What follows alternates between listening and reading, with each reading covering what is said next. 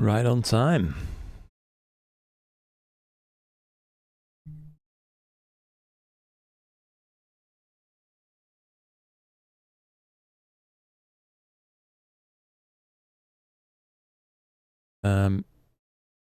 Check in. Got anybody in the chat that can confirm if you can hear my voice or not just yet?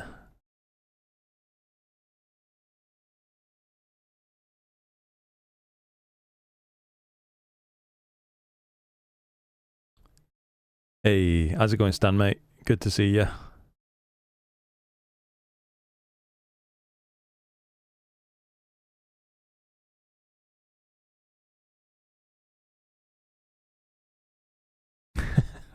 It's Luke. Brilliant. Thank you, Stan. How's it going there, Ben? Bartholomew? Going to be a regular thing here. Hey, mate, I wish, yeah. It's a lot of fun. I really enjoy these sessions. Hope that you guys do too. So, good to see you.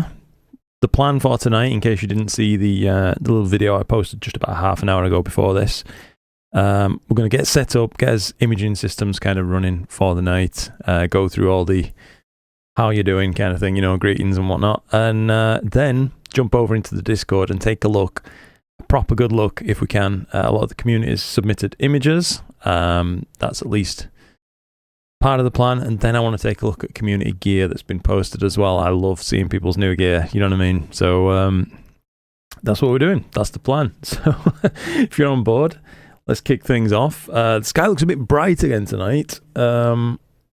There's every chance, I reckon, that we have some, you know, aurora activity potentially. Let me just try to pop open the chat for us. I'm anticipating, of course, that at some point tonight we will have crashes, because that's just the way things go. But we'll just try and keep rolling as much as we can. Hopefully you guys can let me know that we're back up and running when possible. So yeah, let's just see now then. So Stan, Ben, Bartholomew, and Steve, how's it going, guys? Really nice of you to come join us. Mike 959, good to see you too, Mike. Friday Night Live, wonderful indeed. Yeah. How's it going, Dean, as well? Manish, we hear you fine. Thank you very much for that, Manish. Peopleland for letting me know as well. Excellent stuff. I give up on this typing. Steve, I've been there, mate. I've had them days myself. Let's just get some coffee in my system so I can wake up a little bit as well. So if you didn't finish your image yet, I've just seen that from Mike right there. There's no worries at all, to be honest, Mike. I should be here for a good while tonight. I'll refresh, you know, partway through the image show off and critique session, if you like, and we'll get all the latest submissions and just keep rolling. That's the plan. Have some fun. As long as people are enjoying it, we'll keep doing it. As I said as well, like the last stream and on that video too, I don't know about you guys, but I've found every single one of these like critiques to be quite useful. I feel like I learn something, I take something away from every single one of them that I feel like I could probably apply to my own processing. So yeah, hopefully it's just as fruitful for you guys. That's the ultimate plan. I'll just catch up just a touch on chat, and then we can kick things off with these imaging sessions. I've only just rolled the roof over, so there's no point just chasing after things right now, because the temperature's still dropping in there. Paul Howarth, how's it going, Paul? Simon's Astro as well, nice to see you, Simon. Sorry I missed your message in the last live stream as well, buddy. I didn't realise until after. I get this thing sometimes where I'll see someone's message, I'll reply in my head and then not say it aloud for some reason. I wish I knew what's going on there. Kieran and Jeremy, good to see you guys. Yeah, always lovely to have you all here. Hit about Astro, I'm back here again for the full stretch. Bro, yes. Excellent stuff. Paul and Jeremy in chat as well. Paul Howarth, by the way, my friend there, Paul Howarth, he's got a lovely YouTube channel with some fantastically put together videos. Go and check those out if you wouldn't mind. Simon's Astro, another YouTuber here as well. Pete, another YouTuber here as well. Some wonderful tutorials and processing run-throughs on Pete's channel. But yeah, how's it going, Pete, by the way? Without saying properly saying hi to you there, ever. Unloved one, how's it going? Gideon, the Luke Meister. Oh, Luke Mister, sorry. Friday Party, that's the one, mate. Hey, one thing I think we probably could end up doing to these streams is making them just a little bit more interactive. If you guys would like that, we could perhaps get some, I don't know, some copyright-free space-themed music we can play a little bit quietly in the background. And one of the moderators put me onto an idea for getting Streamlabs integrated into this as well. So hopefully we could do some stuff through that. That should be pretty good. I just haven't had the chance to set it up just yet, unfortunately. Been a busy day today, but yeah. Felix's Astrophotography. Hello there, mate. Great name, by the way. Sharing your name with my son. Guess you should show off my contraptions, Ben. I'd love to see what you're imaging with, buddy. Absolutely. I'm sure everybody would enjoy that as well. Drunk Cola, how's it going? UPS has delivered your Oxygen 3 Sulfur 2 filter. Very nice, Gideon. Hopefully you're going to enjoy that. And your CAA as well. So elated that you have clouds. That's always the way, innit? You open some new Astro gear and just clouds. It's a curse. DP John, good to see you again in another live stream, mate. Brian the Primate, and again to you as well, Brian. Always a pleasure to have you here, buddy. Aurora Watch UK status. Oh, so thank you for checking that, Kieran. No significant activity. Got ya. It just looks a bit green to me. Do you know what I mean? Maybe color balance on this little camera is off potentially. But yeah, no big issues. Absolutely wonderful learning. Thanks for doing these. Hey, thanks for joining them. It's honestly, it's my pleasure, guys. I love spending my time with you and the community like this. It's just a load of fun. Lovely way to get some kind of live interactions going back and forth and just sound things out as well. There's many a time that people have asked like questions in the chat and I've not known the answer. Someone there does, and we all end up learning. So yeah, it's just a nice way to spend some time. Alan, Pabs Astro, how's it going, Alan? Evening all, glad you have clear skies at home. You far away in Brussels, damn, and have rain. That's unfortunate. Going with M108 says M108 says Jeremy. Nice one, going well. Just catch up a little bit, picking up tips. Yeah, absolutely, mate. Good evening, Gillian. Good to see you. Robert Wood, cheers from Texas. Cheers to you too, Rob. Need some flashing lights and a turntable. Yes! Now you're on board, Brian. Little DJ session mixed in. MMB 300, crazy amount of clear skies in the UK. It's been pretty wild, hasn't it, mate, just lately. I've been trying to gather as much data as I possibly can. I haven't processed even a quarter of what I've captured, I don't think, at this point. I'm just trying to gather as much as I really can during this period, and then we'll go through a bunch of different like processing run-throughs and stuff like that with the community. I think that'll be a lot of fun. Great idea about the music. Some Pink Floyd songs. Yeah, I mean, mate, I'd love to bang on some proper music. It's just the copyright issue. Do you know what I mean? I do have a subscription to like a content creator music system called Epidemic Sound, and I've kept that running for absolutely ages, but really underutilized it. But perhaps if I could get a bunch of appropriate music, we could set up a playlist and just kick it off. Do you know what I mean? Should be a bit of fun. TZK, how's it going, Steve?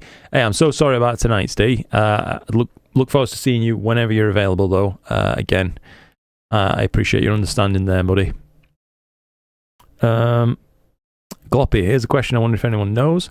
What's the shortest focal length apochromatic lens / telescope? Shortest I've seen online is 120mm. I suppose technically, if you're just meaning pure telescopes, then yeah, it might be about that. But there are some apochromatic or extra low dispersion lenses that you can buy if you're looking for something even wider. I think I've got like a 35mm ED lens somewhere. And there's definitely quite a few like 70mm and stuff like that you can pick up. But yeah, if you're just talking about pure telescopes, probably you've found about the shortest one there, mate, to be honest. 120mm. Let's get this rave party going. Veliko Petrovic, 3 days of rain in Zagreb. Damn. Hopefully it clears up for you soon, mate. Alexander, hi everyone, thanks for hosting this. No problem at all, Alexander. Thanks for joining in, mate, and being a part of it. It wouldn't be the same without you, of course. It'd just be a night of me twiddling my thumbs and doing some imaging. Really. Epidemic Sound, yes. I've got some downloaded already. It's just a case of getting the balance correct, I suppose. So you guys can hear it, you can hear me, and nothing's distracting, sort of thing. But yeah, it'd probably up the vibe a little bit, you know what I mean? Red Cat's getting a bit of a contraption, says Gideon, with the guide, scope, camera, CAA, filler wheel focuser, and ASIA attached to it. That's a good thing, though, eh? All those options you've got now, it's spot on. Do you think I need a wire management solution? Would you happen to have anything on off there? Absolutely, Gideon, yeah. If you check out my Etsy and eBay links down below, I make some cable management clips that you can just put on either a Los Mandi or a Vixen Dovetail. And they work wonderfully. They won't damage anything. They're designed to pop off if, anything gets caught. So it shouldn't cause any damage, you know what I mean? But ideally, the cable clip's there to stop stuff getting caught in it. And just do a better job of cable management. But yeah, those are available for you if you have any interest in those, mate. Manos, hello. I'm a young astrophotographer and new to the hobby, but I find your videos very helpful. Thank you, Manos. In your opinion, what's the best light pollution filter for a non-modded DSLR camera? I would honestly say save your money, buddy.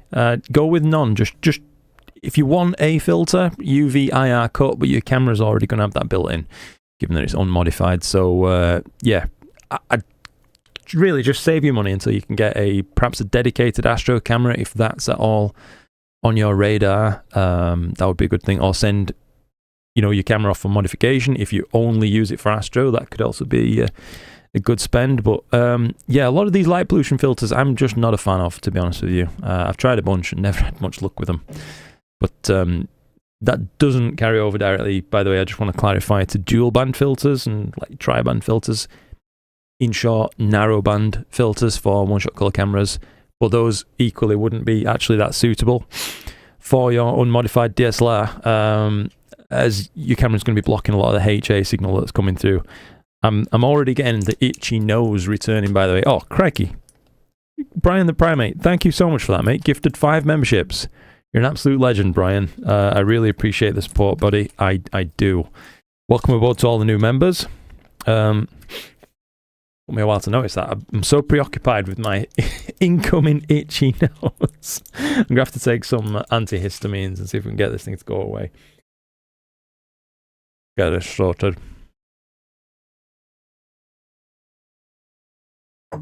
Not quite.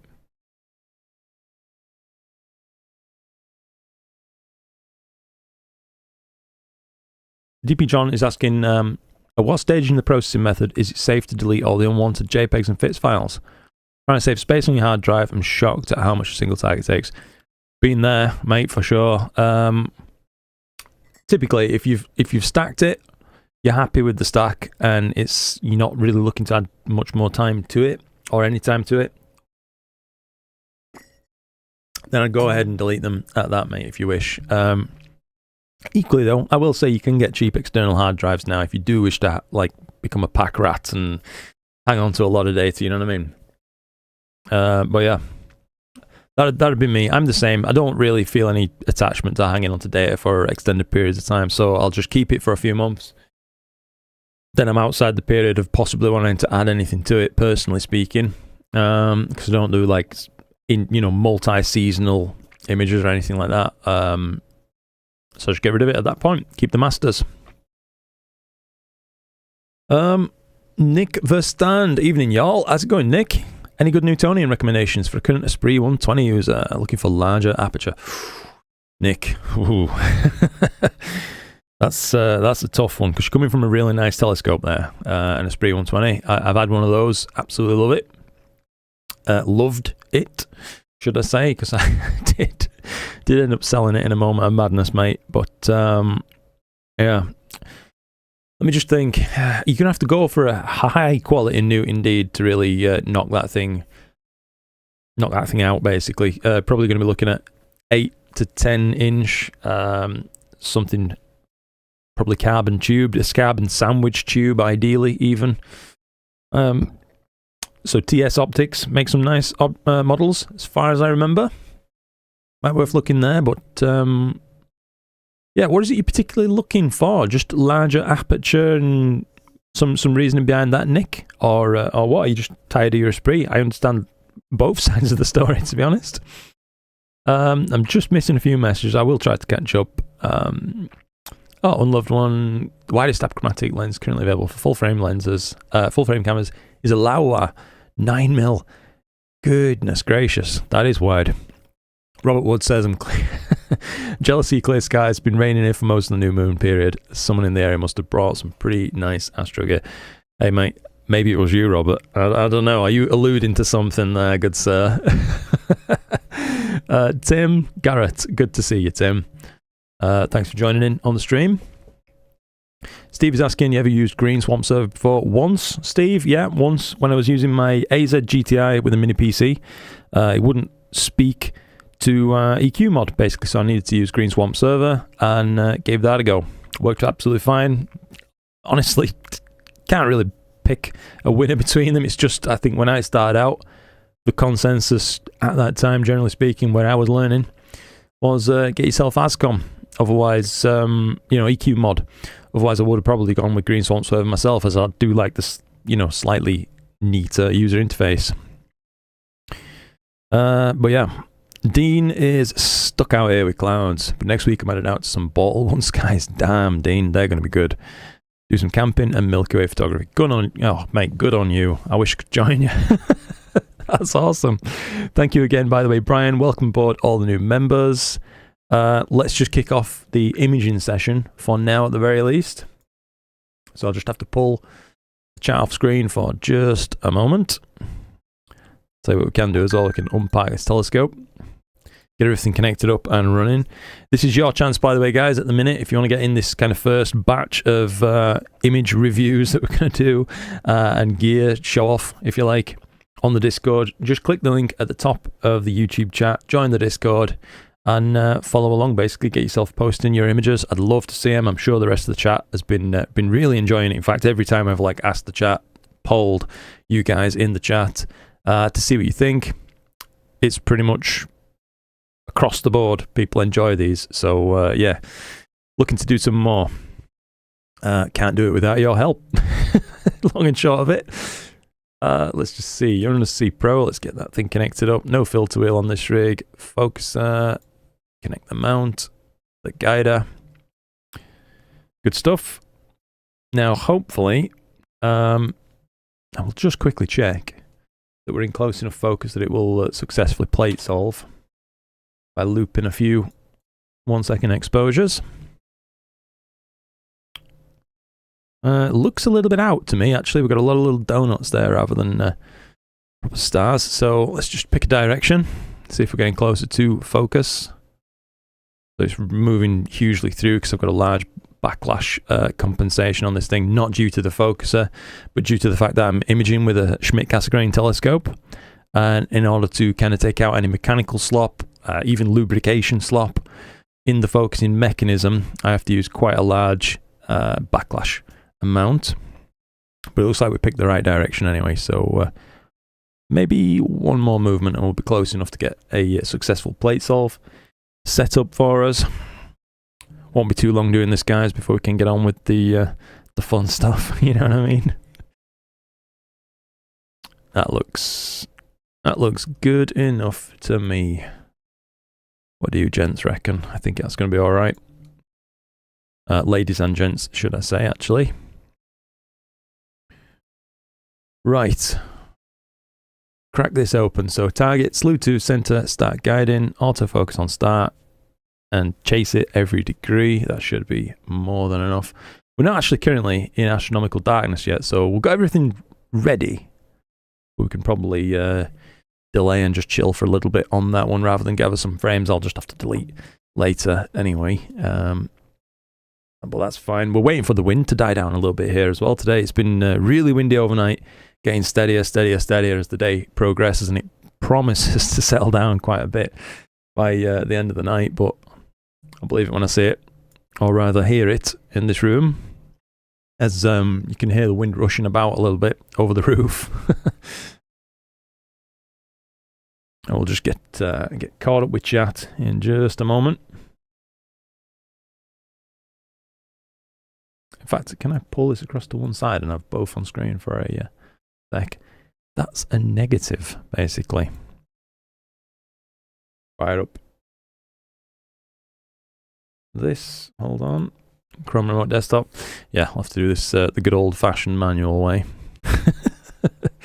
This is why it'd be useful to get Streamlabs set up as well. We could perhaps have a proper overlay of the chat that's permanent throughout, you know, all window swaps and stuff like that. I've just been going about this in a, well, a pretty slipshod manner. I think it's fair to say, but we'll do as best. Right, folks, connection connected.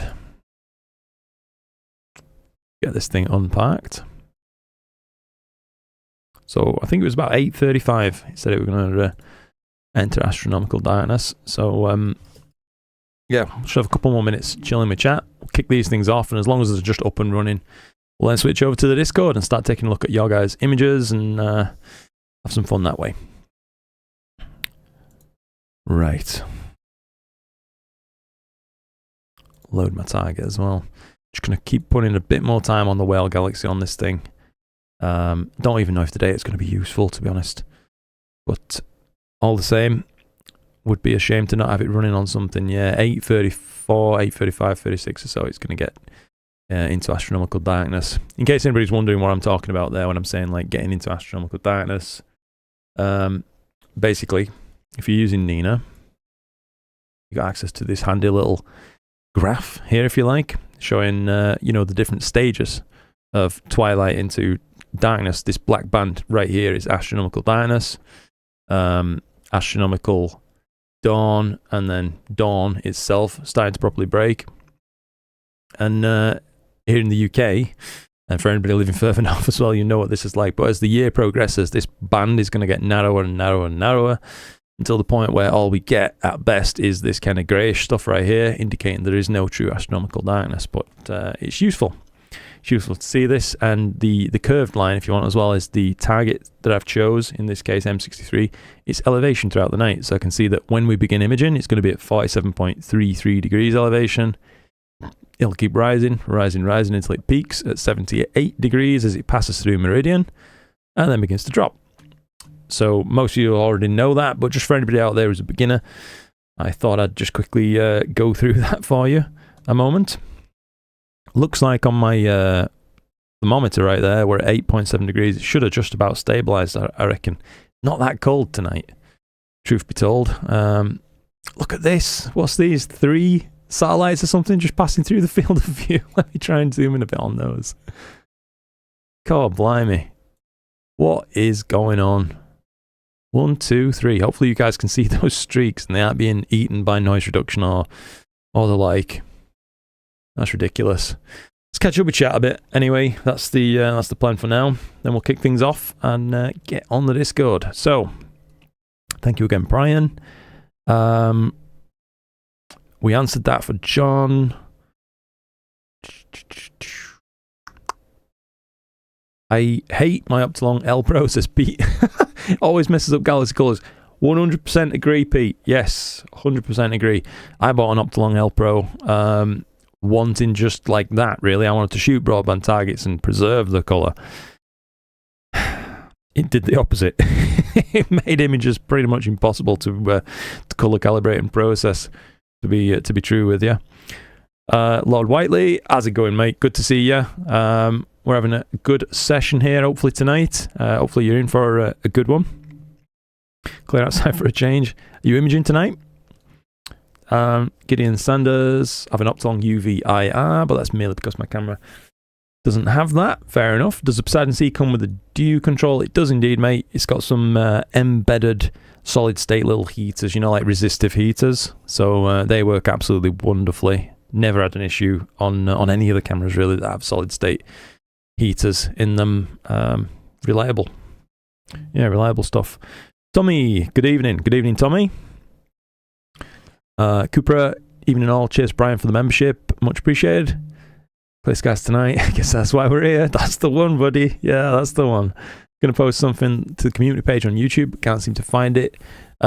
It's only on mobile, Ben. I'm having trouble like getting through the amount of submissions on there myself, to be honest. But yeah, it's only accessible on the mobile, unfortunately, Ben. Bit of a bug of that. Hopefully, when they get like the tool is just in beta right now, and I got an early invite to it, so I thought, right, let's just go with it.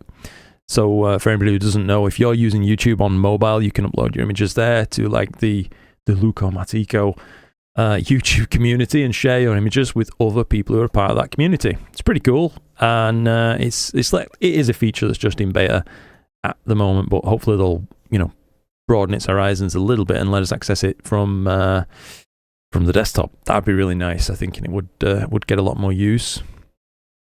Hopefully that rings a bell anyway, Ben. I know that I was confused for a while until I realized it is just purely mobile right now. Nick Verstand, thanks. Hey, no problem, Nick. Looking at 8, 10 or 12 inch. Okay. UNC and ONTC scopes. Got ya. Yeah. Mainly looking for a scope for galaxies with a bit more zoom/speed. Yeah. Keeping the Esprit with reducer for nebulae. Nice. Yeah, in that case then, Nick, if you've got the kind of mount to support a bit of a monster Newtonian, then honestly, mate, who am I to say don't go for it? Do you know what I mean? I think you'd have a whale of a time with something like a 10 or a 12. An 8 inch can do an awful lot, though. I will say that.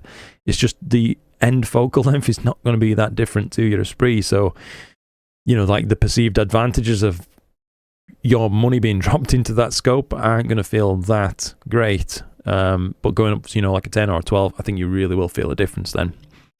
Hell of a thing to mount, though, I will say that. So, Nick, if you are still listening to the chat and listening to what I'm talking about here, or my perspective on things, if you're setting up every single night and you're carrying your gear outside, you don't have an observatory where you can leave things permanently set up, probably avoid a 12. It's a little bit big, do you know what I mean, to manage like that, especially with one person. But a 10's perfectly doable. I did that for donkey's years, to be honest, with a Quattro that I had, a 250 PDS. I've had a bunch of those. The cheap scopes, but the good optically, it's just they've got a lot of flaws with them mechanically speaking.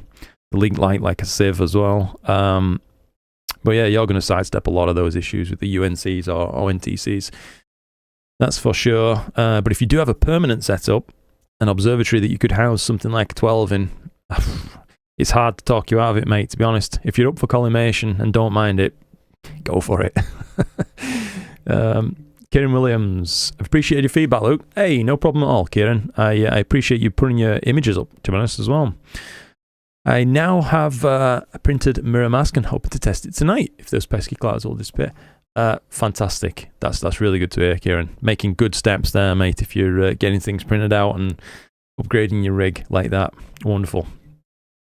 Tim Garrett, can't believe we're on a clear skies we're having in the UK at the moment. Looks actually set to stay for a bit as well, don't it, Tim, to be honest. I know that at least my skies look like they're going to just improve over the next week or so. So get ready for some more live streams, I suppose, if you guys are enjoying them still. Hit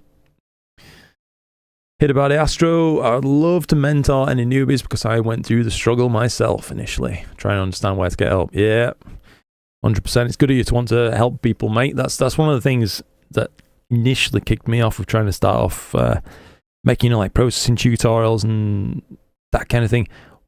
I never wanted to try to be the next Adam Block or something like that because I'm just not. Basically, what I wanted to do is try to make workflows that anybody could follow as long as you've got the same software as me, that are completely digestible. Do you know what I mean? That's the key, because that's what I wanted. That's what I still want if I'm looking to learn something. You know what I mean? At least that's my way of looking at things.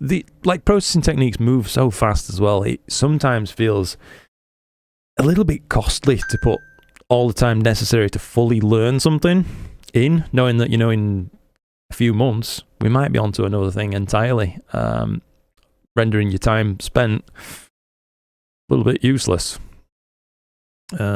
But I guess if you looked at like that, for everything, you'd never learn anything, would you? So swings and roundabouts.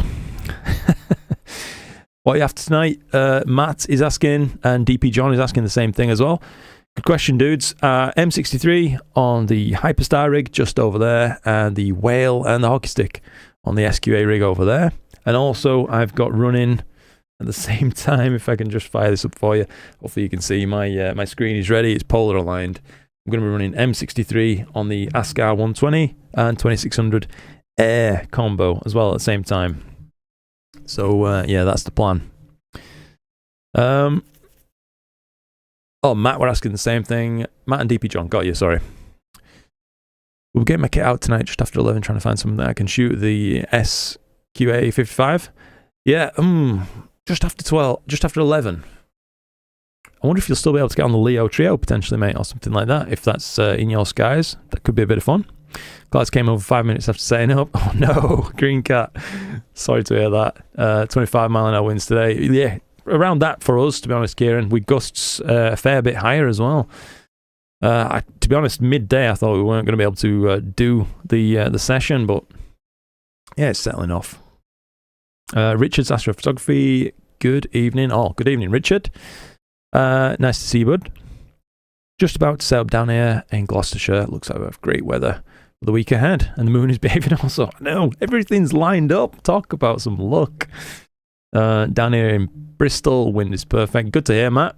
Yeah, I think we're just about close enough. We can kick these things off now, can't we? And then last little push on catching up, and then we'll jump over into the Discord. Once again, guys, if you do want your images critiquing or just show off what you're up to, show off your rig and things like that, the link at the top right there. Click that, join the Discord, post your images. PNG is strongly advised, if at all possible, by the way. It seems like Discord doesn't play nice with JPEGs sometimes. We've had a few instances of that. I fell foul of that myself as well, so yeah, PNGs if possible.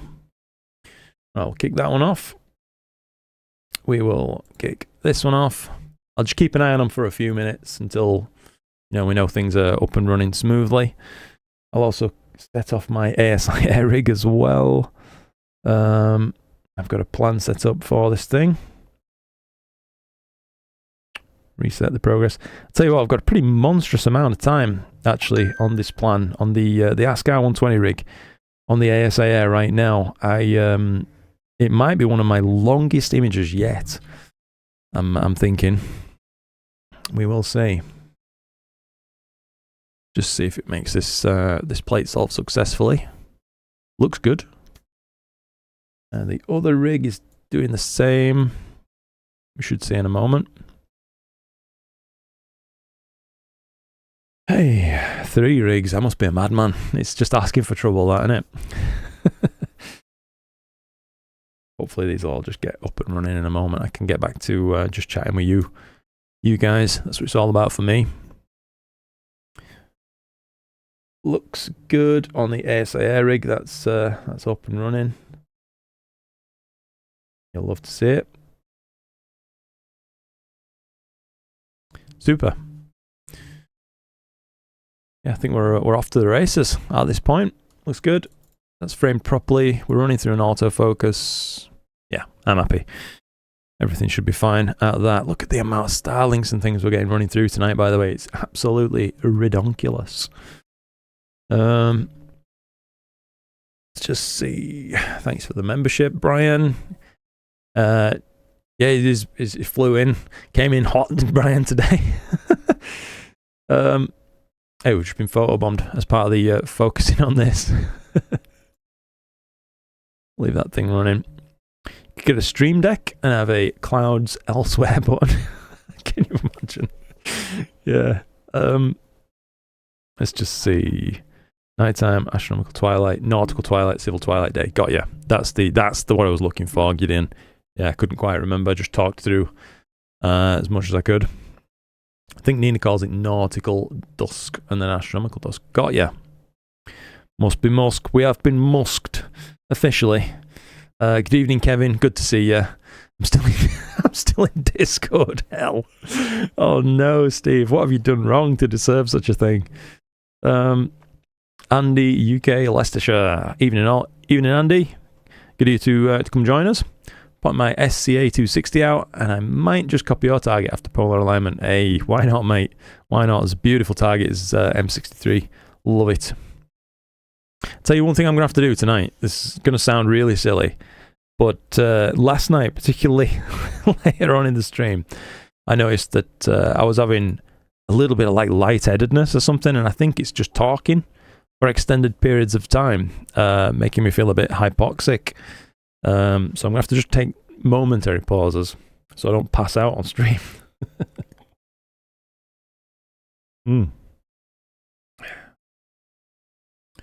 Who knows what's going on with my streaming software, but... Oh, no, it's just caught up. We're all good. Good stuff. Right then. A little bit of catch-up work. Hey, welcome aboard, Nick. Thank you for joining my channel membership, mate. That's kind of you. Couldn't even find it on my Android. That's okay. Put them on Discord. Got you. Sure am. You're imaging tonight then, Lord Wiley. Lovely stuff. Redcat 51 and the Vespera Pro. Nice. Both on IC 405. Good stuff. 405. That is that the tadpoles, or is that IC 410? I'm going to have to just Google what that is, otherwise it's going to bug me. The flame. Yeah, I got you. Flaming Star. That's the name of it. Nearby then. Yeah. Thanks for the feedback, Luco. Good luck with your imaging. No problem at all, buddy. Thank you for submitting your images. And that goes to everybody. Like I say, whenever I'm doing these feedbacks and image reviews and things like that, it is literally just coming from a perspective of, let's take a look and see if we can spot anything.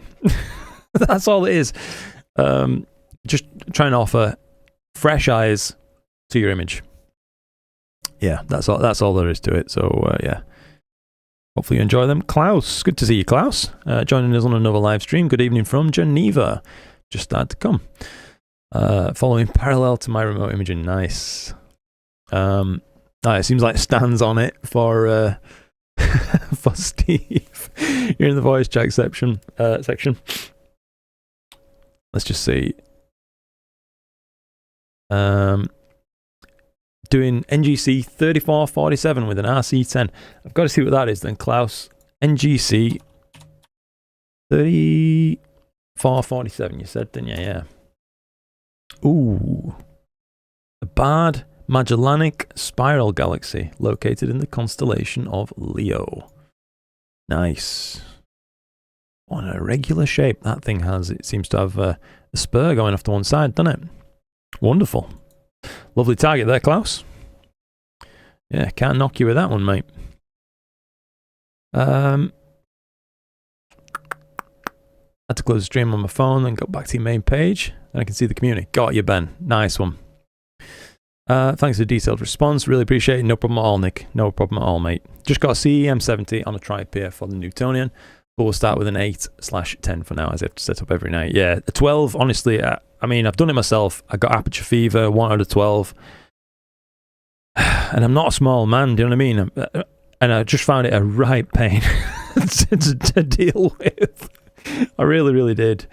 So much so that, you know, even the other stuff that falls in as additional difficulty with a 12-inch Newtonian, such as it being an absolute sail. So if you're imaging any wind whatsoever, it's a pain in the arse as well. But an 8 or a 10, it's a good bit different in terms of size. So I think you'll find that a lot more manageable, a lot more enjoyable. And M63 won't be up for too long, right? It should be up all night, Kieran. Yeah, it should be up all night, buddy. Let me just... In fact, I'm sure it is. Yeah, I'll just quickly pop open Nina for you. Got me second guessing myself now, mate. Yeah, up all night. Just starting around 47 degrees right now, and then finishing the night 60 degrees or so for me, 61. So, yeah, pretty well placed.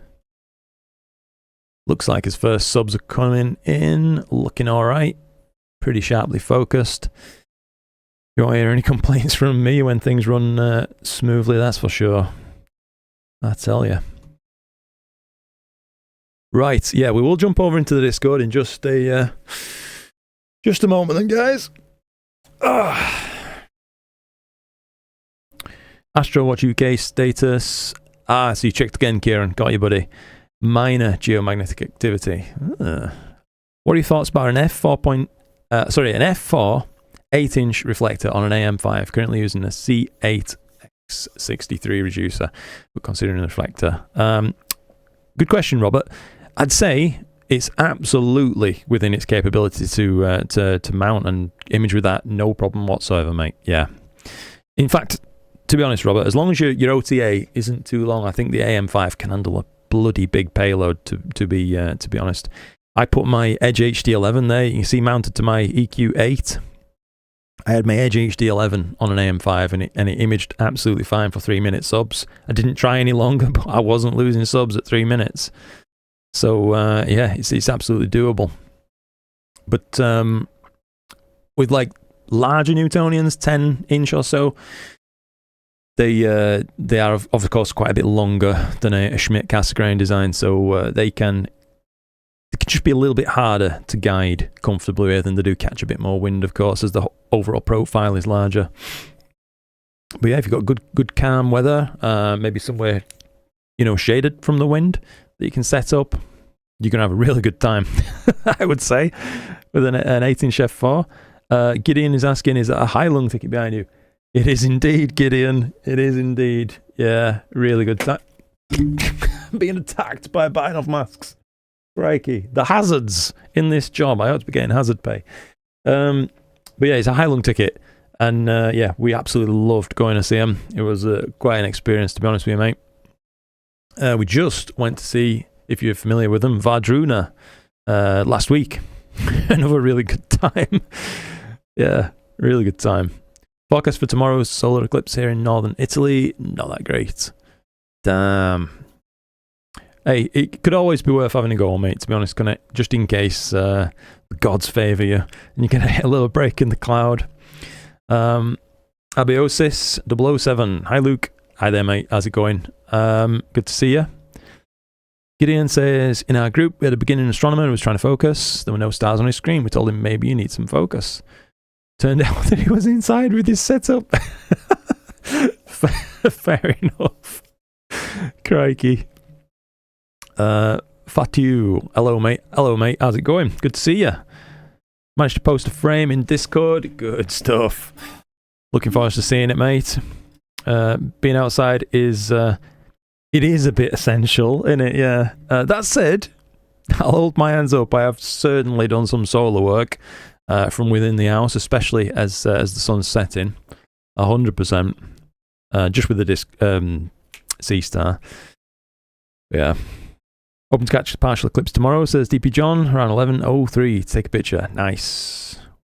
We instructed via WhatsApp. There's maybe a good plan to get his stuff to the garden. Oh dear. Good evening, Matt. Good to see you, Matt. Lord Whiteley's asking, so Luke, what do you recommend imaging? Can you guys still see this, or am I just hiding it off screen? Imaging after most of the nebulae have set around midnight. In a few months we'll get all the southern targets, e.g. the Eagle. Good question, mate. That's why I'm trying to focus quite heavily on Ursa Major for me at the moment, and targets around, that region, because they're coming up, of course, or most of the night till about halfway through the night, rising in the east, and then they go do this opposite thing.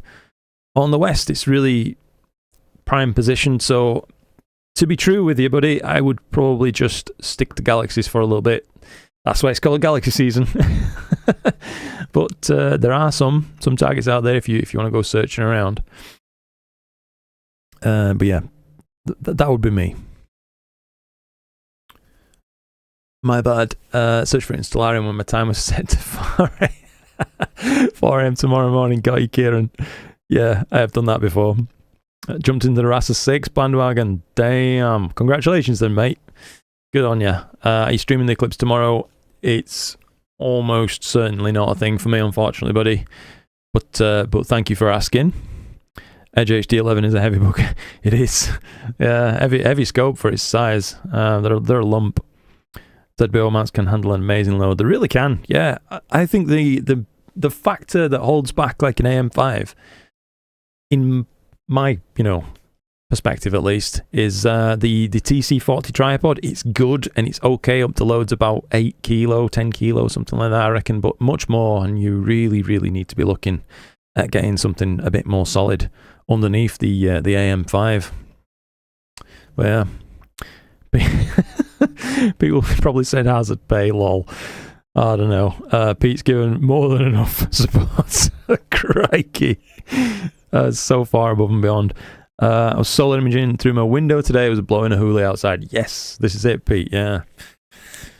Recently gave a seminar, says Tom Digon, on astrophotography at the Las Vegas Astronomical Society and got a standing ovation. Lovely.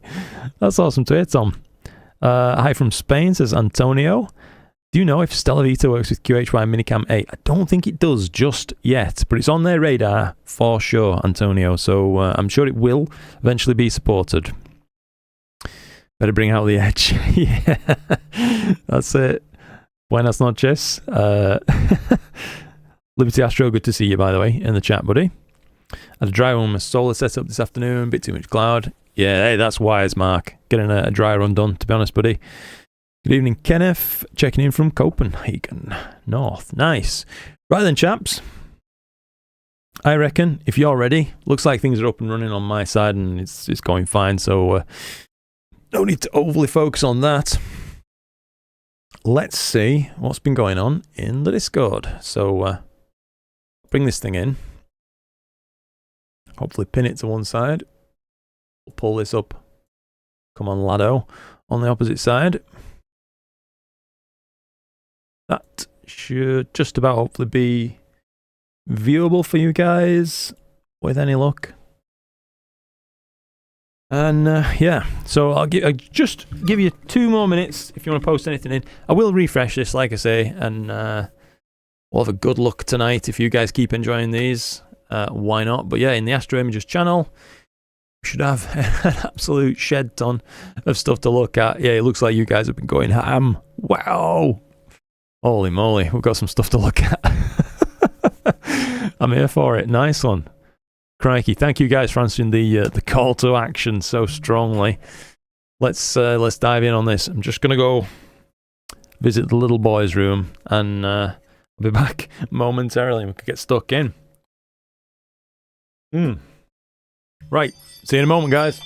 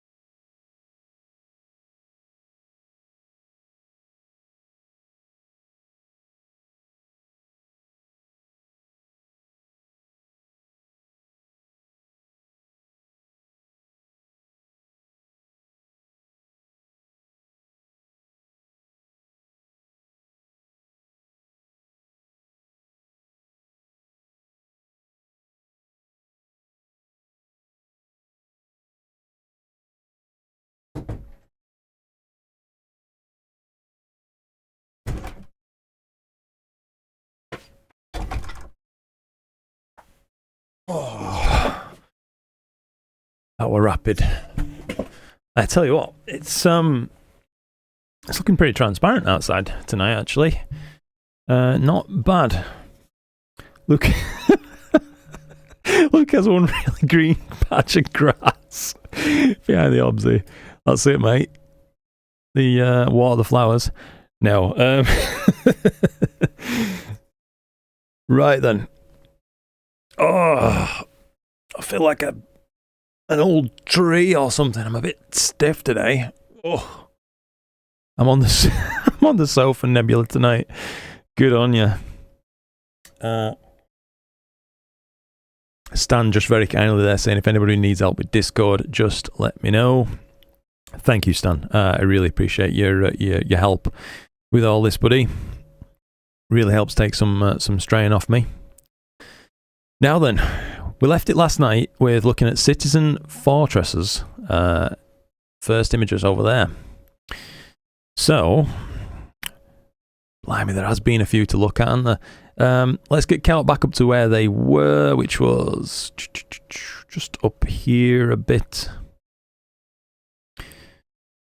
And we can pick straight back up where we left off. I think I forgot to react to that. I didn't react to this apparently from Nugsy. So we'll kick things off with Nugsy's work right here. 130 PDS, Canon 450, sorry, DHA modded, an on-step EQ5, guided 1 minute subs, 2 hours, 49 minutes. So it's processed in free software as well. Serial, GIMP, Grexpert, AstroSharp, Ball 4, Island. Rare imaging opportunity. Nice. Since it was shrunk so much, here's a crop. Still shrunk to upload. Okie dokie. We'll look at the crop first, I reckon, Nugsy, if you're all here, mate. Nice. It looks like you've got a little bit of collimation error on the scope. I will say that. Hopefully you can see the bottom right, the stars in the top right, top left, bottom left look good. Bottom right, getting a bit elongated, chromatic. So it might be worth just another peek at your collimation, if at all possible. Yeah, the larger frame does show it up a touch more. Your other corners are good. Your black point's a little bit low, just for my taste, Nugsy. I will say it looks like over here is just about pitch black. Left-hand side is a little brighter. Nah, not really, actually. It's just about the same, innit? But, yeah, overall, good effort, mate, to be honest. And especially with such modest equipment. So, nice work. Good to see. Give you a heart on that one. Sorry about this, by the way, guys. I know I'm probably going to miss some bits of chat, but I will do my best to try to catch up with everybody as much as I possibly can. It's just I'm only one man. There's not so much I can do. So Bartholomew from an experiment attaching a 2600 MC Joe to a 200mm f2.8 Nikkor lens. Nice. About 59 minutes. So yeah, not very long integration time at all. Usually the neighbour's backyard light started causing issues for some of the stack. I had to shrink down to 44% in order to upload it. Got ya. Nice. Well, I think that's turned out all right, to be honest, mate. It looks like your lens is doing business, working well. Did you have, by chance, any thin wispy cloud on this night? As it looks like some might have crept into your frames ever so slightly, as evidenced by the glow around this particularly bright star, let's say here, near the Witch's Broom. It's quite a diffuse glow pattern around a lot of these brighter stars, so that stuff up here could even be a bit of cloud that's been creeping in on some of your frames. But yeah, nice shot, nice colouring, and good stuff. I think your black point's set nicely too, overall on that. And this is what the Origin can get from about 137 minutes. Not a fair comparison. No, not a fair comparison. This is yeah, pretty nice shot, dude, to be honest.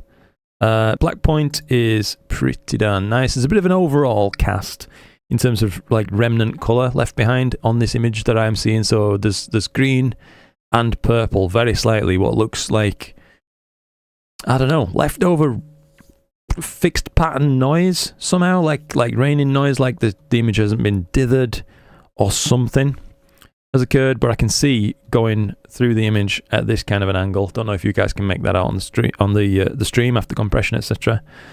But it's not that distracting overall, but it's a nice shot, mate. I think the only thing I'd possibly change, if you want a tip, would be to run some SCNR on this thing to get the oxygen 3 away from being completely green, unless you wanted it to be green. But yeah, nice stuff. Thank you very much indeed for sharing your work there, mate. Nick P says, my daughter Kira has wanted to say hi to you for the past 2 streams. So this is her saying hi. Hello there, Kira. Lovely of you to want to say hi. Hope you're enjoying watching the streams with your dad. That's absolutely fantastic. Hope you have a good night. Horsed Nebula now from Ossis. 9-hour integration, SV Boni 220 filter, play when you're in a C Pro cam, and an ASCAR SQA. 55. Nice. So there's obviously a little bit of haloing around Alnitak. I mean, find me an image of the horse head with a perfect Alnitak. They're few and far between, to be honest with you, because it's such a bright star. It is just about the most brutal star to be commonly imaged, and it is commonly imaged because it's around such a beautiful region of the sky. Overall, one of the things I'm seeing is obviously your color balance is going to be skew with a little bit compared to what we're traditionally used to see on this target due to the fact that you're using a dual band filter, so it is predominantly taken over a bit by red in this image, but it still works, it still looks fine in context with the rest of it. There's a bit of green bias around some of the brighter parts, as you can see this nebula right here, around the halo of this, around Alnitak, and the Alnilam or whatever it is just up there. In the background there's a slight blue cast, and there appears to be a bit of a remnant gradient going across the image, so I'd be trying to work on background extraction if you can. It's still a pretty image, by the way. I'd obviously, I'm trying to be constructive. Would be through these in 2 minutes if we just wanted to just go like, yeah, fantastic image to everybody and leave it at that, because I do believe, you know, everybody's images are nice. I'm just trying to be helpful. Hopefully you know about that, but yeah, a little bit of background extraction is potentially needed. However you want to go about it. Hopefully you can see on the stream that the left hand side of this image is darker than the right, for example. You could neutralize a lot of that and get it kind of to be a very flat, even illuminated plane overall. But yeah, the only other thing I'm noting is some strong kind of pitting around these stars. If you want, there's been a negative halo on them all. You see like these black rings, especially visible on these ones that's embedded in nebulosity right there. So whatever you're using to deconvolve the image, you need to apply some D-ringing as well. So if you're using traditional deconvolution, you can usually apply D-ringing to that as well, which would help get rid of that effect. So I hope that that's useful feedback for you, Ossis. If you see that, Alnitak is a Peter. It really is, buddy. Absolutely is. Jeremy Higginson, how do I send pictures to your live feed? So if you just look at the top of the chat box, Jeremy, you can see it says Luca Matico, HTTPS, Discord, GG, etc.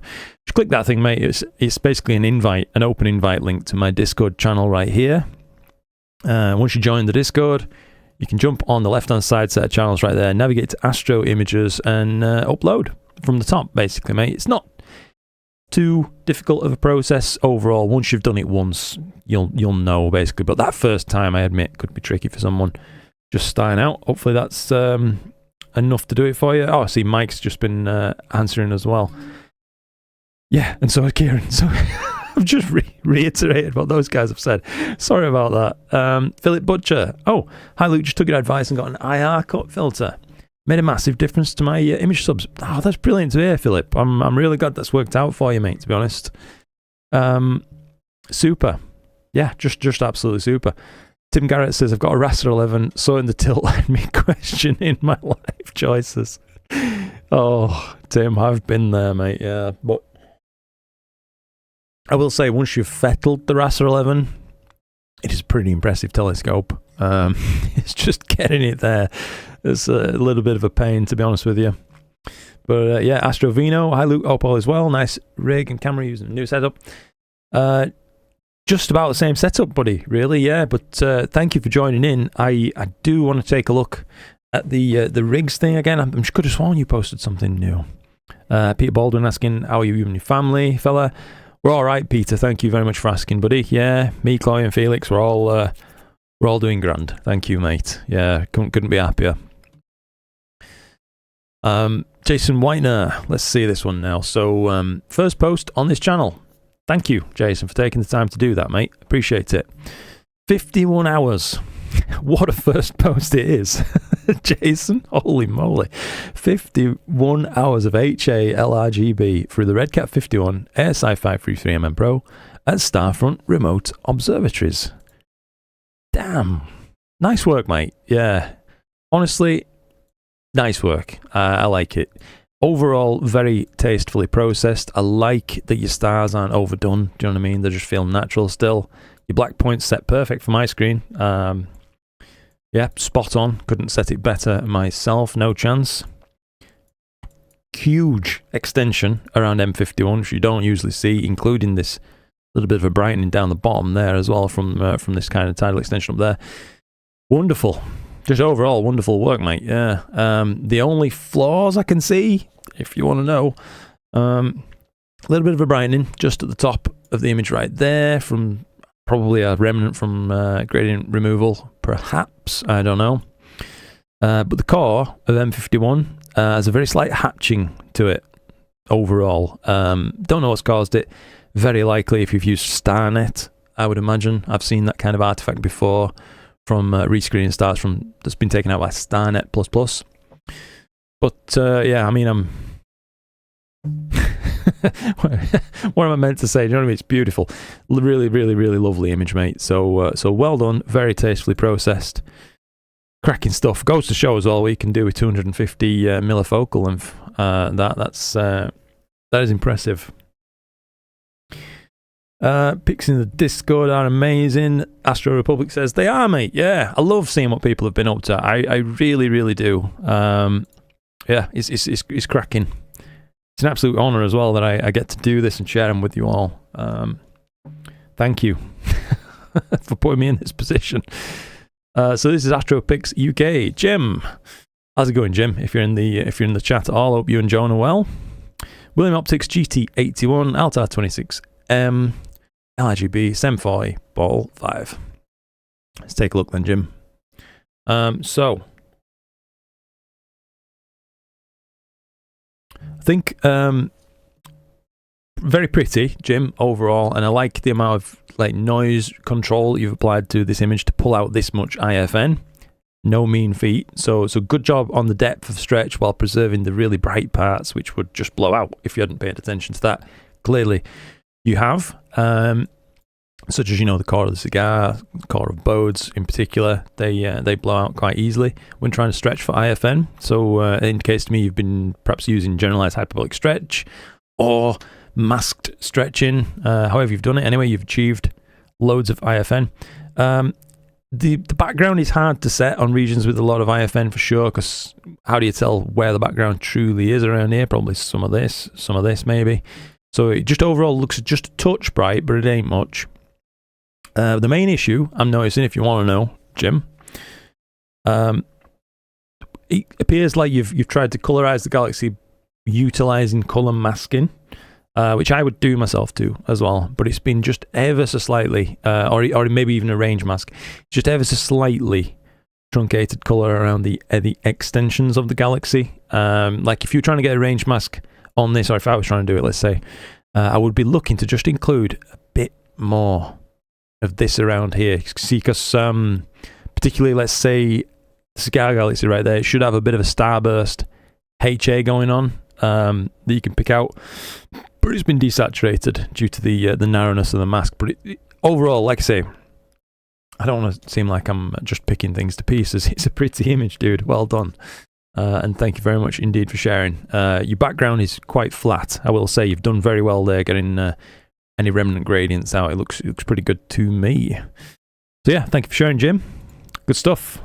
IFN, Interstellar Flux Nebula. Yeah, it's all this dusty stuff. We actually talked about this last night, and I misspoke. I implied that it was intergalactic. It is interstellar, as I believe it was Nugsy pointed out, due to the name, interstellar, between stars. So, you know, we're looking at these galaxies outside the plane of our own galaxy, of course. But I suppose within the plane of our galaxy, we're picking up this foreground nebulosity, giving the impression that it's kind of enscorcelled in it. But yeah, that's as far as I understand it. Pretty stuff though, mate. It's very, very, very faint though. So he's done a great job there picking that up. As Jim. Integrated Flux Nebula. Is that what it is? Because I've always understood it to be Interstellar Flux Nebula. Does it have two names, perhaps? I don't know. By all means, correct me if I'm wrong, dude. I don't mind at all. Scott Noel, good to see you, Scott. And Deep Sky Astro, good to see you as well. let's just see. Rajat, hello from New Delhi. Hello there, Rajat. Good to see you. Hope you're keeping well. Let's just crack on with this a little bit. Keith Thompson. That's the right name. I got you. Okay. For AFN. Bodes and the cigar. M81 and M82, as he's written right here. Skywatcher 180p Maxatov Cassegrain. Damn. Okay. 2600 MC camera and a Bada filter. It's impressive you managed to capture these, to be honest, mate, as I know what a challenge it is to image with one of those Macs for something like this. So yeah, well done right off the bat for making a capture of these successfully with a challenging rig like that. You've caught some wonderful details in the core of the Cigar Galaxy in particular. That's my favourite part of what you've posted. Your star processing is it's very nice indeed. I happen to think it looks really, really quite pretty. They've come out lovely, looking nice and natural, not forced in any way, shape or form. If you want feedback now, I would say to my eye on the region right here for the Cigar Galaxy, it looks like there's a little bit of a brightening to the corners, but not much. So background extraction perhaps could be something that was very slightly improved on. And overall, your black point would be the next thing that I would work on this thing, because it seems to be embedded in a sea of grey. Do you know what I mean? It's a reasonably neutral colour, maybe biased very slightly towards blue, but who's to say? Not really much at all. But if you dropped the black point on this image down a good bit, it would really make this thing pop out from the background and give it a beautiful appearance, especially those stars too. They'd start to look absolutely wonderful. Around bodes, it seems like you've been photobombed very slightly, perhaps by something going through that hasn't quite successfully been taken out by your stacking algorithm, Kappa Sigma clipping or whatever it has been. But it's like it's taking the cause out of whatever was the interrupting factor right there, but left the dispersion around it. Very odd. But yeah, nice details on display, mate. I know, like I say, it's very, very challenging to make a capture of one of those Macs. Background, again, is a little bit bright, but I know it's hard to image with one of those things. But the background looks a bit flatter on this image, I will say, and your black point's a little lower. Could still stand to be lower still. A little bit of a glow top left, but nothing really to worry about too much. And your star shapes and sizes are good. So yeah, cracking stuff. Thank you for submitting those, Keith. Hopefully that's useful feedback if you see this anytime. Steve Lyon there, just an integrated flux nebulae, a relatively recently identified astronomical phenomenon, in contrast to the typical and well-known gaseous nebulae. Nice. Okay, so that's good to know. Oh, Ollie's Space. Hey up, Luke. Hey up, Ollie. How's it going, mate? Just waking up here in Australia. Nice. So we should start. I should start. Should I say? It's me who's been misspeaking. Integrated flux nebula. Got ya. Thank you for the feedback on that. It's good to know. Mike Kendall is imaging M101 from Nottingham. Hope clear skies continue. Me too, Mike. Good on you, mate. Good to be getting out there and having some fun. That's what it's all about. Especially on a Friday night and all. Timing. Talk about that. Derry 316. So before Christmas, I took a video of Jupiter using my Skywatcher 72 ED. So pretty challenging to make a Jupiter capture with that short focal length. I think they're 432mm native. Tracked it using the AZ GTI mount. Shot using the ASI Air and a 585. Tonight stacked it using ASI Planet Stack. Tweaked the colour and sharpness, brightness and saturation, and cropped it. I think it came out okay. Yeah, mate. So the main thing I'm seeing, of course, you are always going to be mega limited, of course, as to the quality of a planetary image you could hope to capture. This is probably right up there in like the upper ceiling of what you're going to hope to capture in terms of details on Jupiter. And 3 of the Galilean moons are visible there as well, which is good. It's nice that you've captured all of those in the same frame. Your background's a bit bright and a bit green, I will say, so you could make Jupiter stand out just a touch more and alter the colour balance of Jupiter a little bit more with subtractive chrominance noise reduction, often called SCNR. That could be useful to you. There are colour balancing tools. I've got hiccups now. Sorry about this. There are color balancing tools you can use in most planetary processing and stacking software, by the way, as well, that will do a good alignment job for you as well. So yeah, nice work. You could probably get the balance just a little bit better and the background a bit darker, but good stuff, mate. Gaseous nebula, me after too much crystals or white castles. I understand it, mate. It's me after too many beans. Jem Hadar, more C-Star work here. 25 hours a day. I don't know how this chap gets so many hours with his C-Stars.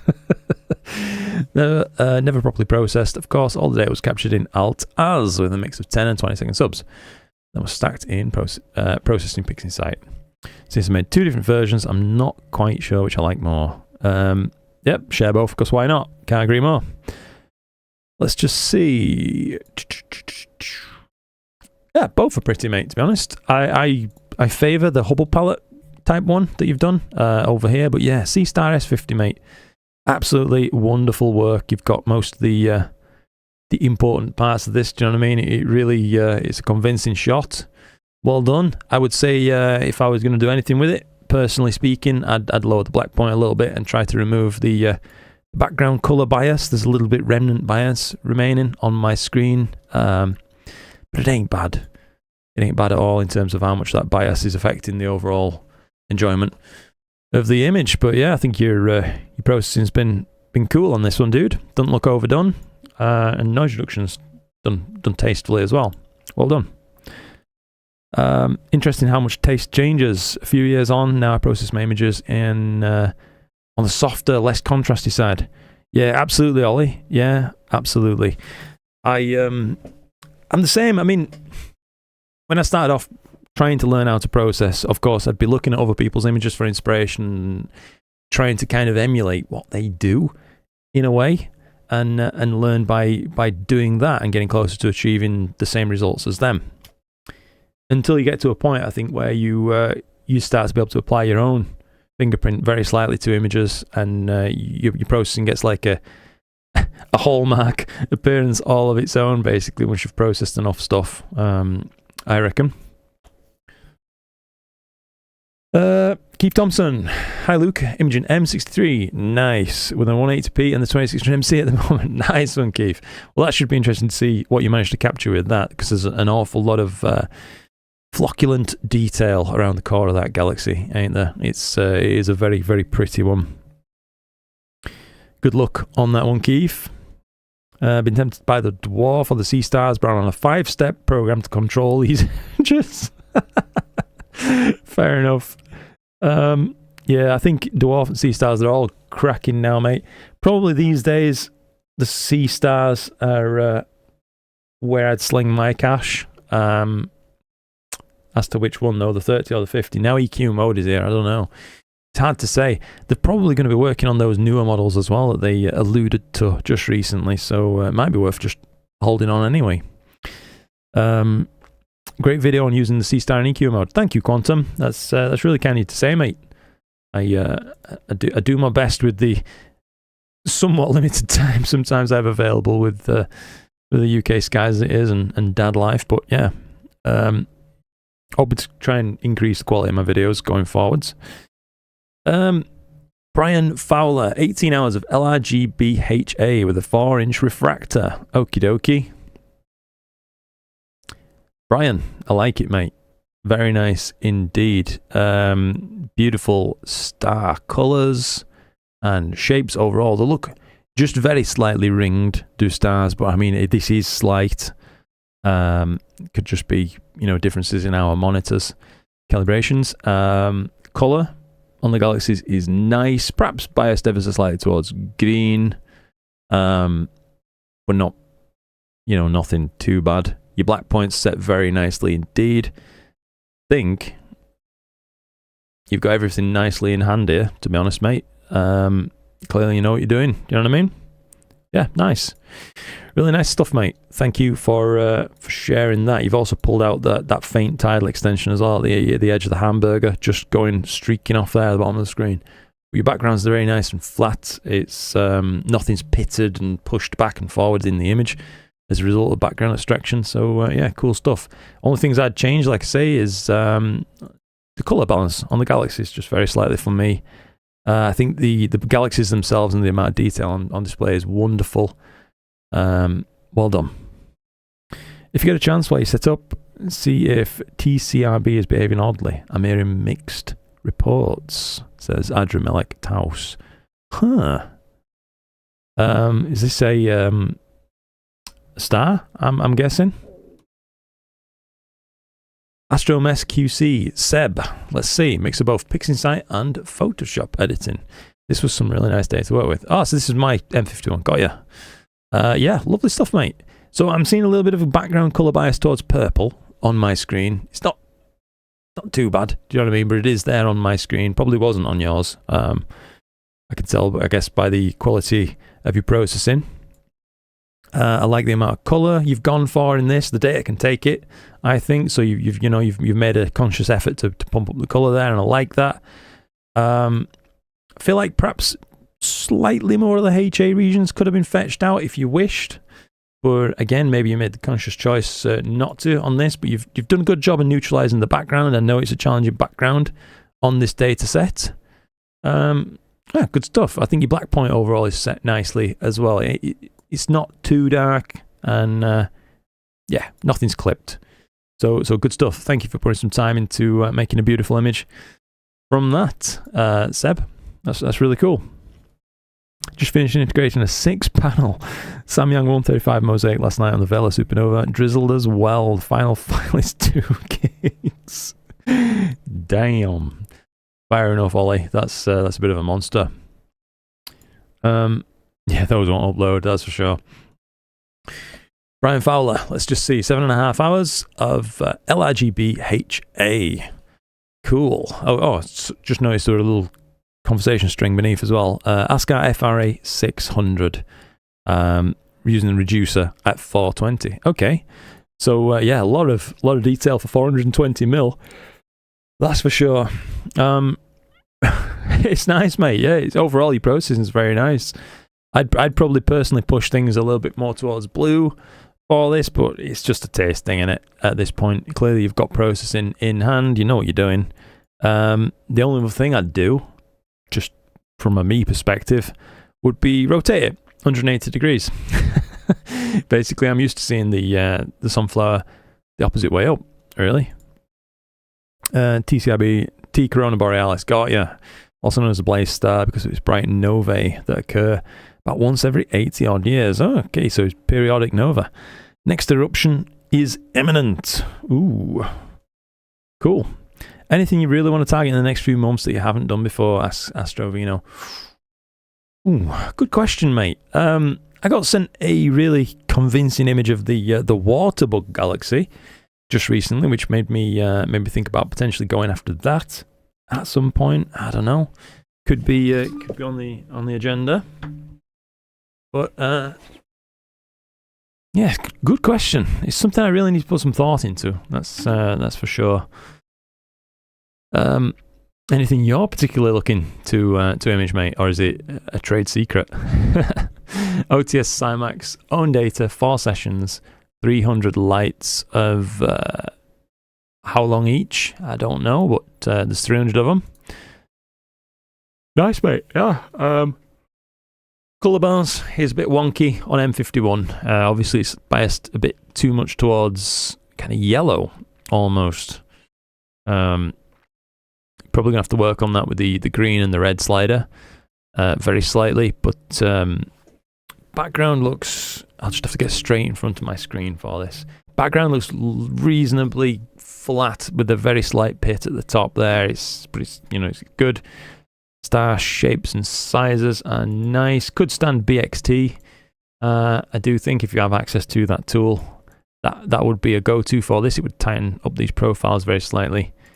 But yeah, nice stuff, mate. Thank you for sharing. It's lovely to see this. Love the colouring on this. So this is it. This is a taste thing, isn't it? Some people like the colouring, whereas I thought it looked just a little bit like wonked towards yellow, but we're all different. That's what makes things interesting, isn't it? Hit about Astro. My suggestion is to try deep south ones. There are some good ones there. I'd love to, mate. It's just a problem of trees in my garden, really. A lot of the stuff that's rising in the low south, I have major trouble getting on for more than an hour, half an hour, that sort of thing. So, Brian the Primate, let's just take a look. Sorry I had to dip out early on last night's stream. No problem at all, Brian. No problem at all. Once I was done with my image session, I watched your critique of my original submission. Oh, excuse me. Good stuff. Thank you for the input. You're more than welcome, Brian. It's great to have more polished eyes. I don't know about that. Just fresh eyes, maybe. First time seeing your image in it. It's kind of an advantage.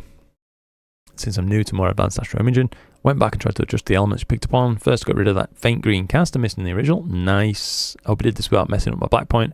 Also tried to milk out more of the HA data like you suggested. I remember talking about that, yeah.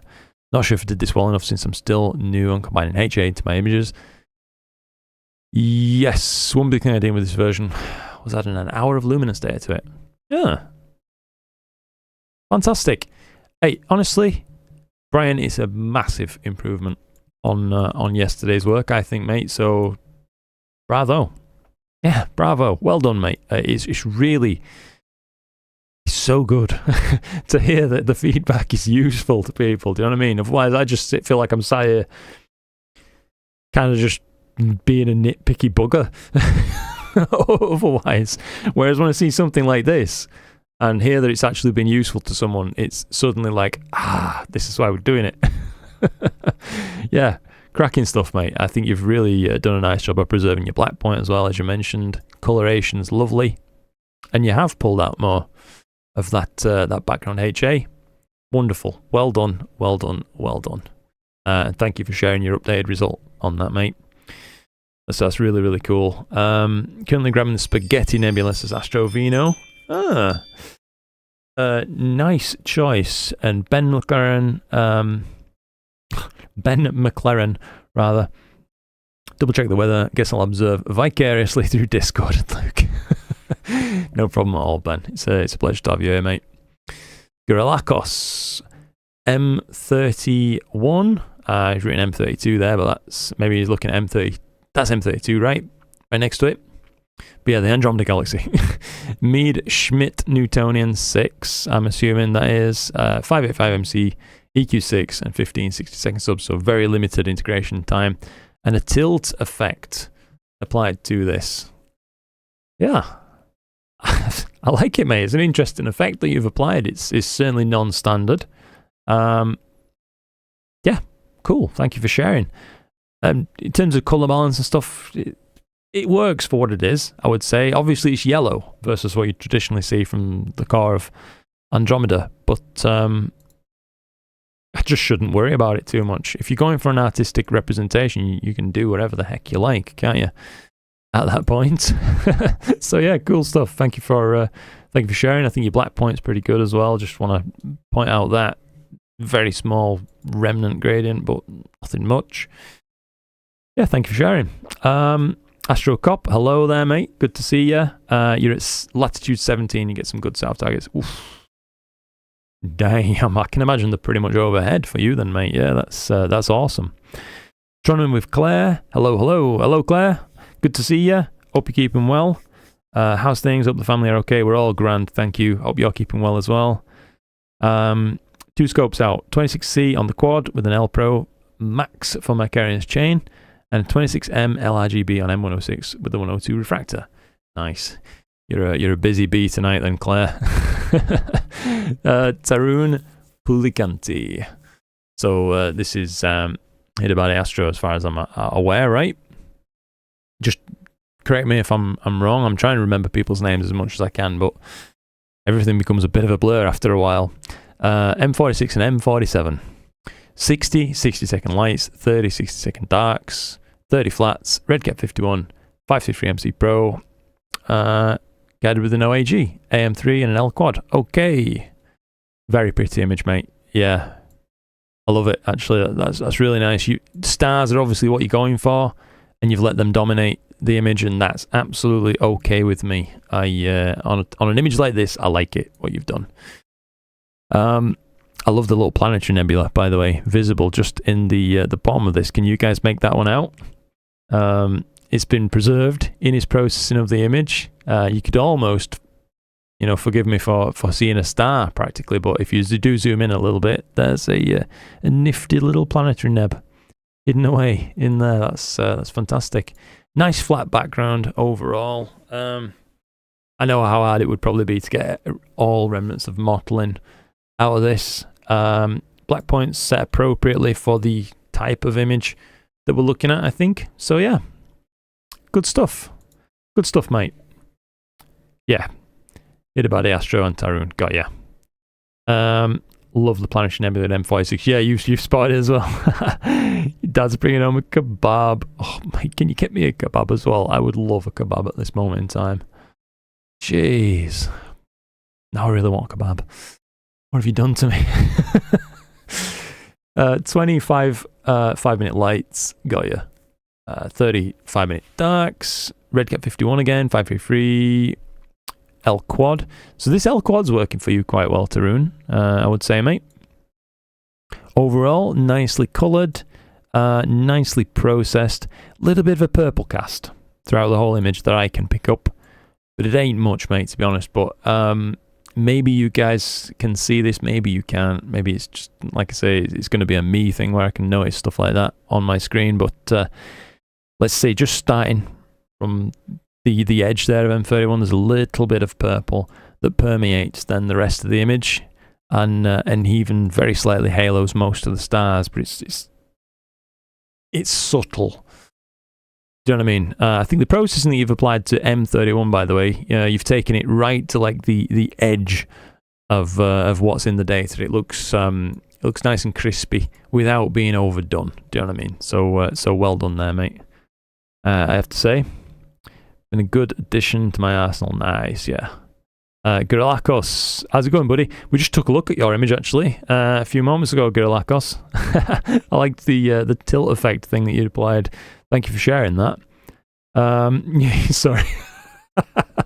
You just had a kebab, meat and salad. Oh, just eat. Did somebody say just eat? Got the advert in my head now as well. Dino, how's it going, Dino? Taken with a Rokinon 135 F2, Play 1 Saturn, M31, yeah. Play 1 Saturn M with LRGB filters mounted on a CGEM DX, 14 hours. Oof, processed in PixInsight. Let's take a good look around then, mate. So, nice work overall. The outer edges of M31 could stand to just be pushed, let's say, up a little bit on the blue curves. If you know how to individually apply curves within PixInsight, that's what I would do. I would use a range mask, get just this part in the mask, just make sure it's feathered ever so slightly, and push up very slightly on the midpoint of the blue curve, perhaps. You could alternatively just try to take out a little bit of the red, actually, and that would also get rid of that kind of slightly purple cast, but it's very close. It's actually really good overall. But yeah, your background could stand a touch more noise reduction for my taste, just personally speaking, on this one, mate, but it's not overly distracting. I think your black point is set good for the data. Yeah.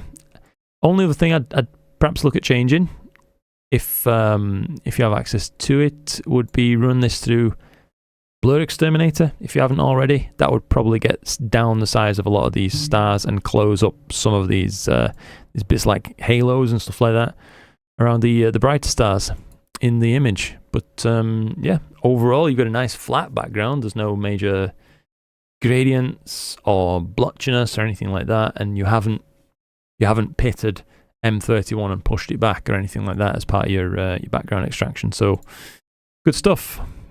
Yeah, good stuff. That don't get home until 2:30 a.m. though. Bloody long way, I'm starving. Oh, crikey.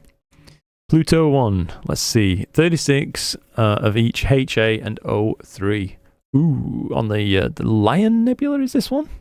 It's called the Lion Nebula? Yeah, Lion Nebula. How did I not see that? It's written right there.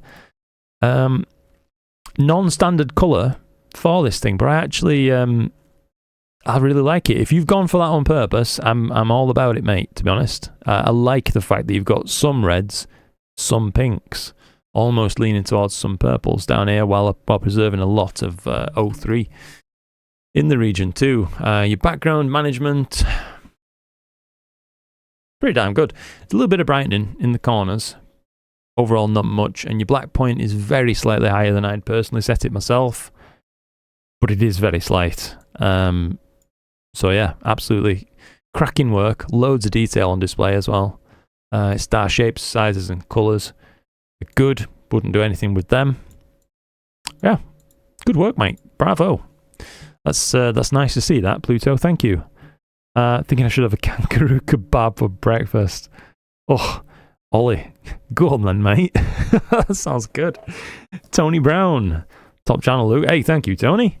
Love these live sessions. Good stuff. Glad to hear you're enjoying them, mate. I really am glad to hear you're finding these useful. We could, if you wish, shortly. I know we've got a bunch more images to get through, and of course I am going to power on, and we will have a good session at this. We could stick on a small amount of background music that's copyright free if you wanted. Don't know if that'd be of any interest to you guys. We could try and balance that and get it nice and quiet. Might just add a bit of ambience. I don't know. You let me know if you want. Put a poll out, actually. How about that? That's the best way to do it. Let you guys decide. Should we have some quiet, spacey background music? Yes or no? There you are. Poll is up. Kebab for breakfast, gonna be on the loo for ages. Mate, there's no like that little bit of morning after kebab, I think. You know, like if you've got a kebab that was too big for you on the night, put it in the fridge, eat it the day after. Oof. It's the breakfast of champions. Another one from Tarun here, sorry, anyway. Only 20 5-minute lights on this, blimey. Same setup as before. Except for no longer the Red Cat, we're now using the RC6 processing PixInsight. Nice. Overall, Tarun, yeah, tastefully processed, mate, I'd say. I'd probably drop the black point fractionally, just a fraction, if it was me. But yeah, it's a pretty image, mate, and you've done well. I think you've managed noise overall in the image very well as well, while preserving quite a lot of details coming through. This dusty rift going over the top of the Trifid right there, it looks like some of this background region as well could have perhaps been affected by, what's it called now, dark structure enhance or something like that. I don't know if you used that tool, but I don't know. For this, I would have perhaps, personally speaking, this is just an artistic choice, I would perhaps have left it slightly more light coloured and get that appearance of some transparency going on to it. But yeah, you can tell me if you're still here, Tarun, if you use dark structure enhance or not on that, but it just looked a bit like it, that kind of thing. So yeah. Kebab in egg muffins for the week. All this talk of kebabs is getting me going, guys. Oh. Off to work, got to run for dinner. Thanks, Luke. No problem at all. Ben, thank you for dropping in, buddy. Really, really appreciate it. Processing day on the loo. Yeah, bring your laptop, why not? Make an hour of it. Always seems like YouTube raises the volume on music and I have to race to lower it, but we can experiment. Yeah, that's fair enough. Looks like, yeah, 69%. That's not too bad at all. 7 out of 10 here, roughly. Would rather have a little bit of background music. Let's try and do it tastefully then. We'll just fire it up. Something we can try in it, why not? Add to a Windows Media Player playlist. Now then, you'll have to tell me. I'll just turn on a song partway through. If you can hear this. Is it too loud? Is it distracting? Does it need to be quieter, louder? You just let me know. I'll keep talking at a normal voice level and you tell me what we need to do with it. But yeah, well done, Tarun. Thank you for sharing that image, mate. It is pretty. I did use dark structure enhance. Got ya. Yeah. So, like I say, I mean, if you wanted that look on purpose, buddy, absolutely go for it. It's a very pretty image. Another one from Tarun, the Carina Nebula. Uniguide 30, Redcat 51, L Extreme for this one. Only 22 5-minute lights. Can hear it just a tad loud, not that distracting. Okay, we'll just creep it down a tiny little bit. Shouldn't be a problem. How about that? That's a good section. Good bit downer. Good bit further down. A good bit downer. English has gone out the window. Ever so slightly too loud. Yeah, got you. Alright, we'll drop it down a touch more. I realise some of these songs will probably have like crescendos and such, so I'll just leave it somewhere I can quickly access it in case it gets a little bit annoying, but other than that, I think it just sets the vibe, doesn't it? You know what I mean? Thank you guys. You posted Steve! Well done! Fantastic. I will get to your image, Steve. We're going to be working through these steadily away, you know, just having a bit of good time with you guys, taking a look at all these beautiful images the community have been posting. So this is again Tarun's Carina Nebula. Yeah, wonderful, mate. Absolutely wonderful. I like it. I feel like you've processed on purpose to get this rusty colour. So yeah, no pointers necessary, I reckon there. If that's what you've gone for, that's what you've achieved. It looks nice. Typically, I don't know, I feel like there are some brighter regions in this, like nebula around here. Let's say these rills of nebulosity and such around these edges, this brighter corner here. You could perhaps use a mask. Maybe a red mask might actually catch the parts you're looking for on this.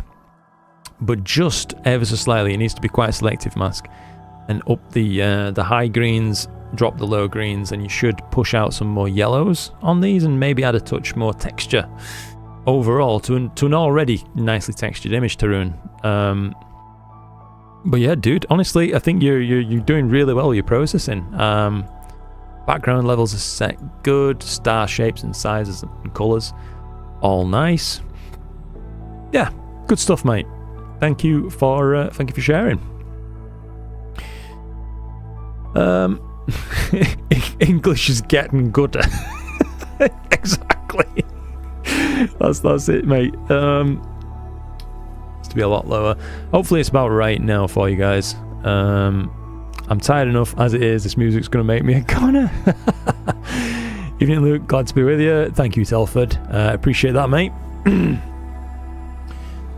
Let's just see. Good evening, says Chewit. Newbie here from Leeds. Just got my dwarf free, entering the world of astrophotography. Nice. Well, congratulations on your dwarf free purchase, mate. I think they're a cracking device. I really do. Hopefully, if you get the chance tomorrow, you can have a go at the partial solar eclipse as well, using the little sunglasses with your dwarf. That could be some fun. But yeah, good on you, mate. I think you're going to enjoy yourself. Welcome aboard. Mark here, Z Boyd. Quick testing session with a mini solar rig this afternoon ahead of tomorrow's partial solar eclipse. So this is what Mark was talking about, is pre-run. Wise move indeed. Altar Astro 60 EDF, GP Cam 3 178 mono on the wedge, a 2nm green band solar contrast filter, okay, and a Solar Quest mount. 10 millisecond exposures, 200 gain. Best 100 frames stacked with auto stack FL. So that's quite a conservative amount of images there, isn't it? But overall, mate, I'm not the guy to judge solar stuff. I'll be quite honest with you. It looks nice. Yeah, I have to say it looks nice. What can I say? It looks like whatever wavelet has been applied to sharpen this, I'm assuming it's been done with wavelet sharpening, was maybe just on the wrong scale though, very slightly, because let's say this sunspot activity just around here,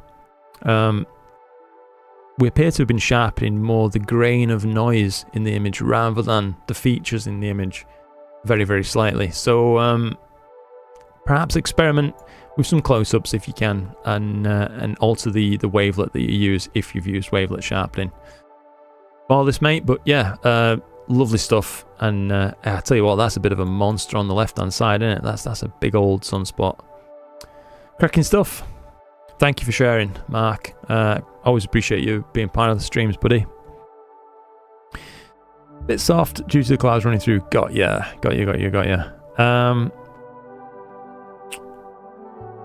Bit of a noisier song, isn't it? It's very quiet there. With the first clips you've seen, this one tomorrow. Nice. Alexander Demage. Hey Luke.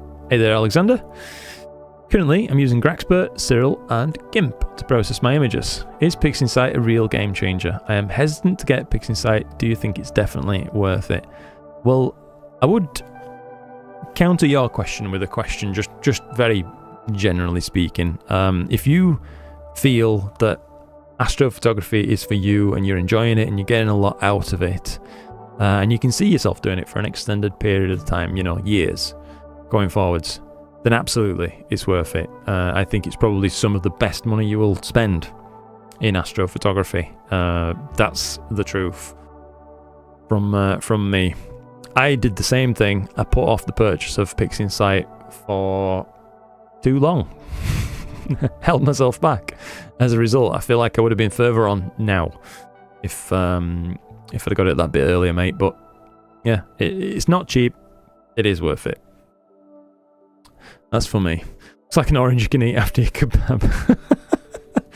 It does, mate, doesn't it? Oh, now I want an orange as well. Dino, taking me the Rokinon 135 at f2, Saturn M and Astromania R and B filters in a HOO color combo. 10 hours total exposure, processed in PixInsight. Nice. Well, it's a very interesting segment you've chosen to image right there, Dino, with part of the Cygnus wall just in view. Some of this background nebulosity that really don't get the love it deserves, I would say, and particularly of interest. You've picked up this dark, dusty feature running through here, like a flex and a rift all in, running through this part of the image, and it's really pretty. Now, obviously, there's some color balance problems with the image that I would say, but you are going to be really up against it if all you've captured is two color channels, of course, red and blue. You're going to have to make a synthetic green and go from there. But it looks to me like the red could be left as is, mostly, and you could perhaps use SCNR, that's subtractive chrominance noise reduction, to take out some of this overall cast of color. And then just lower the overall background values down a little bit, just for my tastes. But yeah, you've done a good job. You've processed a pretty image, and I thank you for sharing it all the same. Howdy, Pim. How's it going, Pim? Good to see you in another live stream. Oranges are overrated. Grapes for the win. I like both, mate, to be honest. Yeah. Down in Southwest Scotland. Got you, sorry. Veloran, let's see, Boogerman Nebula from Portal 3. Oof, some nice skies. 1 month ago. Oh, crikey. A little bit of chest pain. Went to my local astronomy club's dark sky site. Seems to teeter on the brink of Portal 2/3, depending on conditions of the night. I wanted to experience the Milky Way for the first time and had a strong desire to shoot a dark nebula, considering they are my favourite object type. Which is unfortunate, given that I live in Portal 89 and have no chance to shoot them from home. Fair enough, mate. This night was amazing and unforgettable. Redcat 51 has a collimation issue, which plagued it since day one. I didn't find this out definitively until this night. So the data looks pretty soft overall. Stars looked about as bad as a derailed train, with BlurX being unable to fix them. Okay, so we'll try and bear all this in mind, of course. It's good that he's offered some read up on this as well. Considering that, I think the image turned out fantastically. L, 1 hour and 15, and then, you know, half an hour at best, less than really for R, G, and B each channel. The Redcat 51, Aries M Pro, TubeTech 7x2, filter wheel, LRGB V Pro, QH by OAG, AM5, Gemini AF, Melee Quieter 3C, controlling it all, processing PixInsight. Okie dokie, mate. Yeah, I think given that you've had some mechanical issues to deal with on this image, I think you've pulled it out of the bag. Do you know what I mean? You could have not said anything and I wouldn't have noticed, to be honest, mate. The stars look good to me, and that's the honest truth. Around the whole frame, actually, they look good. So whatever wizardry you've applied, it has worked. I feel like overall, unless you've gone purposefully for this slightly pinker palette, like a candy pink or whatever it is just up here, you could perhaps balance it slightly more towards the traditional red that we'd see around this target, being that that's a little bit of Bernard's loop if I'm thinking of the right spot, and then M78 would be somewhere off just up there. And there's a little bit of background green mottle noise, which you could take out with SCNR as well. But overall, mate, like I say, given the very limited data set and mechanical challenges you faced, well done. That's the top and bottom of it. Well done.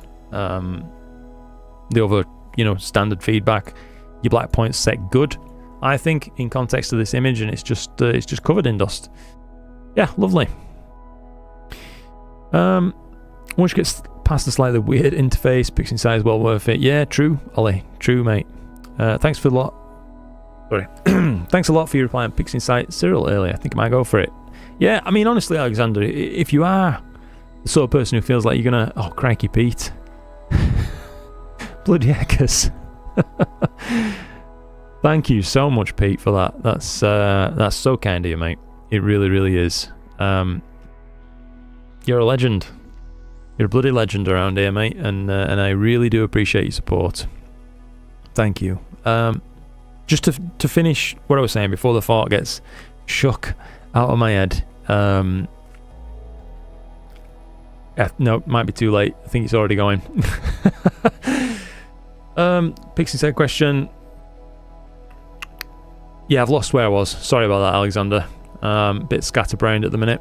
Oh, any recommendation for which color profile to use when uploading photos to Discord? Adobe RGB seems to get quite flat results when viewing my photos in Discord in my case. Good question, mate. It's not really a consideration I've ever had to apply. I just save images out of PixInsight as a PNG and let it be. Basically, always works all right for me. But if you're saving from, I'm guessing Photoshop or something, if you're talking about which color profile, couldn't say with any confidence for you. So I'd rather hold back. I would say, by the way, Alexander, there is one more thing to talk about. PixInsight by itself isn't a complete magic bullet. I mean, it is great, but the thing that really, and I'm going to sound like a salesman, I promise I'm not. I'm just telling you my experience here. The thing that goes with PixInsight, which brings things up to the next level, like people are saying here, the SETI Astro tools, I've not tried them myself, but I hear so much good about them that they must be worth trying. But for me, it's been the XTerminator tools from Russell Croman. So again, it's added cost, yes, but it takes your images to the next level. It really, really does. Hopefully that's useful feedback for you. Regarding PixInsight, probably I was ignorant and butterfingered, but the differences in quality of stack created in PixInsight weighted batch pre-processing versus PixInsight was staggering. Okay, noise, detail and sharpness versus Deep Sky Stacker. Got ya. Yeah. It is definitely better at stacking. I find APP even better than PixInsight in my experience for stacking as well. But yeah, both are great. Pete, mate, honestly, hand on heart, thank you, mate. That's incredibly kind of you. Welcome aboard. All the new members. It's a pleasure to have you here. Load of great astrophotographers who follow you, Luke. Oh, that's really kind of to say. I love watching your live streams while waiting for my own subs to come in and see what others have been doing. Yeah, me too, mate. I mean, my imaging sessions are just cracking on in the background, and having a load of fun looking through your guys' submissions here. It's brilliant. Luke, do you prefer 30, 50 or 60mm guide scope. If your 30 is giving you no problem, Telford, stick with that, mate, to be honest. I prefer, personally speaking, the Skywatcher 50mm Evo guides. I find them to be cracking bit of kit, to be honest. They do what they're intended to do perfectly. And I've had success imaging up to ridiculous focal lengths with just an Evo guide, so that's one plus point for them. But yeah, if you've got a smaller rig, particularly the 30mm, will probably be actually quite well balanced for it. So don't worry too much. Tried the trial a few months ago, did give stacking a go, ran out of time giving it a proper go. Yeah, I very nearly did the same thing, Pim. I did. Oh, exporting from Adobe Lightroom, got ya. Try to see if sRGB works better next time. No problem. Maybe someone else who's uploading images could help with that too. APP is my preference for stacking, and especially good for mosaics. Yeah, absolutely. I mean, APP, the options within, once you get like used to it, because again, that's not user friendly, to be honest. It's the furthest thing from. But once you do figure out how to stack in APP, I think the results are unbeatable, just about. Yeah. Any thoughts on the ASCAR SQA scopes?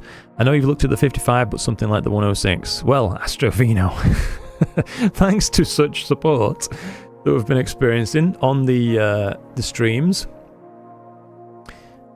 I have gone ahead, been in contact with ASCAR, and I've purchased an SQA 106, which is on the way. So it's not good just sent for review. I've bought the thing outright, so it's my new scope, and we're going to be reviewing it, taking a good look at everything to do with it, and giving you all my thoughts on it, good, bad, or otherwise. What it's all about. I'm really looking forward to it, though. I will say, I have the 85, and I couldn't be happier. With good tracking, it doesn't get any sharper, in my honest opinion. Yeah, I think I'd find that hard to argue with, to be honest. Never heard of AstroPixel processor before, downloading it now. It's cracking, mate. Yeah, again, it's not free, unfortunately, but it is good. It's very good, in fact. Tarun once again here with 50 300-second lights. So quite a deep project from Tarun here. L Extreme, Redcat 51, 2600 MC Pro. Nice. Yeah, I like what you've gone for, Tarun here.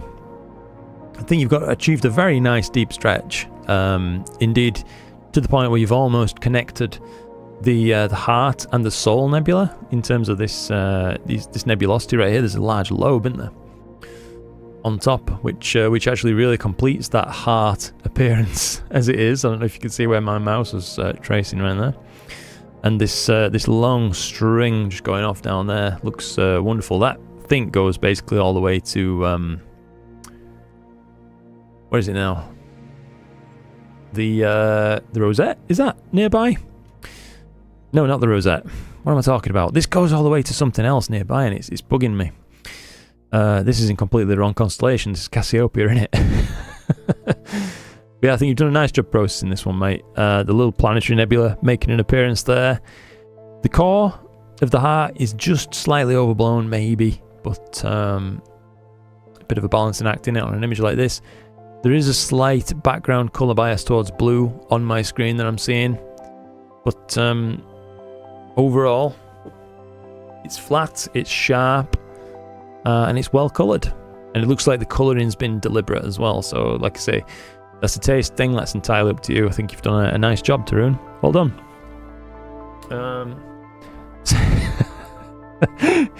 Sounds great. Although I can definitely see myself wanting a 106 already. I'm so sorry, Pete. Mark, legend. The old legend. Yeah, Pete is a ledge, mate. Have to drop for a bit, grandkids and pups. We'll catch up later. Enjoy, Mike. Enjoy. That's what it's all about, innit? Getting my gear with possible portability in mind, so the 85 was even on the edge. Yeah, I've heard that the 85s are very heavy for what they are as well. Yeah, cracking stuff. Let's jump on now. One from Chuck's Astrophotography. Celestron Rasa, 533MC, colour camera, Antlia L filter, 132 5-minute subs, totaling 11 hours. Damn. That's a lot of detail he's managed to pull out of M106 there. That's pretty. And M106 and Friends, to say as well. Yeah, wonderful stuff. In context with everything right there, it's a very, very pretty image in its own right. So well done, Chuck. I think his black point's very nice too. Maybe, I don't know. I'd hazard saying very, very slightly higher than I'd personally set it myself, but it's certainly not too high. That's for sure. Yeah, lovely. Lovely coloration too. I think that's my favourite thing that he's achieved on this one. Let me just closely look. There appears to be a slight bit of a hatching. Not hatching, that's the wrong term. Like a web going across the image. Don't know if you guys can make that out. Around the stars too, is it slightly visible? So maybe that's sharpening that's gone on, but it's not distracting really overall from the image, especially when there's such gems visible in the field of view as well. So yeah, beautiful stuff. Beautiful, beautiful, beautiful. Well done, Chuck. As always, that's a cracking field of view he's captured, and flat as a pancake as well. Look at that. There's no evidence really of any strange gradients whatsoever. Look forward to seeing your review. No problem at all, mate. Yeah, no problem at all. Really interesting on here to see the range and popularity of certain camera and scope combinations. Seeing some excellent 533 images. Yeah, Tony. 533 is a lovely camera. I'd put it, in terms of quality of images that can be achieved, completely on par with the 2600 and 6200. I think so. Yeah, it was very well respected and enjoyed camera, for sure. Regarding comments on black point, very easy to overdo this and bite into the faint data, so I'm more conservative as well on that. Yeah, 100% mate, I can understand that for sure. I mean, you'll know for sure that you're not truncating anything out of your data, as long as you're making your black point adjustment using a histogram. You can see at that point, you know, exactly what's going on. But yeah, for sure, I know what you're saying. So this is an M42 with a nice detailed core. Very slightly blown, but not much. I think it's not much at all. 4-panel mosaic with the 533 MC Pro. Shot at 1371 focal length and an L quad. Each panel is 20 minutes, 20 60-second subs. Nice. Hey, to be honest, Tarun, I wouldn't have known that this was a mosaic. It's stitched together so seamlessly. So yeah, well done, mate. Well done. I think your black point's a little bit high overall on this one, so it's more of a grey point than a black point. You know what I mean? But your star qualities, sizes, shapes, colours, etc. Nice. Nothing's overdone, really. So it's all tasteful. It looks nice and natural. And there's no colour bias either to the background. So well done, mate. Well done on that one. I just about the black point, we told him only about the black point. Yeah. Got you. Yeah, on the Chuck's image. Is that what you're on about? Got you. I just really quickly need to go have a wee, basically. So I'll be back in a moment. What camera are you thinking of pairing with the 106? One shot color. Most likely Astro Vino. I think that's where my heart lies. I know it's not the best possible way to spend your time, but I love it and I have fun with it. So probably one shot color and probably the full frame camera, to be honest. The Player One Zeus, I reckon that'll make a right pairing with it, because I'm expecting, you know, it to be super well illuminated over that full frame field of view and dead sharp to the edges, of course. So yeah, I'll be back in just a moment, basically, guys. So yeah, hang tight. Put you on, by the way, just before I go real quick, in case you want to take a look at the skies once again. Here we are. Right, back in a moment.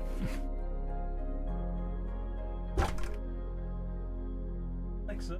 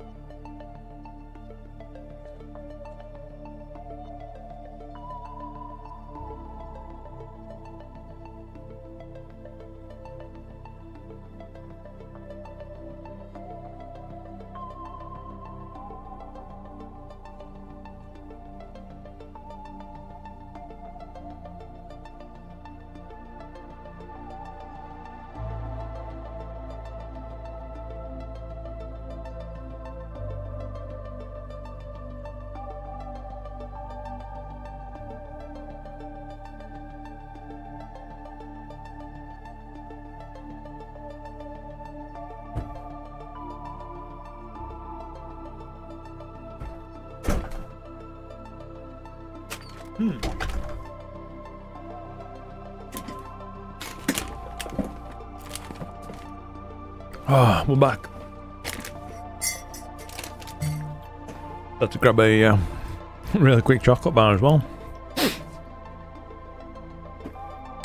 Right then, chaps. Just make sure the imaging session's looking good. I'm sure it is.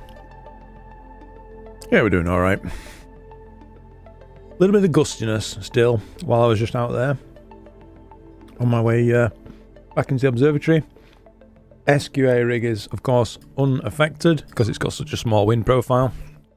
You could probably be imaging with that thing in a hurricane and still get good subs. But yeah, let's crack back on with the Discord. There we go. These two panels, nice. Snacks indeed, mate. When I say snacks, I'm talking misshaped biscuits. That's the play tonight. I'm gonna have to eat one more as well. I feel quite lightheaded again.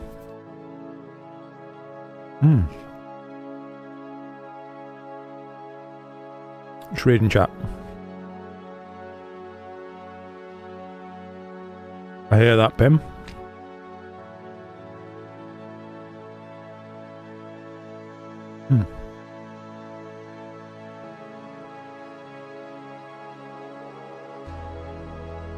Peter mentions a interesting point there.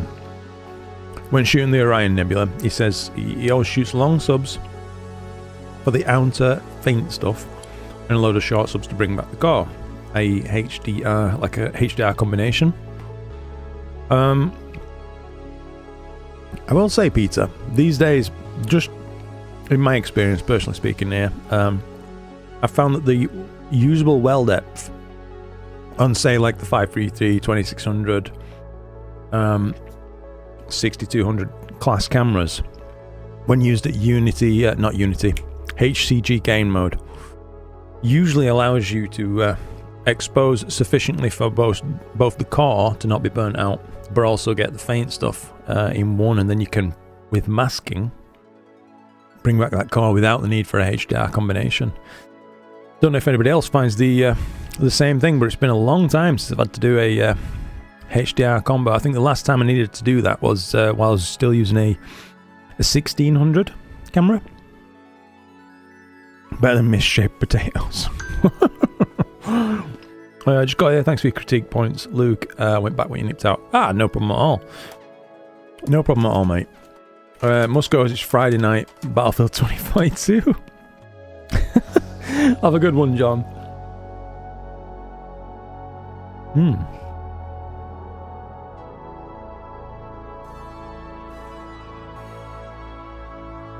Just fueling up before we make a big push.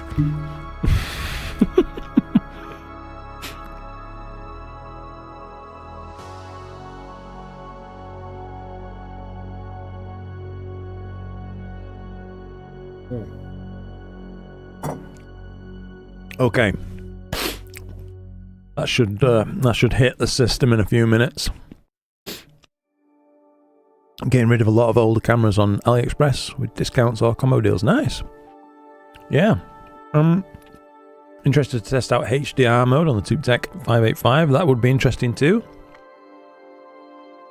So another one from Tarun on a personal favourite target of mine, M16. With the RC6, 533MC Pro, and what filter? L-Quad. Got ya. Only 20 5-minute lights as well for this. I like this, Tarun. Yeah, I like this, mate. Loads of detail. Doesn't look overdone or anything like that.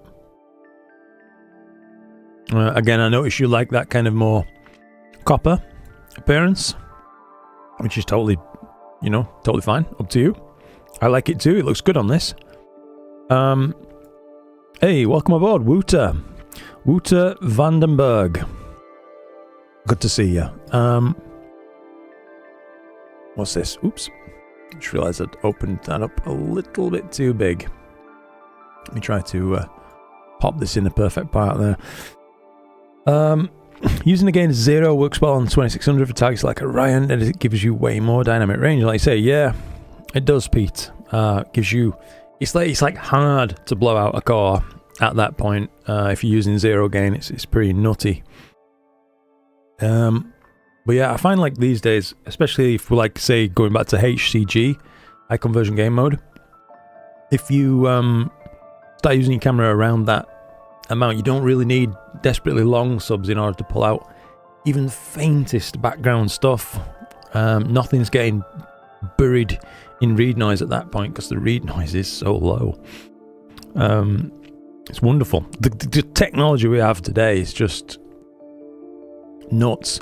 But yeah, finishing what I was saying with Tarun's M16, well done. Honestly, mate, yeah, well done. RC6, it's working wonders for you, buddy. Nice stuff. Very, very tasteful. Give you a heart on that, good sir. Had Astro IC447. So this is taken with a TS65 quad, a HEM15 Stellamate Pro, Play 1 Poseidon C Pro at -10, and an IDAS LPS D3 filter. 27 10-minute subs. Whew. Long old subs you've used there, mate, but it's worked for you. Nice and sharp. Right to the edges. This cluster is beautifully resolved there. Actually, that's one of my favourite features in this field. Actually, it really looks wonderful right there. Your background has been managed wonderfully. The black point, spot on, I would say, for my monitor and my eyes. Yeah. Overall, mate, cracking. Really nice work, I'd say. Yeah, really nice work. I like the colour. Very naturally coloured. I like the feel of transparency left in this dust, as well as that's not been overly pushed or anything like that. You can see that we're in a sea of stars, so your mind fills in as to why there's less stars right here. It's because, you know, we're looking through some thick dust.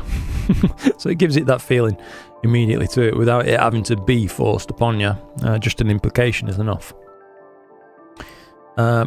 Nice. Well done, mate. Yeah, well done.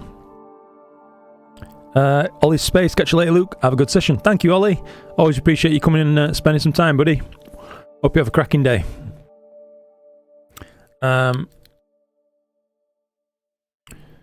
What we're just missing there, sorry. Just finished 52 hours of M81 and M82.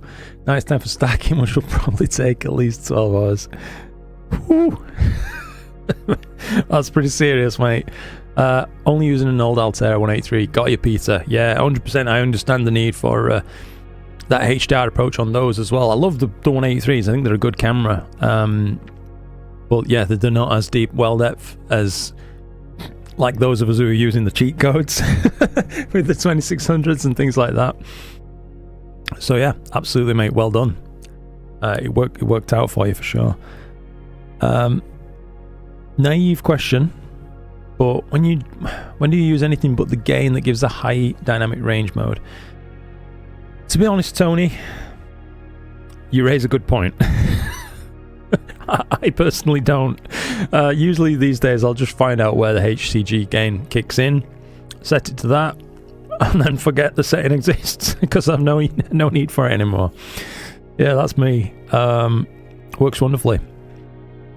Wooter has just uploaded your very first data you've ever caught when starting a couple of weeks ago. Only a couple of weeks.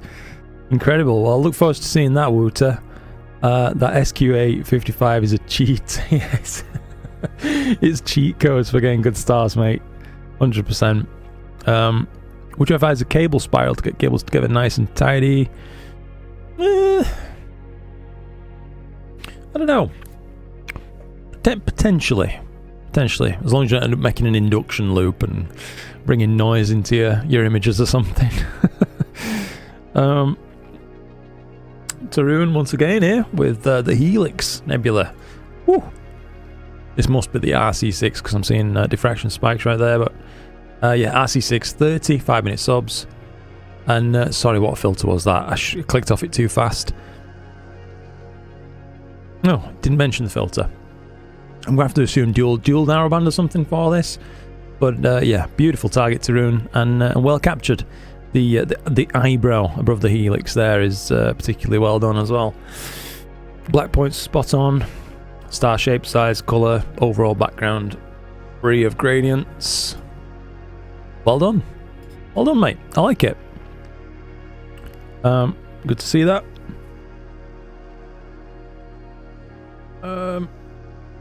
Evening Derry, by the way. Seeing you've joined the chat there, buddy. Milkman. Here's one from 211 Milkman. I don't know if he's in the chat tonight, but let's take a look at his work. ASCAR 71F, 490mm, f6.9 scope. Uranus C Pro, IMX585. Love that camera. 83-minute subs, so 4 hours. From my home in Maine. JPEG image. PNG file was too big to post. Ah, okay. So let's have a look then, Milkman. Lovely colours on the galaxies there, mate. Your background, black level, spot on for my screen, I will say, and it appears to be, yep, free of gradients. I thought I saw a gradient, but it was actually me being fooled. I think this happened a few times last night actually as well, if I'm being honest with you. I'm sat ever so slightly off center on my screen, and because it's not got like a wide viewing angle coating on this screen, sometimes you need to be smack in front to detect very faint gradients. But yeah, this is free of them. It's done a really good job getting the background clean on that. Nice detail on display. Noise is well controlled. Star shapes, size and colours across the field are very nice. Good stuff. Looks like there's just a hint as well of that extension just appearing off the top of the screen there that he couldn't quite frame with his rig. But yeah, well done, mate. Thank you for submitting that, Milkman. If you do see this at any point. Oh, you are here. Fair enough then, mate. Thank you for submitting. Yeah, I appreciate that. Lovely image. Just that image in M106. Good stuff. It was the L quad. Got ya. Thank you, Tarun. Pim says, killing time till North American nebula is visible. Everything else is pretty much behind buildings at the minute. That feel. Yeah, I get that, mate. I was going to try patches of clip. But Luke's stream put me off. I'm so sorry, Nugsy. I didn't mean to do that. Messier 46 with friends from Veljak. Oh, that's a nice shot, mate. You've seen this other tiny little planetary nebula up here as well, by the way. So there's this one we talked about earlier in the other gentleman's shot. So that's a beautiful spot on its own, but there's another tiny little planetary nebula just up there. Yeah, lovely colours. Obviously, the colouring that is applied to this is very deliberate, and why not? I would have tried to achieve the same thing. Yeah, backgrounds beautiful, flat, free of gradients, just very slightly bright for me. The background, but it's hard to really call it sometimes on an image like this. It's completely. I hate to use the word like acceptable because that implies that there's some unacceptable points, but no, it's set set good. You can probably see the contrast between these two images. Let's say from Milkman's background right there to the background on this. I feel like the stars would be a bit more like what's the visual term now? Where they say it's like diamonds on crushed velvet kind of thing. For a star image, I think that could be the final tweak this image would need, but beautiful, cracking stuff, really. Thank you, my friend. First time out since the lunar eclipse. Nice, Milkman. Well, you really made it work for you there, mate, to be honest. M78 Casper. Casper the Friendly Ghost. 12 hours of C-Star S50 capture, non-drizzled, on M78. Taken with the internal IR cut filter, so broadband only. Actually trying to process out the red hues around the nebula, thinking it was just some C-Star artifact, but then I looked at proper rig examples and find out it was an actual HA signal. Yeah, you can see that. Bloody hell, mate, yeah. C-Star did this, C-Star S50. I'll tell you what, it's astonishing to see what can be processed out of the data that comes out of those things. I mean, my own video, the image is nowhere near on that level. Just a couple of hours in M51 though from crap skies. I had an image that just a couple of years back I would have been jumping around and shouting about. I'd have been so happy. But it was taken with a Z-Star. Absolutely nuts. Astro shared. There we go, mate. 3 hours of 3-minute subs with the C8 0.63 reducer, 533 MC Pro. Processing Cyril SETI Astro Suite. Excuse me for yawning. Black point's very good. For me, noise is controlled well. Overall, nice bit of detail coming through in the galaxy. This is one of those where I can see some more potential in the data, do you know what I mean? Like the stars look very slightly orby, for want of a better term. They're still very pretty. Don't tell me steer you wrong on that, but particularly leading into the core of this galaxy right here, these dust lanes and things like that, I just feel like if I got this data and stuck it in BlurXTerminator, you'd go, whoa! kind of thing. So, I don't know. I know you're using free software like that right now, and I fully understand and appreciate all that.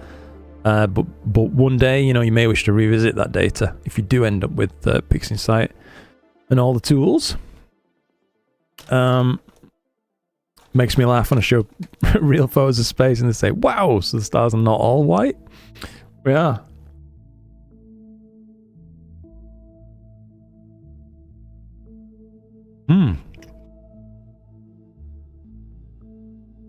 Just eating one sec.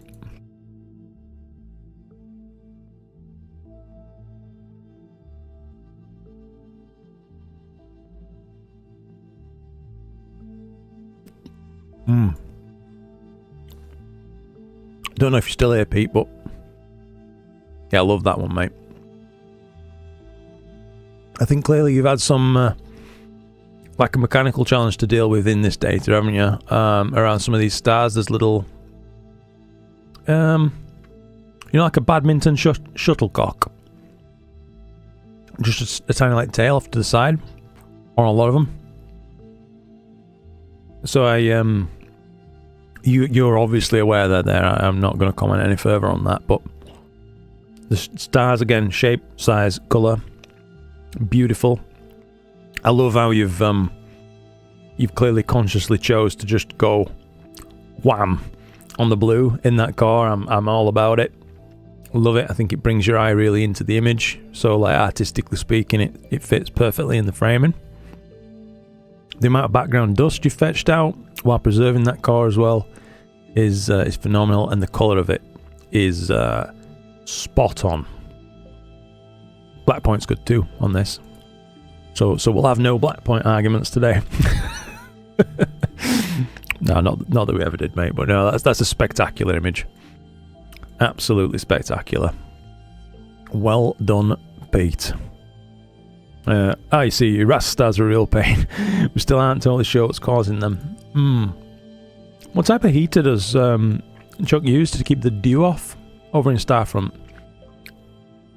Because it almost looks like he might use one of the Celestron, like the ring thing, and honestly they get a bit hot and they can cause all sorts of weird stuff. Yeah, phenomenal though, mate. Phenomenal. Really, really, really pretty.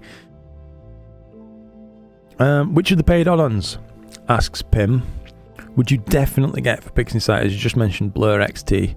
Which one is the must-have? Oh, that's a really good question, Pim. Probably BlurXTerminator.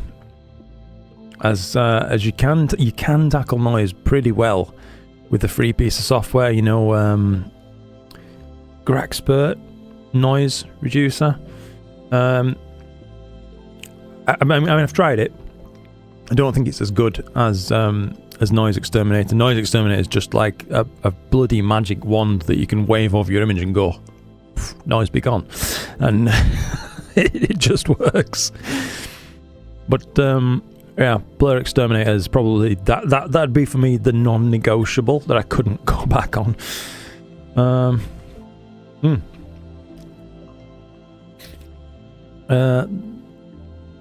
We only need a Luxembourger. It's a band. Oh, good. So he's using a DU band. He's very peculiar. Is it only on some of his data as well? Because I noticed you posted an M101 the other night that didn't really appear to suffer from that kind of that shuttlecocking or whatever you want to call it. I can't think of a better name right now, but either way, I'm not letting it detract from an otherwise completely spectacular image. So yeah, looks like a bad raster, the Irish from Chuck. You need to test it. Now Chris has raised a point there. I will say a lot of these rasters, so I think Chuck's he got his raster before the bad mirrors came out, so there were a bunch of them that came out with like turned down edge on the edges of the primary mirror. So their fix at Celestron was to like mask them, basically.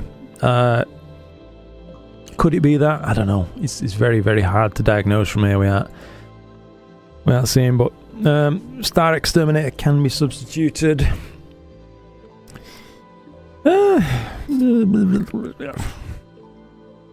I mean, StarNet's good, I will say that, but it often causes artifacts, I find, when you're putting your stars back. But again, it's free in it, so I shan't be too hard on it. It's easy for me to sit here and just say, oh, just make sure you get StarXTerminator, BlurXTerminator, NoiseXTerminator, all this stuff.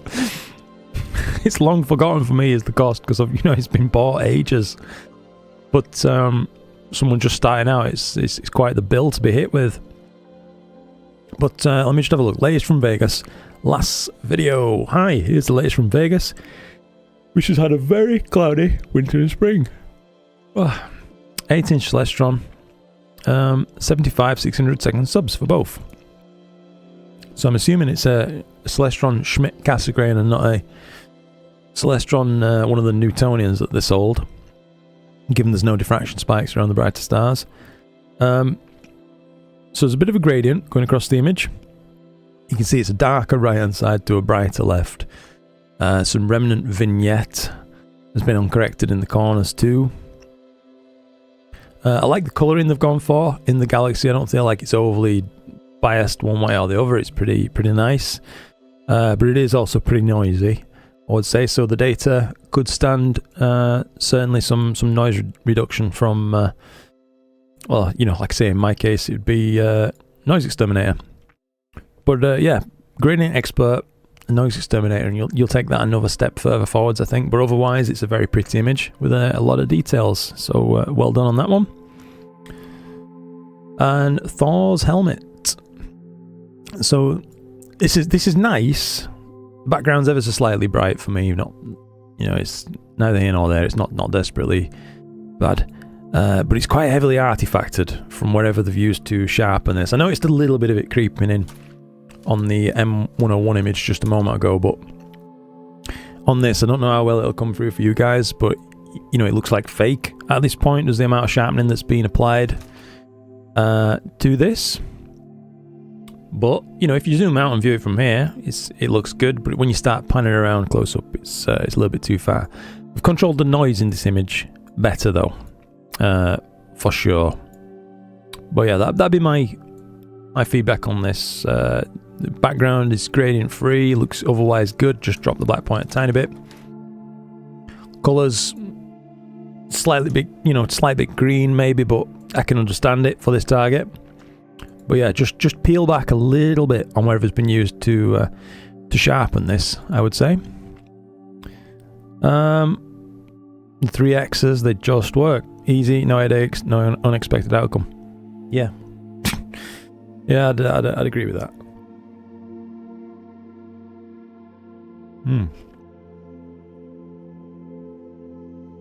Just fueling up.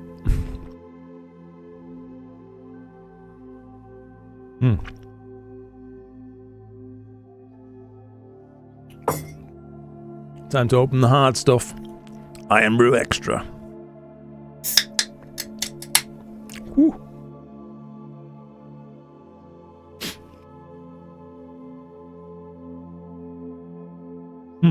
Thank you again. Last video.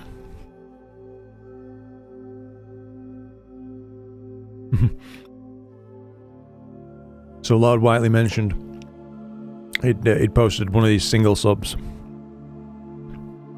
Stripped down, changed his bearings on the EQ6.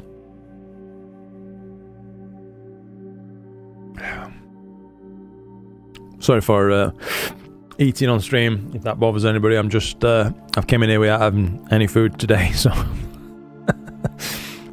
absolutely starving. The few little biscuits are taking the edge off. Yeah, I tell you what, mate, single subs. There's a load to see in them. I think nice framing too. Looks like your scope's well illuminated right to edges. Promising that, mate. Once you get a few of those stacked up, it's going to look good. Thanks for sharing. Iron Brew, yes. I just got a 24 pack today, Pete. In honor of you, mate.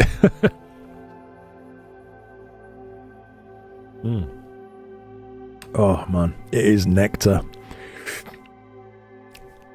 Give me an Iron Brew any day over a beer, to be honest. Don't mind the eating on stream, just mind the chomping noises. Fair enough. So hopefully it is muting itself, Gideon. That'll be why you lightheaded. Absolutely, yeah. I did the same thing last night, actually. Yeah, I did finish stream and just destroyed the fridge and cupboards. Raided it. Two of my favourites, Celestron 8 on the left, FF80 on the right. So this is the Heart of the Heart Nebula. A really interesting little framing has got going on there. Shan't mention too much about, of course, the colour balance and things, as perhaps it's been done on purpose on this. It's a little purple, a little yellow, do you know what I mean? Non-standard, but if they do wish to change that to perhaps more replicate a Hubble palette kind of appearance, perfectly doable. But technically speaking, the data looks pretty sound. This one doesn't look too overdone with whatever they used to sharpen. And noise is reasonably well controlled. A little bit of evidence of it being a bit mottled and such, of course, with the relatively weak O3 signal coming in. But yeah, in context to what they're doing here, and they said they've had a tough season, so they've likely had to get less data than they would have liked. Yeah, it's good to see. So Tom Digon, this is who this is. So this is the lagoon. So okay, the car is preserved. It's not blown out. Overall, yeah, I mean, taken in context like this, zoomed out, I like it. It's a nice shot with quite natural looking colours, and the transitions of said colours.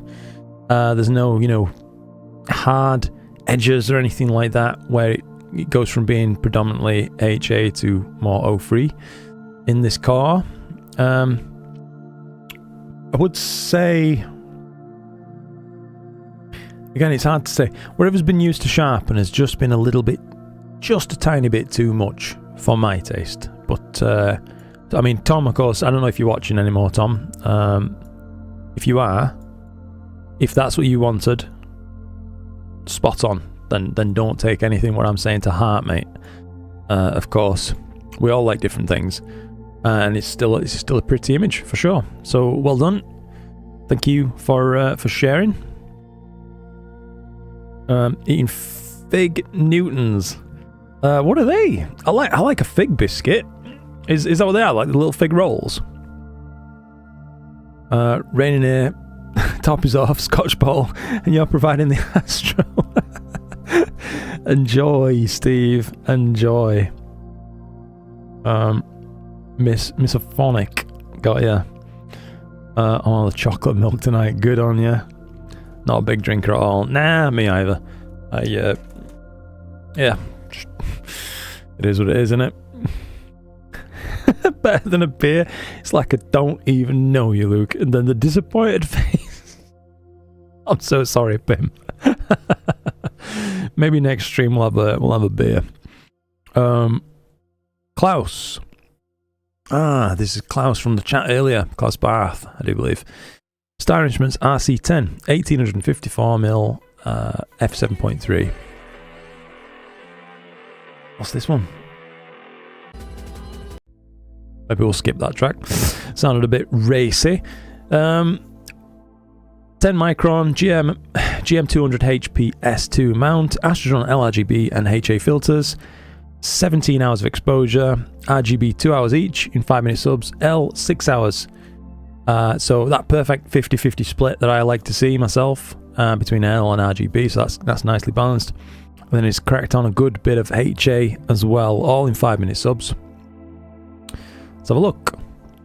So the amount of detail on display is very nice and tasteful, I have to say. Looks to me like there's a bit of a large scale model that's occurring over a lot of the image, perhaps as a remnant of the application of the HA into this image. It's hard to say what exactly has caused it, but there are, of course, if you are watching this, Klaus, you've made a very pretty image. But allow me to, if I may, offer a few small pointers. The overall colour balance on my screen appears to be tilted towards green, giving it like a light greenish colour overall. I would perhaps, if at all possible, if you have software that supports it, try to use a photometric colour calibration method for this, as I'm sure the data would look spectacular with that kind of thing applied. And the black point, for my liking, is just a little bit bright overall. But what you've done with the stars and things in the image, that's nice. The overall colour that you've achieved in them, that's all tasteful. It just appears that some of the sharpening that's gone on as well, just as I was looking around there, I noticed, I don't know if you guys can see, there's almost a texture down here, so I don't know really what was used to sharpen, but yeah, I'd perhaps look at that as well. But yeah, for me, I think it would be worth another processing run, if you're up for it, trying to utilise, in particular, spectrophotometric colour calibration if you have PixInsight, and Cyril can do that too, as far as I'm aware. Other than that, though, it's very nice. There just appears to be a small gradient issue that's gone on, where it's pushed M106 into the background slightly, as evidenced by these darker rings just down here and here, and the lighter corners. That's often a result of a incomplete gradient removal, basically. So hopefully that's okay to you. What do you use to calibrate your screen? I can't remember now. There's a really good site that gives you lots of calibration screens, basically, where unless you can complete the bars, like split up into 32 different, very slightly different contrasting bars, unless you can complete them from start to finish, you either your monitor can't support the entire colour spectrum, or your colour balancing is off. But yeah, just a half an hour session with that, and I'd set it up from the factory settings, which were pretty wonky, to what I'm looking at now, where I don't know, I feel like it's fairly accurate.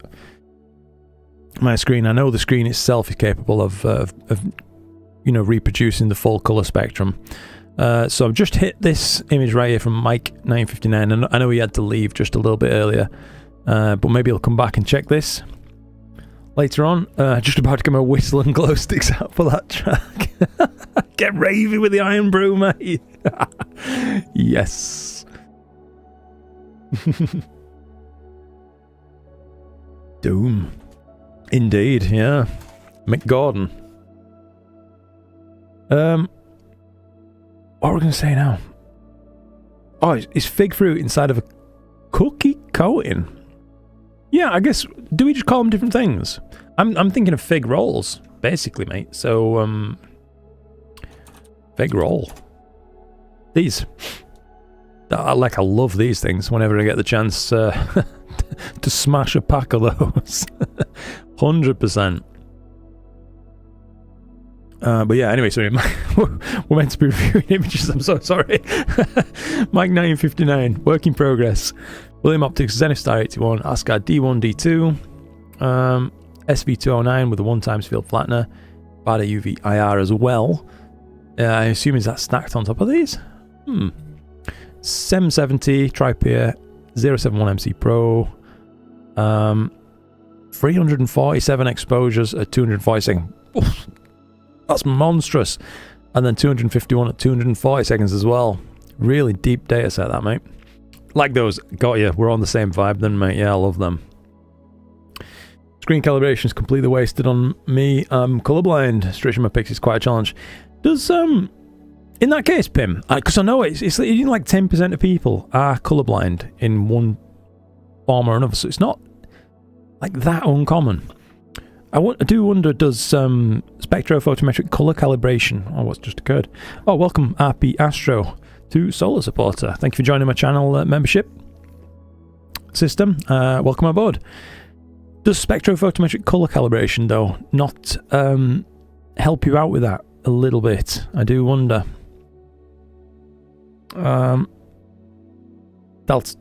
Daltonian, is that the type of color blindness? Thanks for the tips. I'll try to do another run on it when I have some time.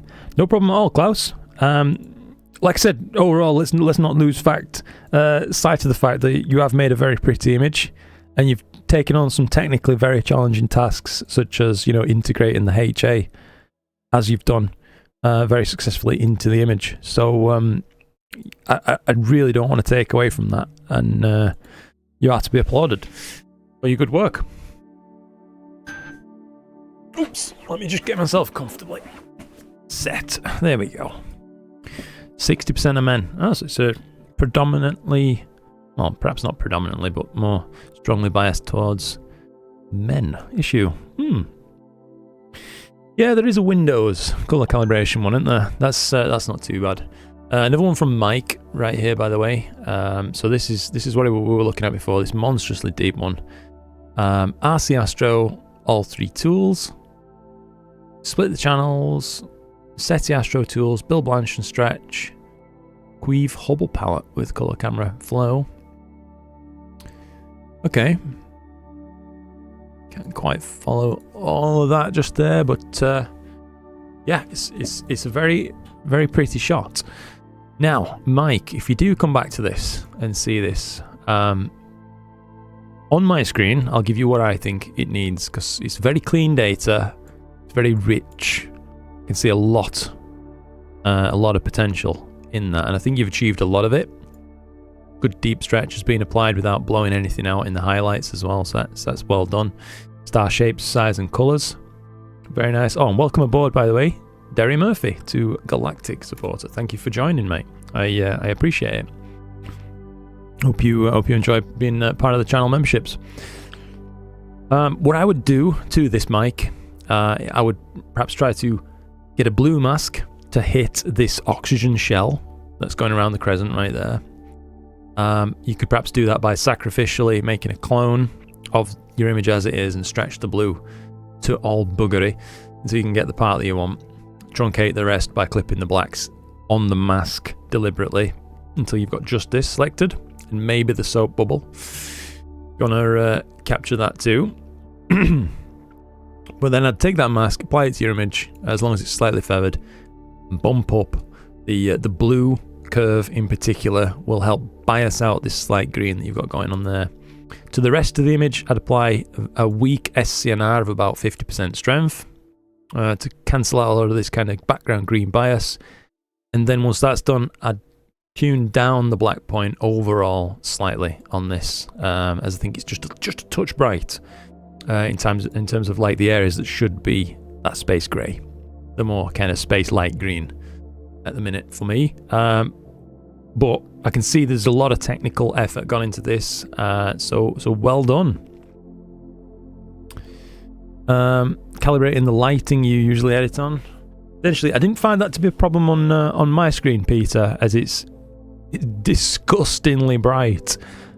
So like any lighting that enters my room, it just overpowers massively. So that's not really an issue on this one, but yeah, it's a good tip. Brown can be red or green for me, depending on the hue. So let's get red, green, and blue. That's pretty much me done. Damn. Calibration is hard, as it needs something to compare it to. Because I don't know what it should look like. Got ya. Yeah, got ya. You say H. Funny. Fair enough. Right, I think we are due a quick refresh on this. Maybe we could break this up now before we take the next part of images, because it looks like there's some absolutely phenomenal shots coming in. And I do want to work through these. Blimey, you guys are spoiling. You're spoiling us tonight with these. Crikey. So this is where we left it. Mike's image right here. We've got a few more to take on. But let's just break things up very slightly. And we'll take a look at the Astro gear that's been submitted. So let me just... I remember this chap here, Home Observatory, showed us this thing. So I definitely remember we went slightly past this. What a phenomenal setup. Saberti. Don't remember this though. TS100 quad. So maybe this is new to us now. Let's take a look at people's rigs, if you guys are okay with that. Then we can get back to the imaging stuff, and I hopefully won't go quite so screen blind. Do you know what I mean? That's definitely a thing. We talked about this the other night. I think when you spend too long looking at your screen, looking at very slightly contrasting colours, it helps to just walk away for a bit or do something else very often. Especially if you've been caught in the weeds for a long time and really spent some time processing. I like the gold colour that's gone on this, but I feel like this is like sun bleached and it was meant to be black. It's hard to tell. Either way, whatever's caused it, happy accident. Nice rig, mate. I like the QHY on the back there. A little 3D printed. Looks like sort of a clamshell clamp that's going around probably a Pegasus power box or something. And it's all inside a roll-off Obsy remote rig, Arizona. Very nice. Cool stuff. Thank you for sharing that. Don't think we can do like we were doing with the images on this one, but you stopped 5 from my images. Oh, I've not stopped, mate. No. I'll be getting on to them. Don't you worry. I'm just just having to look at something else to break it up a little bit. And this is Saberti's home rig. Oh, crikey, Chris. Thanks so much for that, mate. Gifted 5 memberships. You're a legend, mate. Thank you. Thank you very much indeed for the support. Really, really appreciate that. Welcome aboard to the new members. Thanks, Chris. Lost what I was saying then. Right, his home rig, sorry. 70 EDQ, 533M. So this chap likes the 533Ms, that's for sure. 462C on a 32mm guide scope. Nice. And not pictured is a rotator that he's got as well. Cool. Yeah, it's a nice looking, nicely balanced little rig right there. Nothing's out of whack on it, do you know what I mean? Looks cool. I like the QHY focuser, by the way. They're a good little unit, them. Thank you for sharing that. Astro Bloke, Glenn, tonight's toy, the SV555 from SV Bonnie. Or is it Syway Boney? Or whatever, whatever it is. That's a neat little rig, innit? I got fooled by someone else's shot of this, taken from a different angle. It reminded me of like a cinema lens or something. But yeah, it's a nice, neat little rig, is that? A lot of people seem to like those things. That's for sure. It seems to have it paired with a colour camera there as well, from Altair Astro. See, Dan messaged you. Oh, I know. I need to get back, mate, to him. I am the worst when it comes to getting back to people. I really, really am. I'm Nugsy. You may know me from my YouTube channel, Cheap Ass Tro. Been in the chat tonight, actually. I don't know if he's still here, but yeah, if not, why not? Indeed. Anyway, I'm all about doing astrophotography on the cheap, so my rig is not as appealing as many here, but I love it nonetheless. Put up a few pics, one of which labels the gear. To date, I estimate about £3,000 spent in total, including visual gear, DSLRs, pier, observatory, etc. Dubsy is a repurposed caravan / trailer. I remember he showed an image of this. Don't think I've reached 3k yet, but it won't be far off. Got ya. Alright then, Nugsy. Let's have a look at these. Mate, oh, so you're still here, aren't you? Yeah. Watched SV Bonnie live stream and their presenters were saying it Sue Boney. If they can't even decide, mate, then what chuffing chance have we? I like your focuser. It looks like a NEMA stepper motor with 3D printed wheel on a belt. Can't knock you, dude. That's nifty. So a HA modified. Does that say cheap Ostro? Is that your own HA modification that you've done? On a 130 PDS, that is, I see, with a little dew shield. Interesting mounting point for the guider on the back. Nothing wrong with it though. Neat. The custom pier top right there. Yeah, 130 PDS. On-step focuser. 18-year-old EQ5. Bloody heck, that thing has put some miles in, I bet, by this point. Here's the roll-off caravan. That's absolutely wild, mate. Well done. Do you I notice you've got like a chair and a computer screen in there and stuff. Do you have this isolated from the floor of the caravan, or do you have to just sit really still or something when you're trying to image in there? As I imagine, like a caravan, even on its wound down feet, probably a little bit rocky, no? Be interesting to hear how it actually works out for you though in reality. If it's one of those problems that's just a bigger idea in my head than in in truth.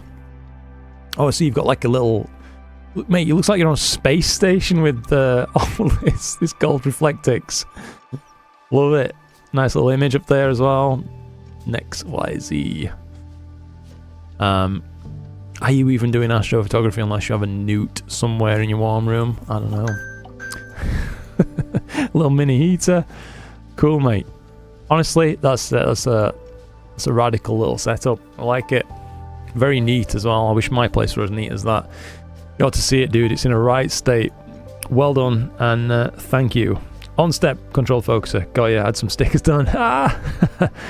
Unskippable ad over my bit. It's up on blocks. Got ya. Okay. Excuse me, sir. Still use my Skywatcher 150PL. The long one, yeah. F8. Nice. Yeah, cool scope, Peter. I have the opposite problem. Just one more upgrade. What we got here? Time lapse of my scope tracking the owl neb. Let's have a little look. Ooh, it goes with the background music. Nice. Nice. I love a long time lapse. It really gives you a sense of that rotation that we otherwise can't perceive. You know what I mean? Right through till dawn. Lovely. Cool stuff. Should give us a tour. Luke's Observatory 2 years later. Long time review. Yeah, I could do that, to be honest. Probably need to tidy up a bit though, mate. Yeah, it's ended up like a right tip in here. One of my astro setups from Richard's Astrophotography. Edge 11, OAG 29mm, and the old-fashioned 600mm guide scope. Cool. Welcome aboard, Deep Sky Astro. Thank you for joining. Appreciate that. Tried to upload my photos in a new post with the color profile sRGB instead of Adobe RGB. Seems like Discord is not color managed. Sorry for spamming you on Discord. I haven't seen you spamming me, mate, so don't worry about it. Yeah, Richard's Astrophotography. Let's just have a look at his edge setup there. Appears to be on an EQ8. Did he say the mount? I mean, it looks like an EQ8 to me. Yeah, beautiful stuff. Nice moody photo as well. I know it weren't too long back when everybody used to be using stuff like this for the guide scopes. Until then, the wave of finder guiders came and sort of took over.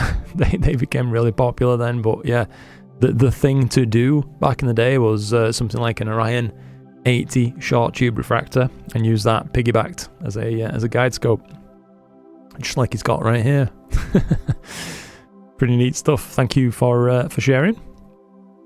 Rusifald, first clear windless night in a week. All set up, ready to pull it online. Oh, mate, that is a vibe all in and of itself. So I'm guessing an Edge HD 8 with a nice big mono setup on the back, ZWO EAF, some sort of ZWO guide camera system there with a 30mm guider. Looking at that size, or is it 50? It's hard to tell. TC40, AM5, absolutely massive monster truck. And mate, please tell me this is yours in the background as well. I'd love something like that. I really, really would. Awesome. You are living life, good sir. Yeah, you are living life. Enjoy. Really, really enjoyed that. Thought the planets were close. Yeah, I mean, Mars has passed opposition now, isn't it? So that's getting rapidly smaller as time goes by. Jack, lovely little grab and go, lives here, works on the balcony behind. TC40, P160, AM3, FF80, 067 reducer. Or is that 076 reducer, I think. Pegasus Pocket Power Box, Micro, ASR Mini. Got yeah, 2600 MCGO. Nice. Yeah, really well balanced little setup that, mate. On an AM3 as well, it's not going to be by any means undermounted. So lovely stuff. I bet that's really easy to just pick up and whew, sling on your balcony and start imaging in no time, flatten it. Good stuff. Like to see it. I like your cable management too, by the way. This is good stuff they've got going on right there. I like it. Thank you for sharing that. All yours, Russell. Bloody heckers. Yeah. That looks like a pop outside as well. Like the sides come out motorized or something. Yeah, that's incredible. Love it, mate. Thank you for sharing that with us. Cracking little rig, by the way, Jack. Thank you again for sharing that, mate. I imagine that tree gives you some grief, though, doesn't it? If you're imaging on that balcony right there. Grab and go, 100%. Yeah. That's the one. Who are this again, sorry? This is Bartholomew. First clear night since EQ mode came out. On a flimsy tripod with the tilt pan head on Celestron HD wedge. One on the HD wedge, one on a tripod, and one on William Optics wedge with an excessively long dovetail. Look at that. Triple C-star action. That's summit, mate. Good on you for really making them work for you. Good stuff. Love to see it. Thank you for sharing those. Nice moody photo. Unloved one. Innerel ST344C carbon tripod. Skywatcher Wave 100. 585 MC Pro. ASCAR 71F. These are quite popular, aren't they, these scopes? 220 Mini. Uniguide 32. EAF. ASI Plus. EcoFlow River. Pulp Foul Station. So a bit like just a big battery bank like the Jacker is and things like that. Yeah. Alright then. Nifty. I tell you what, that tripod's bloody tall, isn't it? But it doesn't look like an overly unbalanced setup, so yeah, nice stuff. Very clean cable management up there. I like that you've got everything like up and out of the way at that side. The only thing that would give me slight panic attacks, I reckon, would be this cable right here, coming out the front of the wave, around, just about to get caught on that second that second saddle's handle and rived off when you're least expecting it. But yeah, overall, mate, all jokes aside, pretty stuff. Thank you very much for sharing that. Cool. I guess that goes some way to holding that tripod down as well. Yeah, nice. Thank you. Beautiful place as well that you're looking to get set up from there.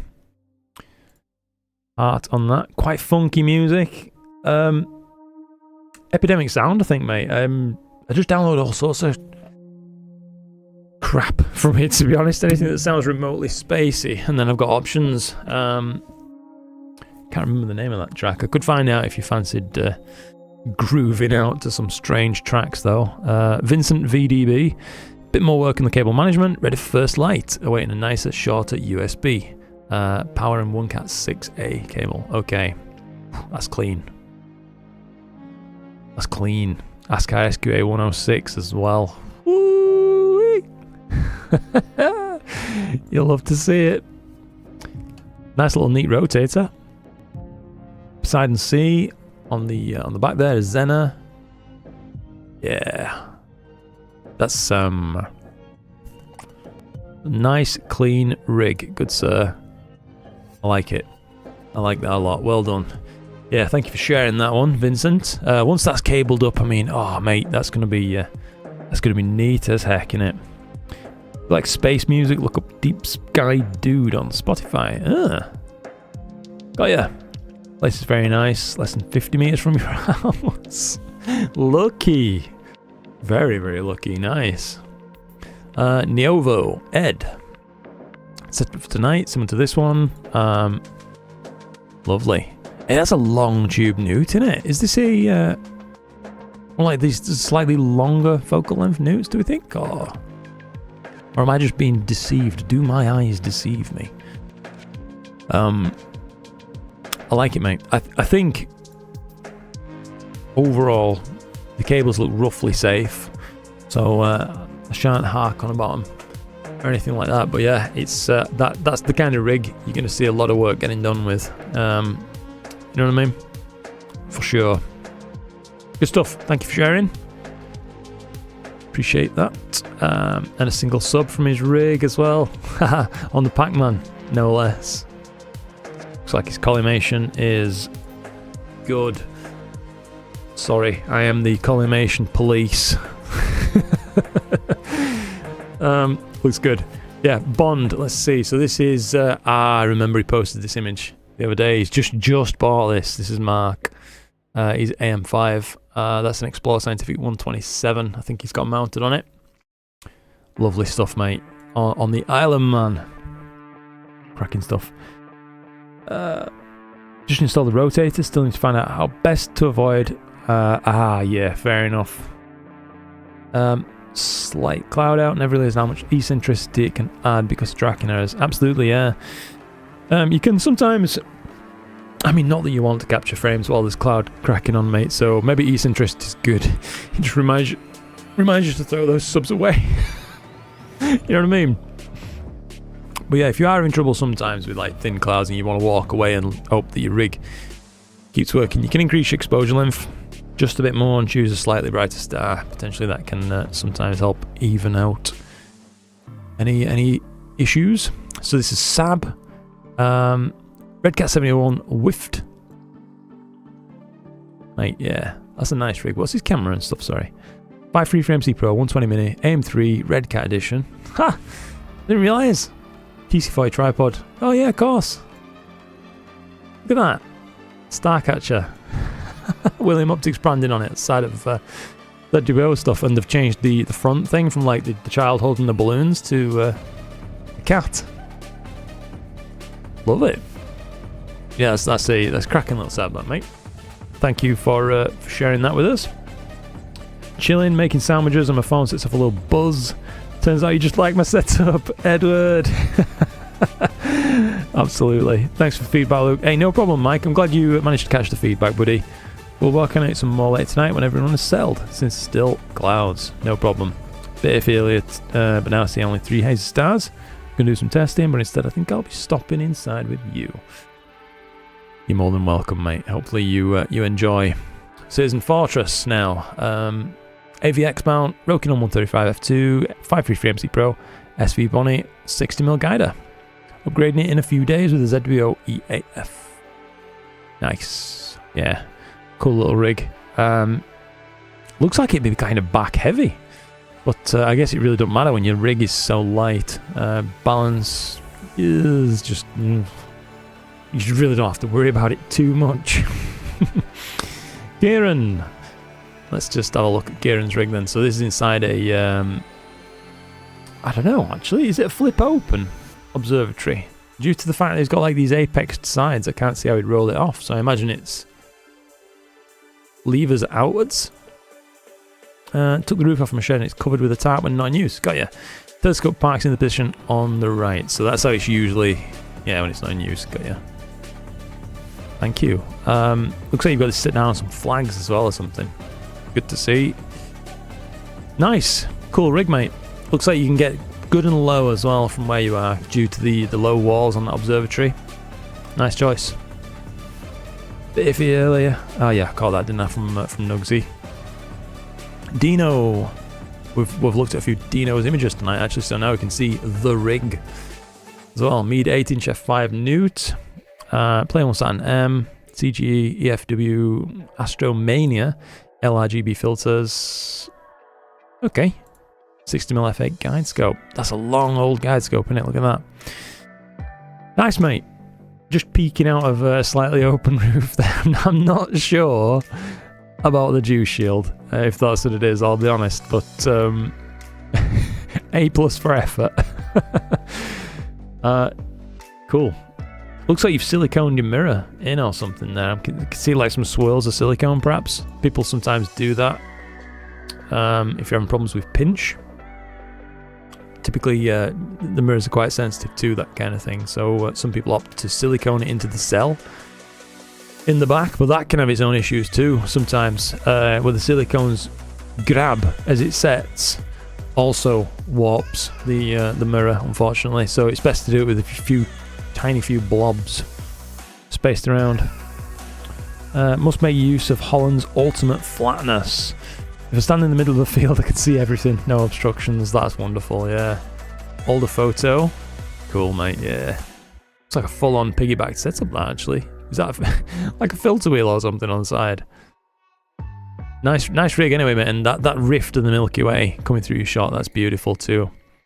Well done. I do wonder, I guess it's not on when you're imaging, but I do wonder if the security cam, if it was left on, is going to be a pain in the backside while imaging, because a lot of them have like IR illuminators, which, you know, we can't see with our eyes, but your Astro camera certainly can. Even with the bloody UV IR cut filter, it still penetrate. Image from the balcony too much. Got ya. Tarun here with the 6-inch RC that we've seen him putting some work in with. Lovely clean cable management. Nice. Good moody photo as well. I like it. Sets the vibe. Rodwy. This is Ben McLaren. Got ya. Thought you were some Welsh man then. Rodwy. EQ8R on the far side. Scavenge Quattro 150. Attic 383L. Blimey, that's a blast from the past, mate. In a good way. A lot of people loved those cameras, didn't they? And the nearer setup, EQ6, 2 side-by-side SV503 scopes, and 2 294s. Damn! Nice stuff. Good solid looking pier as well, mate, that you've got going on there. They're pretty funky. I bet you get some cool data from those. And the fire rig, as you mentioned, just there, popping off the screen. Nice observatory. Honestly, Ben, yeah, nice observatory that, mate. I like the look of it. Good and roomy, and it looks like your roof runners as well and such are all good and solid. Like it. Yeah, I like it. We can crack on with a few more of these if you're still enjoying yourselves, guys, and then we'll go back to the image reviews. I feel like my eyes have had a bit of a cleanse for a while now. I need to scroll down a touch further, do I? No. I think Richard shared an image already of this setup, but we didn't see the other one in the background. Very nice. Yeah, love to see it. Thank you for sharing those, mate. No setup for me today. Lucas 2, narrow and wide, both on the same scope, utilising the payload of the Dewey 17. It's not super long new. It's a 6-inch f5. Got ya with the big old juice shield. Nice. Got to the collimation. Looks good. Collimated to one set sub. Yeah. Nice one, mate. Just whisked back. Camera's cost some ruined images. Got tired of it. Oh dear. Completely disabled the IR lights and put the gain all the way up. Got ya. Yeah, so I guess you identified that early on then, Dean, and figured that one out pretty quick. Neat looking mount, I have to say. These Dewey 17s, they're very trick looking, aren't they? With the colours that you can choose as well. That would particularly go well with like QHY.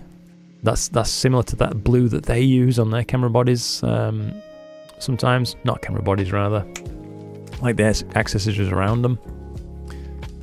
But yeah, nice. One of the L lenses as well with the red band. But that gives you some fun. Good stuff, mate. I like the cable combs, cable management.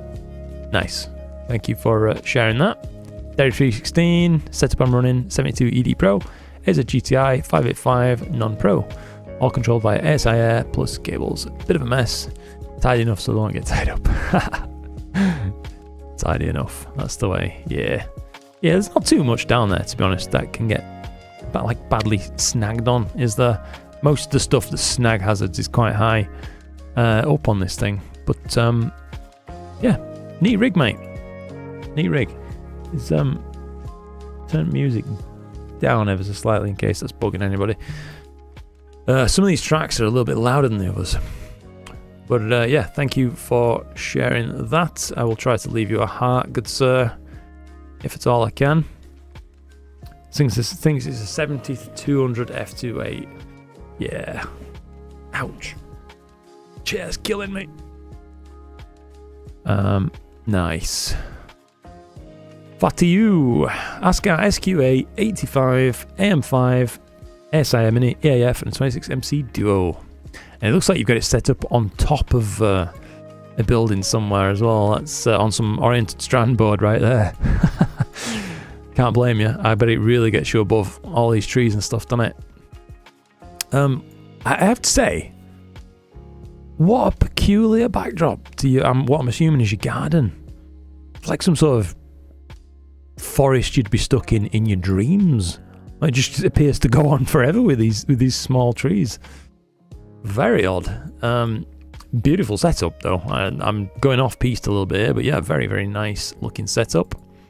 I do wonder, with the length there of that rig, if by zenith, could you have issues with collision being potentially possible on very highly elevated targets? I don't know. It's an orchard. Yeah, I did wonder. It just looks so peculiar. It's all kind of like in rows, just disappearing off into the distance. Beautiful stuff though. Thank you for sharing that. Ardsley Astro, rig in its usual spot, Quattro 150p, HEM 15 and SV 405C. So he's opted for the classic shower cap on the back to block out stray light. I'm all about it, mate. Yeah, works.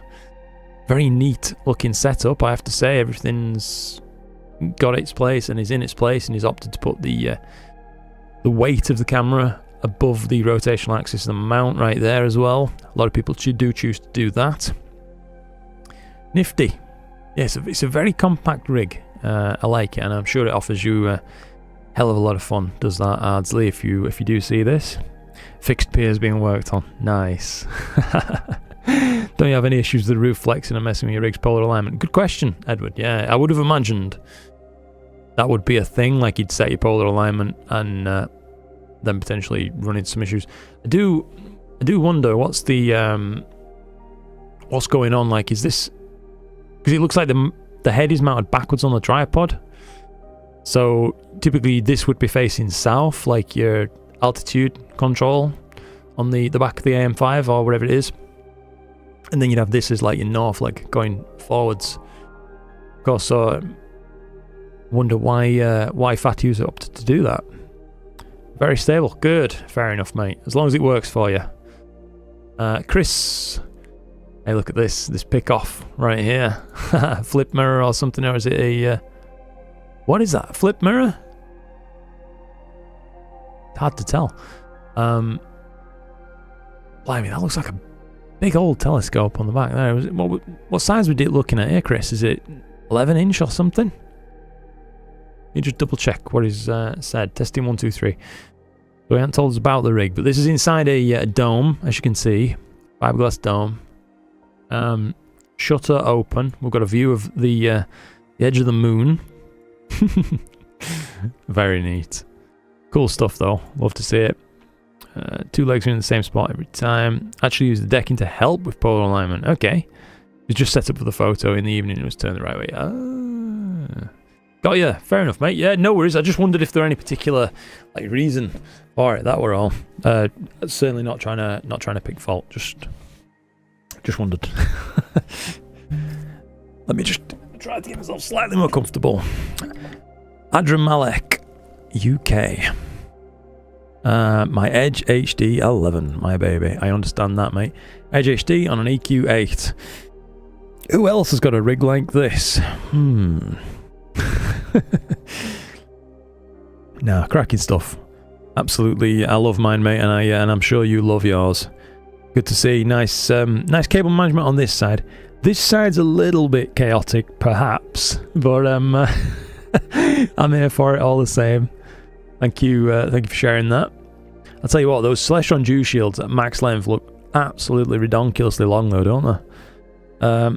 Setting up the flip mirror, C925, got you. It looked bigger than that, you know, Chris. Looked like a C11 or something in that. Yeah, it looks like mine. It does a bit, mate. Does a bit. Francesco. The top of Mount Haleakala in Hawaii. Blimey. Look at the stay of that, eh? Crikey, with his telescope rig up there. Good on you for taking your scope to the top of a mountain. That deserves a like for the effort, mate. Intense. And we're at the bottom of these now, so not my gear, but in use. Watch me watching you eating a late dinner while keeping an eye on your image. Awesome, mate. That's fantastic. Oh, this is actually live as well. Oh, Toad in the Hole. Oh, I said I wanted a kebab, but now I want Toad in the Hole. How come you've done that to me? That's just not fair, Mark. No, seriously though, mate. Thank you for sharing. I hope you're enjoying the stream, by the way, guys. It's a bit of fun just doing something like this. Bit of community interaction. Holy moly, there's been more images. Right, I will do my best to start powering through these now. If you guys are ready. Oh, one of the best vacations I've been on, says Francesco. Awesome. I can only imagine, mate. I really can only imagine. Where on earth is the gravy? That is Kieran's out here asking the real questions. Where was the gravy on that thing, mate? I mean, what are we doing here? My word. Sorry. Bartholomew. Heart Nebula C-Star S50. 5 hours of light from a pair of S50s on IC1805 a couple of months ago. Just got around to twiddling the knobs. Got you, mate. Well, to say you've taken this with an S50, that's nutty. Yeah. Well done. All in, buddy. Nothing's overdone or overblown. Like, particularly you'd see that as these bright parts of the fish head and this core of the heart, but it's all nicely preserved. Good quality stretchers applied. Noise is managed well. Black point's a bit bright for me. Overall, you could do with toning that down just a touch. It'd make the heart and the surrounding nebulosity pop off the screen just a touch more. But yeah, other than that, mate, I like it. Colours and everything else. To say it's been taken with the C-Star, it's lovely. Do you know what I mean? Yeah, well done. Thank you. Thank you for sharing that, Bartholomew. Will Luke make a picture of a partially eaten sun? Maybe. Now my salad for dinner seems so weak in comparison. Yes. Give me a kebab on a Toad in the Hole, actually, at this point. I'm getting to that point. Don't have any images for you guys today. Not been able to pull off a decent edit unless someone else wants to give it a shot. Got you, Edward. Don't be feeling shy, by the way, Edward, about posting your images. If you're feeling, I don't know, for want of a better word, intimidated by like the quality of some of the stuff that's being posted on here, I fully understand it. But please, you mustn't. I'd love to see what you've been getting up to. If you feel confident sharing it, we'll have a good look at it. So this is back to fat to you again, 4th and 5th night on your 5th astro image. This is your 5th astro image ever, eh? Blimey. 2600 MCGO. Let me just tell you this straight away. Your learning curve has been so much bloody faster than mine. I will tell you that with absolute confidence, mate. My 5th astro image did not look like this. That's putting it lightly. Yeah, lovely shot overall. I like the palette that you've gone for. It's not the traditional like SHO appearance from you know, one-shot color dual band data, but it works. It's nice. I think your black point is pretty good overall. Maybe just fractionally high, but not really anything bad at all. It still completely works for the image. Noise is really well taken care of. Star shape, size, and colors. Lovely. And there's no remnant gradients in the image. So, you know, however you've tackled gradients in this shot, it's worked really well, and you haven't at the same time kind of like nullified any nebulosity and anything like that. So well done, mate. Yeah, well done. Minter Kate. Let's just... total integration, 23 hours, 54 minutes. I think you just call it a day at that point. Sorry. Dad jokes creeping in. Integration per filter. Multiband 9 hours. No filter 14 hours and 54 minutes. Whew. Image from Ball 3, 9% moon. I'm out. See you all again. See you later on, Peter. 3 hours and 6 pints for a kebab. Yeah. Yeah, pretty. You've done really well, Fatty. Like I say, mate, your the speed that you've taken up your astrophotography quality is insane there, mate. So really well done. You're taking images that look like you've been at it for years. Zenith Star 73 Mark III 2600 MC Pro HAE 29C L Ultimate 2-inch. Oh, so an L Ultimate for the multiband stuff. Got you. Nice. Software.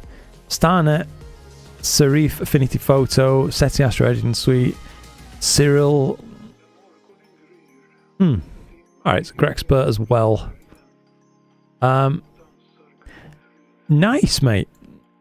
Very nice overall. I feel like the galaxy's just a little purple though on my screen. I don't know if anybody else can confirm how it's coming across through the stream for you, but like around here is a bit purple. By here, like these outer limbs, it's going back towards blue again. But the core's well coloured. The HA regions are coming through beautifully as well. Yeah, it's nice, mate. It's nice. I think given that you've not had access clearly to PixInsight and the fruits on offer there within, done a wonderful job. So yeah, cracking stuff. Keep up the great work. That was well worth the time spent to capture. That's you. Got you. That's staring around Minter Kite. Good to know. Yeah, wonderful stuff. Wonderful work there, Rajat. Hopefully I'm getting your name correct there, buddy. So this is from Shiz, Ghost of Cassiopeia and the Rosette. ASI533, Nexstar 8 SE and a Hyperstar and an Antlia Triband. Got ya. So there's some squonkiness around this star right here. But that aside, let's just analyse the rest of what's going on in this image. So there's a bit of a background mottle. I think that's totally fair to say. You know, it's a bit bright top left, top right, bottom left, and some sunken parts too. So perhaps some further work with gradient removal could possibly achieve even nicer, deeper results than you've got here. But you have done well anyway. You've certainly brought out most of the interesting main structure of the Ghost Cassiopeia there as well, in particular. So well done on that, and I like your colouring overall. I'd say the background of space is fractionally bright. Around here is about right. If you could get the rest of the background like that, I would say it'd look good, at least on my screen. But there's no major colour biases in the background overall. So yeah, well done. I think you're on the right track. That's the key thing. So this one,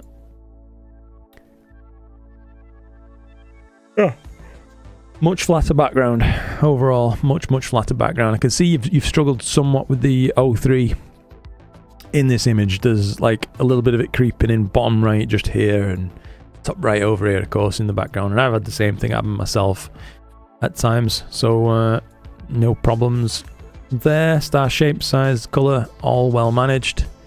Plenty of detail on display. Maybe just slightly too far on the noise reduction on this one for me, but it's completely debatable. But yeah, I think coloration, this one has ended up, we saw this happen to someone else's image the other day. It ended up going brown, so it's like neither more towards golds and yellows nor reds. It's just stuck in brown limbo in between. So I would try to perhaps re-edit that part, the HA regions myself, just me personally speaking. But yeah, black point on this is closer, I think. Maybe just very slightly bright still as well. But yeah, good work overall, mate. Thank you for sharing. Ardsley Astro now. Background removal has been the bane of my existence, to be frank. That's fair enough, mate. Have you tried GradientXpert, of course? Because I just seem to use that and it kind of works. It's pretty good. If you haven't tried GradientXpert anyway, that's where I'd try it. And even a couple of passes of it at times. But yeah, so were they your images then? Skiz? Got you. No worries, mate. Yeah, so you've done a great job on this one in the background overall. So yeah, well done. Imagine, like what I was talking about with colour, by the way, as well, since you're here. If you could get those HA regions to be more close to this, let's say, that'd take this image up another notch immediately for me, I think. So, I don't know. That's just something you could perhaps try tackling. But you have made some very pretty images overall. So, yeah, let's not lose sight of that. Thank you for submitting them, buddy. Appreciate it. Ardsley Astro, 2.5 hours of exposure. Processed only in the SETI Astro suite. Interesting. Yeah, well, you've done a good job, mate, with the tools available to you there. Can't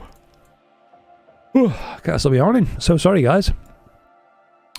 Collimation looks pretty darn good, with a little bit of an elongation going on towards the right-hand side of the frame, but you know what I mean? It's just me being a pixel peeping bugger. Colours are close on this. I think you need to add some more blue overall, though, if you can at all do that. So mask this whole region and try to up the blue in there. And I think you'll bring this back from the verge of being lost in brown purgatory.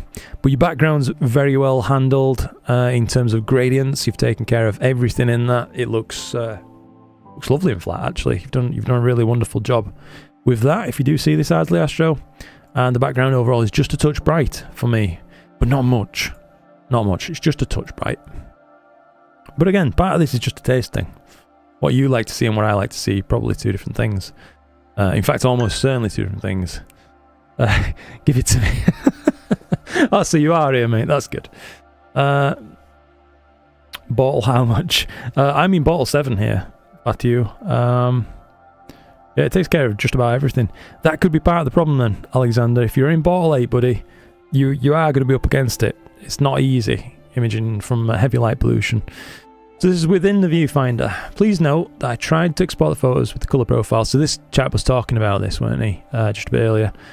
Added them to another. Please see the newer post. Just wanted to keep both so others might benefit from using sRGB as well. Thanks a lot, Luke, for all the effort you put into these critique sessions. Much appreciated. Hey, you're more than welcome, mate. I'm really glad you appreciate them. I appreciate you, all of you, for the effort that you put into sharing what you've been up to, what you've been doing, and making it so that we can all learn from your efforts. Yeah, we've got a really nice community going on here. So this is SQA55 2600 on a Wave 100, 44 light frames. So only 22 minutes for the stars, and then 11 hours and 50 minutes for the actual nebula region itself. Got ya. Hey, welcome back, Simon. Good to see you, mate. Been busy getting ready. Hey, can't blame you. Yeah. Nice to see you here, buddy. The cosmic question mark, eh? Look at that thing. I tell you what, regardless of what colour space you've exported this in, it works for me. In context with this image, I don't really think you'll hear any complaints.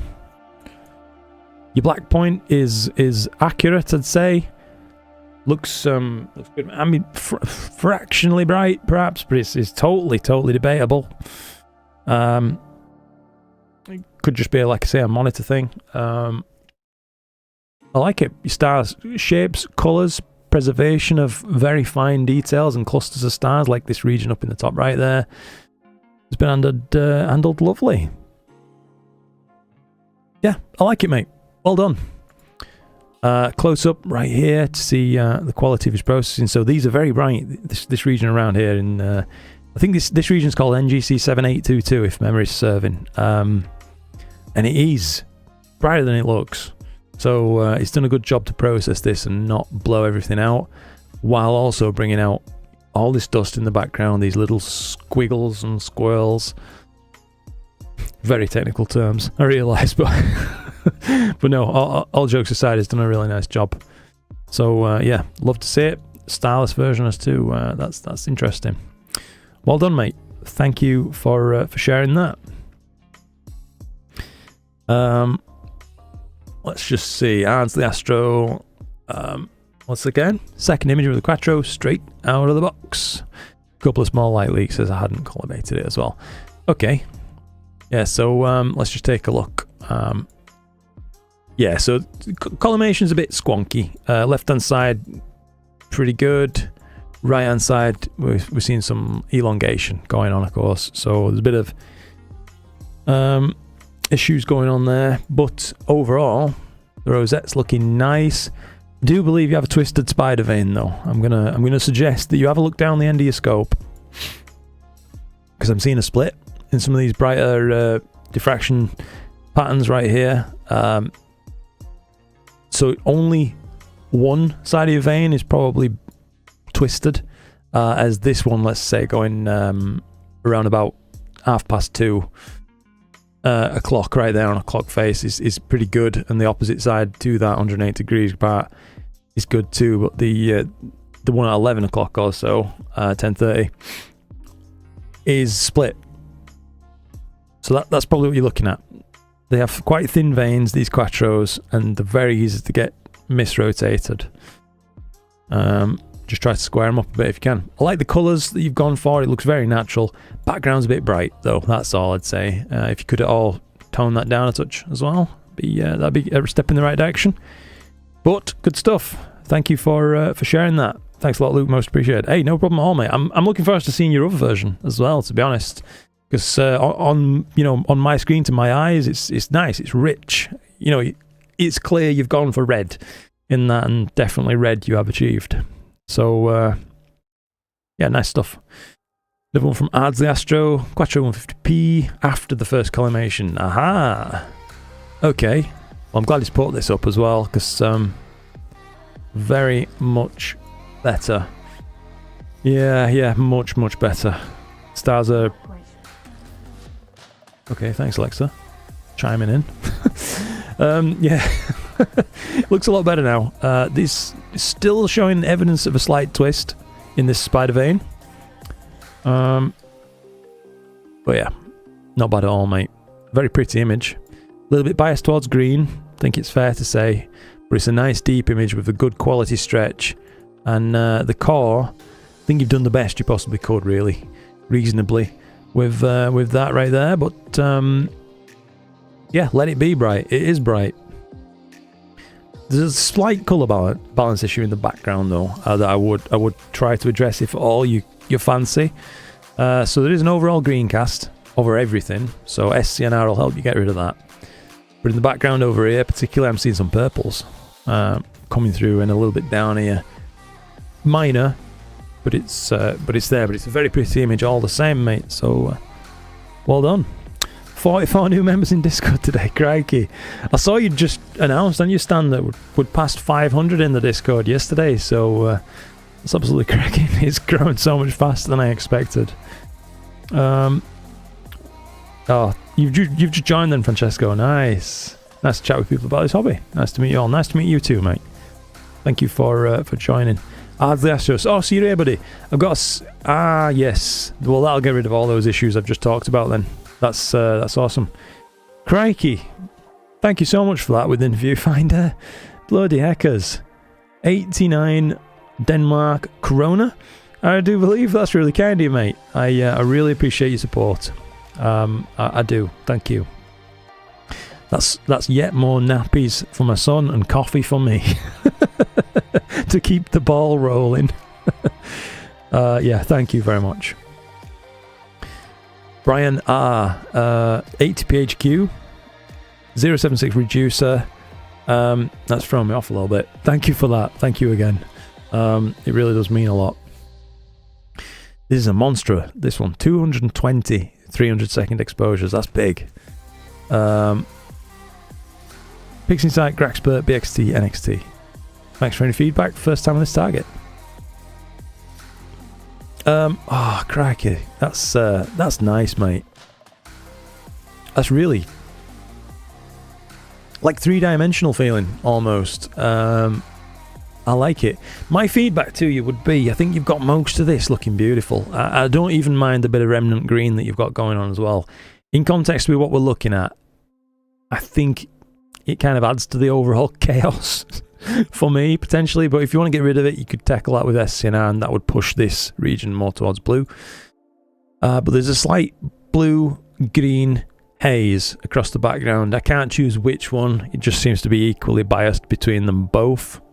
In this background region, so if you could tackle that somehow with a neutralization, or even with a curves adjustment, potentially even at the low end, might get rid of that. Yeah, that would be pretty much all I'd do to this. I think your black point is pretty tastefully set as well, in context with what's going on. But what an explosion this is! Yeah, lovely. Really, really well done, mate. If that's your first time processing that's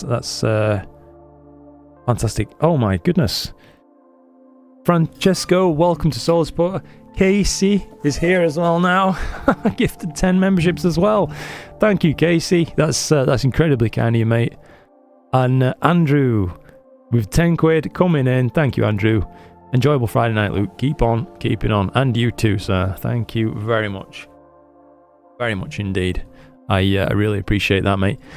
Brian Ramsey just said, did SCNR, but it made it look worse, in your opinion. Got you, mate. Yeah, if you like it as is, like I say, this is all just nothing. Don't worry about it. It's a beautiful image, and you should be very proud of yourself. You've clearly applied yourself technically to this image, and it shows.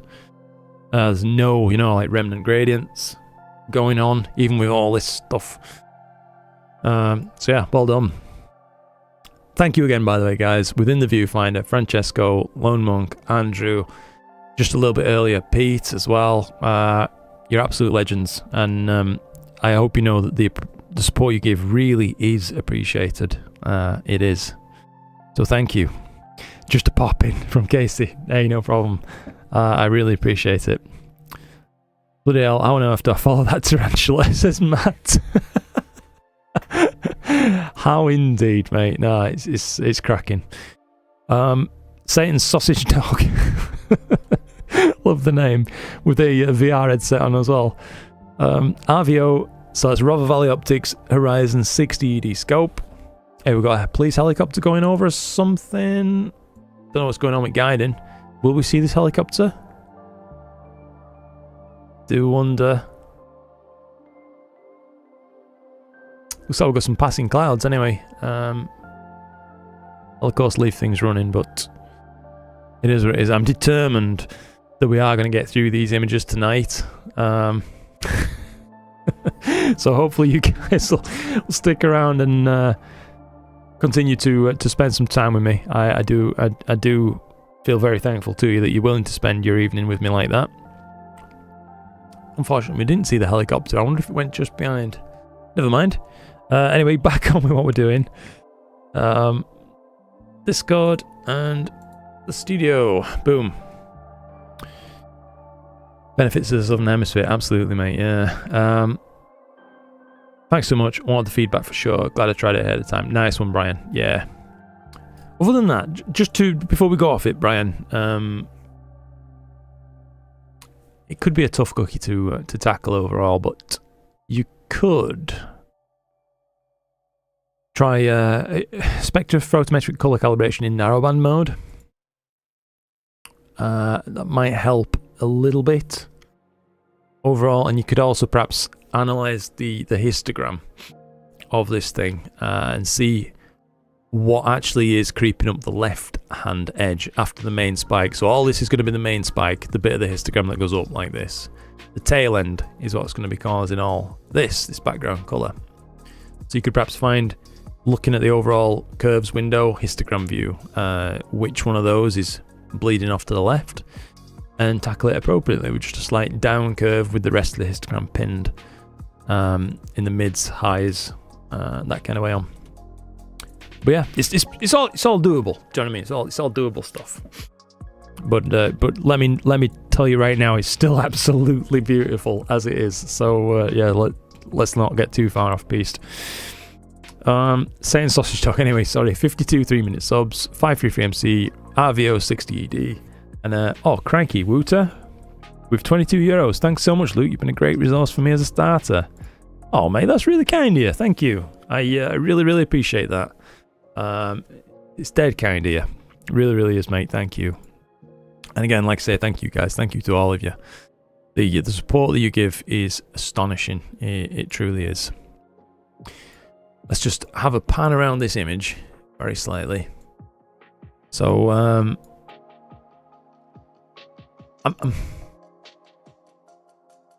okay, I'm seeing some like scars very slightly around it. I don't know if this is like compression artifacts or something that we're seeing. It's not overly distracting, but my main feedback on it would be I think it looks very natural, and overall nothing's standing out as like, oh, this is terrible, or like that. So well done there, generally speaking. Not mad about the 6-point spikes, just myself, but if you like them, again, that's a totally up to you thing. Black point seems to be set good on my monitor. There is a bit of an overall green cast though. Don't know if that's coming through for you, mate, but it's particularly like notable in the corners, shall we say, like this top left corner is the brightest of your corners by just a little bit.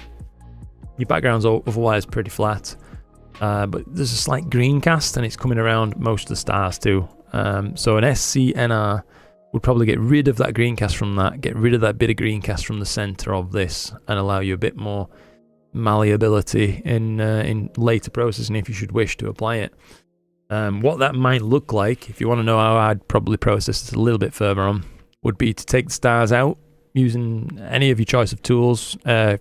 StarNet is free, StarXTerminator if you have it, and push a bit of a gentle S curve on the overall curves basically tool in PixInsight if you have that, onto this thing to pop up this foreground just slightly further away from the background, and then pop your stars back in. Simon Laverick, hey Luke, how long have you been doing this stuff? You're a wealth of knowledge. Keep up the outstanding work. Oh, thank you, Simon. Let me think. I mean, I got started in astronomy with visual astronomy, but I knew nothing. You know, I barely knew which end of the telescope to look down. I'm talking like noob, super noob. But I still loved it. I still had a great time, and it did the job. It got me interested in putting time and money into progressing further. But that'll have been above a decade ago now, mate. Well above a decade. Probably about 14 years since I started visual stuff. But the astrophotography side of things has came on quickly in the last couple of years, mostly, I would say. That's when I've experienced the largest leaps in my own processing, I feel like. But yeah.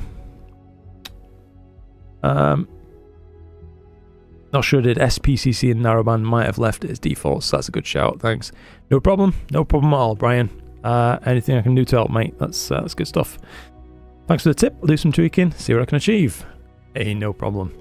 Lovely image though, mate, otherwise as well. So please, like I say, when I'm giving these feedbacks, don't be put off. I like all your images. Just trying to offer helpful feedback if at all I can. That's an interesting pair. Look at this, an interacting pair of galaxies. Blimey. So this is... Steve was having some serious trouble posting to Discord a little bit earlier. So if you do see this, Steve, well done on getting that hurdle out of the way, mate. Now you've done it once, it should be easier to continue going forwards.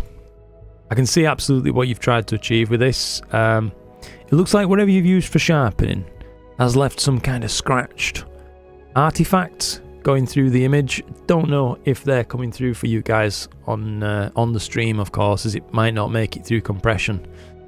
But I would just back off very slightly on that if you do see this, Steve, because these just look that touch over sharpened as a result of the rest of the scratchy stuff around them. Not terrible or anything like that by any means, like I say. So you've done a good job otherwise. Black point's ever so slightly high, and there is of course some sort of odd remnants going on in the top. If they're untackleable entirely, you could perhaps go for a 16:9 crop on this image and get rid of all of those and just deal with it that way. Sweep it under the rug, so to speak. There's a slight green halo around a couple of stars and whatnot as well. You could get rid of that with SCNR. Hopefully that's helpful for you. Honestly, the feedback seems great for some of us. Not many people see these images, so getting feedback will help to progress the art. That's my way of looking at it too, mate, I think. That's my great hope, anyway. So if you get to mine, I take all the feedback I can get. No problem, mate. Just noticed I'm watching in 720p again. Yeah, I think the stream should be available in 1440p for you. PSK. So are your images, Francesco, a little bit further up the list than this? Because I should get to them, mate. I'm determined to keep trying to push on and make it through. Well, if you guys are enjoying this, I'm going to keep working at it. You know what I mean? First attempt at the Eastern Veil Nebula, ASI 533MC Pro with a William Optics GT81 Mark IV, 120 second subs from Devon Ball 4, processing PixInsight. Handy. So we know exactly what he's been up to now. Right. Just before we jump in and take a look, perhaps you can make it out, but there are some slight magenta pockets on this image. So around here, and down this edge too.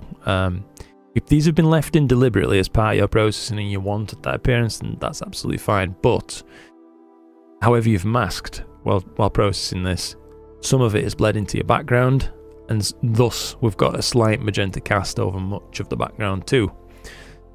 It's all easily correctable stuff. I kind of went over how to tackle magenta casts and that a little bit last time around, but particularly since you're using PixInsight, you can take this image into PixInsight, press Control and invert, so it's Control I, invert the image, apply an SCNR to this, and it will get rid of all of those kind of magenta issues in the image. Just invert it back again, and you'll notice that they're all gone. Other than that though, I like the kind of rainbowish effect that it's got going on here. There's discrete areas of blue, green, kind of coppers and yellows all in one, which I like. I'm absolutely here for. I think the amount of sharpening applied to the image is incredibly tastefully done, actually. I would hope to have done equally as good job myself, hopefully. Yeah, so he's done a really nice job on that. Black point's set good, I feel, for the context of the image. Star shape, size, colour, etc. All that is nice. And the background looks flat to me, so I'm very happy with that overall. Yeah, well done, mate. Nice stuff. It's a very interesting shot that you've captured there. Still having issues. My image is either green or grayscale. Got ya. DC and Zona, great way to learn. Awesome. I'm genuinely so pleased to hear that. I kind of feel like I'm in an awkward position sometimes when I'm going through these things, because, like, who am I to judge anybody's work? my work's not perfect, but I feel like sometimes having the fresh eyes, that fresh first time seeing your image, can be an advantage for picking up on stuff that you might be blind to while you're in the middle of processing, because I've done that too myself. Absolutely, I'll save out an image, think, oh, that's incredible, Luke, well done. Go look at it the next day and think, what? What went wrong? So hopefully it does help. It certainly helps me, I think, going through these. But yeah. Eclipse 2024 Composite. Damn, DNC and Zona. Let's take a look at your shot just here then, mate. Rushville, Indiana. Ascar V 600mm with the Sony A7R5 on the AM3. Spur of the moment trip. Wife told me on Saturday I should go. Grabbed my gear and drove to Cleveland, Ohio. Woke up the next morning and looked at the cloud models during totality and saw it might be cloudy where I was. Packed everything up again, just drove to Indiana. Damn. Ended up parking on a farm in Rushville. Felt the town name was appropriate. Yeah, you were in a rush. I imagine. But mate, it was worth the effort. Tremendous. Yeah, tremendous. Love it. Is this called Bailey's Beads when you see these first spots around there as well? That's wonderful. Yeah, I love it, mate. Well done. That's a really nice composite. Super atmospheric. And 1,000% worth the effort. 1,000%. And you've got a nice story behind it as well, how going that extra mile, quite literally, got you the results. Don't be so modest, Luke. We're hanging on your words. Now. Come on, man. At least you're giving an honest opinion. Most people just say it's an awesome image without any words of advice. That's fair, Stan. Yeah. Particularly, I know, like my initial small friend group, like the first people I met who were also into astrophotography, when I was just starting out and I'd show them my images, they were, you know, really kind, of course. My first images were crap. But, you know, they'd say, oh, yeah, this is nice, it's great, keep going, which is good. You do need encouragement because it's a hard hobby and it's expensive. But sometimes I do wish they'd just told me the truth a little bit sometimes and been like, maybe you want to work on this a little bit. Because I think it would have helped me, genuinely, early on. But it all worked out in the end. I'm getting images I'm quite happy with now. Dan Bartlett, anyway, sorry. 28 30-second exposures, Raster 11, 6200 MC Pro, Comet 12P, Pons Brooks from June Lake, California. Whew. I like it, mate. Yeah, I like it a lot. There's like a little bit of texturing and stuff, but neither here nor there, is it? I mean, he's clearly had to work with such a small amount of data. But, got such a high quality tail. Can't have been easy. It's preserved a bit of colour as well around the nucleus of the comet. Right there, that's cool to see. Yeah. I like it. Well done, Dan. That's really nice to say. Doing fantastic work on the feedback and critique. Thank you. Thank you so much for that, mate. I learn a lot each time. It's like feedback on steroids in a good way. Was your first total eclipse? Fantastic. Oh, you're here then, Dan. Yeah, I'm glad. I'm glad you're here, mate. I'm glad we've been able to show this one to everybody.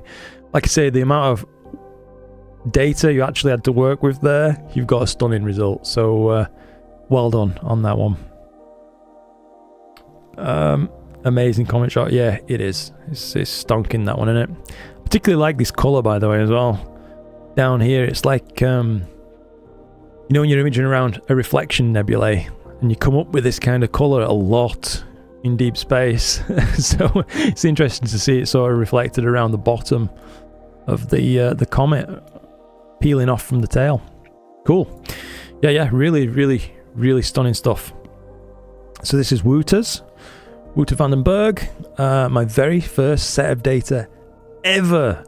Tremendous. Third attempt at processing, worked out really well. Got with an ASCAR SQA55, HEQ5 Pro, 533 MC Pro, and an SV Bonnie SV220 under Bortle 8 skies, so they're challenging skies. Not perfect, but I'm very pleased with this first image. Needs more time, but probably next season. Let's take a look. 50 lights. Got ya. Oh. Excuse me. Well, I love that you've managed to preserve the core. If you're still here, Wooter. That's not easy to do. So you've ticked the box there right away. You've achieved a nice deep stretch over the whole image, which is also really nice to see. And you've achieved that again, while I say like not blowing out the core, which is no mean feat. In fact, you can see so far as the trapezium in the core right there as well. So it's completely unblown, which is really cool. The running man, he's got that interesting feel from a dual band filter, rather than the kind of traditionally quite large blue reflection nebula region around it. It's more focused on the strong HA behind, giving this area right here a bit of a transparent appearance, which I've been enjoying seeing on some images just lately. If you want some feedback on what I would personally change on the image myself, so there is some large scale blotches going on, so that could potentially be corrected with I'm assuming you've already used some background extraction on this, but perhaps a second pass before later stages of processing are applied. Your black point in some areas like here, spot on. So it'd be hard to set your black point and truly judge that until the rest of the background was stabilized a little bit, because there's some reasonably frequent waves going on, like I say, that splotchiness, but it doesn't really overly detract from the image. Other than that though, there is a slight green cast to quite a bit of the image, so SCNR would get rid of that for you as well. But let's focus on the positives. I've just been able to give you like quite advanced feedback, and this is your first image. That's crazy, dude. That's crazy. So all in, like I say, let's not lose sight of that fact. You're doing absolutely incredibly for your first image. I'd be happy if that was my 100th image. Yeah, never mind my first. So yeah, really well done, mate. Just whatever you're doing is working. Keep going. So you are, yeah. Great feedback. Thank you so much. No problem at all, buddy. No problem at all. Messed around with the histogram transformation. I blame you for it created. Managed to get some actual colour. Messed around with the histogram transformation and manipulated each individual channel. Nice. Steve looking up, you're amazing. I had twins and could barely function after 8 PM. And you're going past midnight. Good on you. Thank you, Steve. It's certainly not all me though, buddy. Chloe is an absolute hero. With Felix, she really puts in the time, which allows me to continue doing this. Do you know what I mean? And then in return, you guys, the support you give allows me to keep being there so much in these early months as my son's growing up. So I'm incredibly grateful to you. Like I say, I always try to make a point of letting you know that I bloody am grateful, and that's one of the big reasons why, of course. So before we jump into this image, let me just read the breakdown of this. So this is Klaus Barth again. Image was shot with the Planewave CDK17 f6.8 Doll Kirkham on a Planewave L500 fork mount. So a monstrous rig, truly incredible rig. FLI Kepler 4040 CMOS filter wheel, FLI 10 position 50mm square filters, Astrodon filters, unguided. Don't need guiding on that kind of rig, do you? Crikey. There'll be absolute encoders on that, I would have thought. Almost certainly.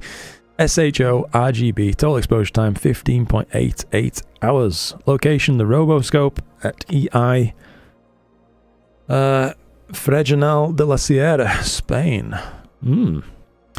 Right, so Klaus, let's dive into this. If you do come back and see this. Star shapes, sizes, colours, nice. I'm happy with those.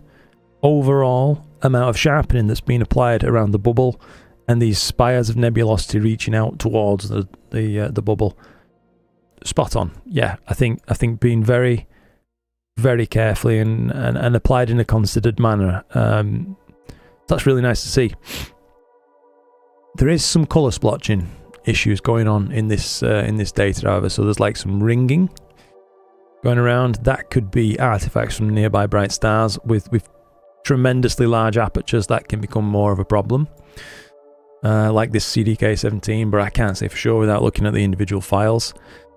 But his background is reasonably flat on this, with just a slight splotchiness, mainly focused on the top left, top right, bottom right. Bottom left is the flattest of them. So SCNR would clean this up one step, so that'd take this core from being kind of greenish to more yellow, and it'd also nuke away this, and then an inverted SCNR would get rid of some of this kind of bluey magenta-y kind of colour going into the background. So that would probably be what I'd apply, but other than that, your black point's set pretty good for the rest of the context of the image. So yeah, you're really coming on strong there, Klaus. I think you're making leaps, you know what I mean? Good stuff. Thank you for sharing that with us all. All right, I'm ahead off, says Kieran. Nice. Thank you for staying so long, Kieran. Really appreciate you coming and hanging out, mate. My first image was a blob, says Andrew. Andrew, mine and all, mate. Yeah. Mine and all, 100%. Like I said, the SQA is a cheat. Nah, you got to take some credit, Wooter. Absolutely, you must take some credit, mate. Clearly, you've paid attention to like how to process images and things like that, and how to apply, and that you've came up with this as your first image is it's a real good sign. It's a real good sign. Yeah. Good stuff, mate.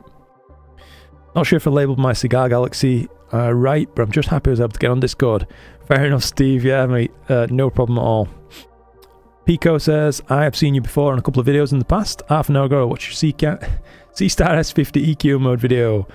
Correct, and my new tripod arrived yesterday. Wonderful. Glad to hear that, mate. That was my main concern, because I think EQ mode is fantastic and people should be using it on the C-Stars, but the tip over risk with the initial tripod is just too much.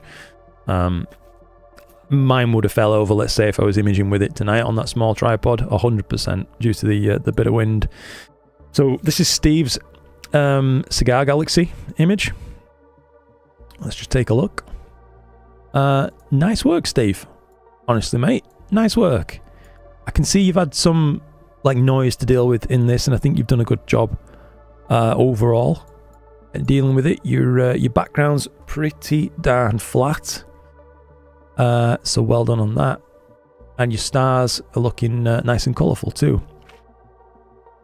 Just trying to think what helpful feedback I could give for you.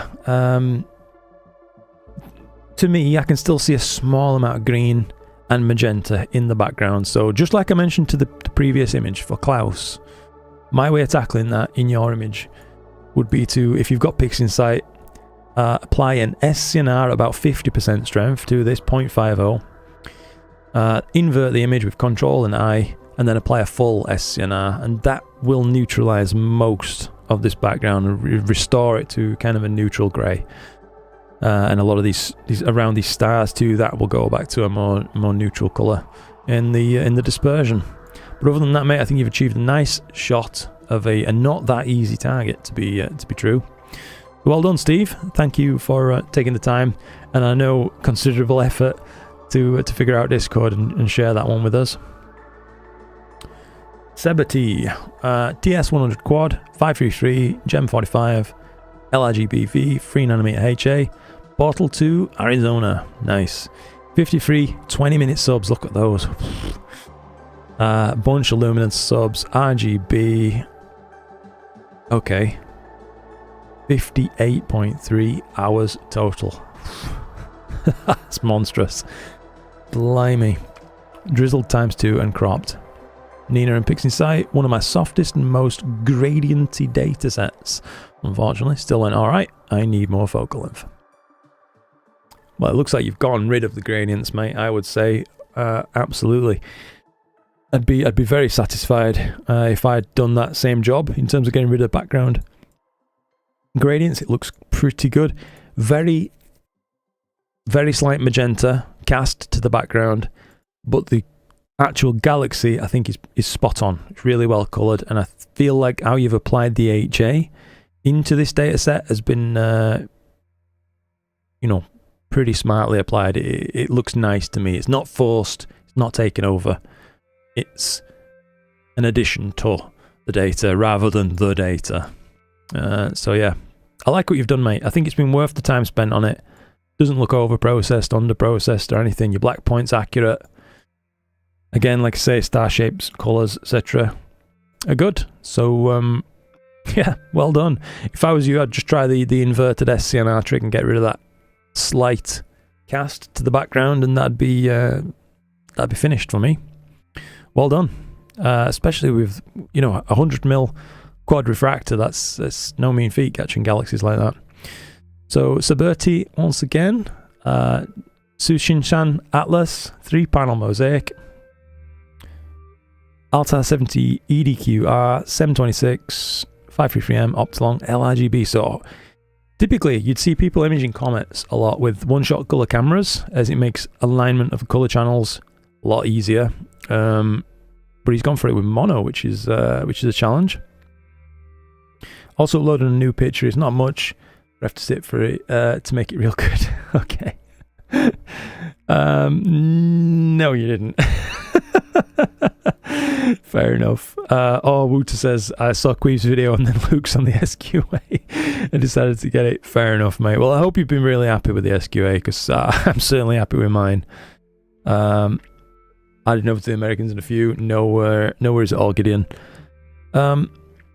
So Saberti, what's he just say about his imager? Craziest project. Finally cleared very late when this was visible in the UK, so I scrambled to get as much as possible. 20 minutes per panel across LRGB. So this is a mosaic. Yeah, 3-panel mosaic. 5 minutes each channel, each panel, 10-second subs. What a challenge. When I say it took 6 hours to pre-process this data, I wish I was joking. Holy crap. Okay. So this was presented as a luminance comet with RGB stars.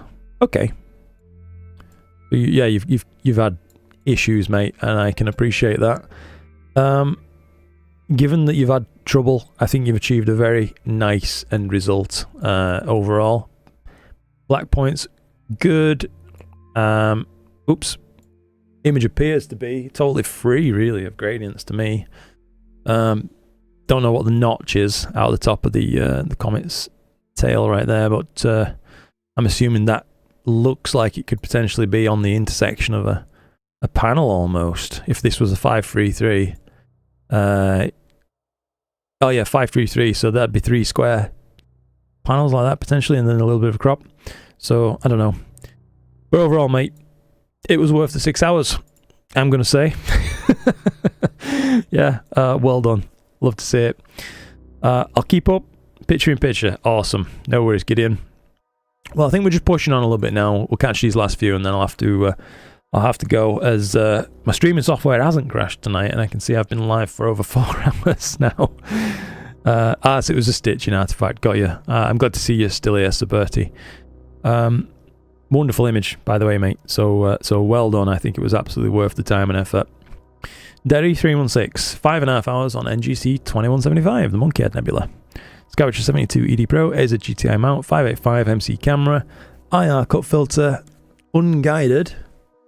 Okay, background extracted, denoise using GrAxpert, edited and stacked using Cyril. Okay, not fully happy with this, may redo over the weekend.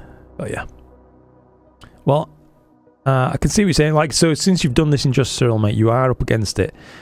One thing I can see, of course, you mentioned already this is unguided. That would be something I'd potentially try to work on getting sorted at some point if you can, because probably you can make it out, but there's a left-right raining noise, fixed pattern noise going through the image. It's not dominating it by any means, and thankfully, you know, your black point's set quite accurate, I think, and it's kind of hiding much of it. So you've really got away with it. Oh, I like the colour you've achieved on the monkey head. It's very much a vibrant red, and I can appreciate you going for that. There's this hint of reflection nebulosity off to the side there, which I like as well. yeah, I think overall, like I say, just a bit of noise reduction would really help this one. But it's hard to say what you can do really once the data's got that in it. It's in it. So what you need to do is start guiding and dithering, if at all it's possible to do so. But yeah, well done. Thank you for sharing that one. Yeah. It does, mate. Can you imagine that? It's nice and wide, isn't it? Astro Kev, Whale Galaxy. C-Star S50, 28 hours. Jeepers Crapers, mate.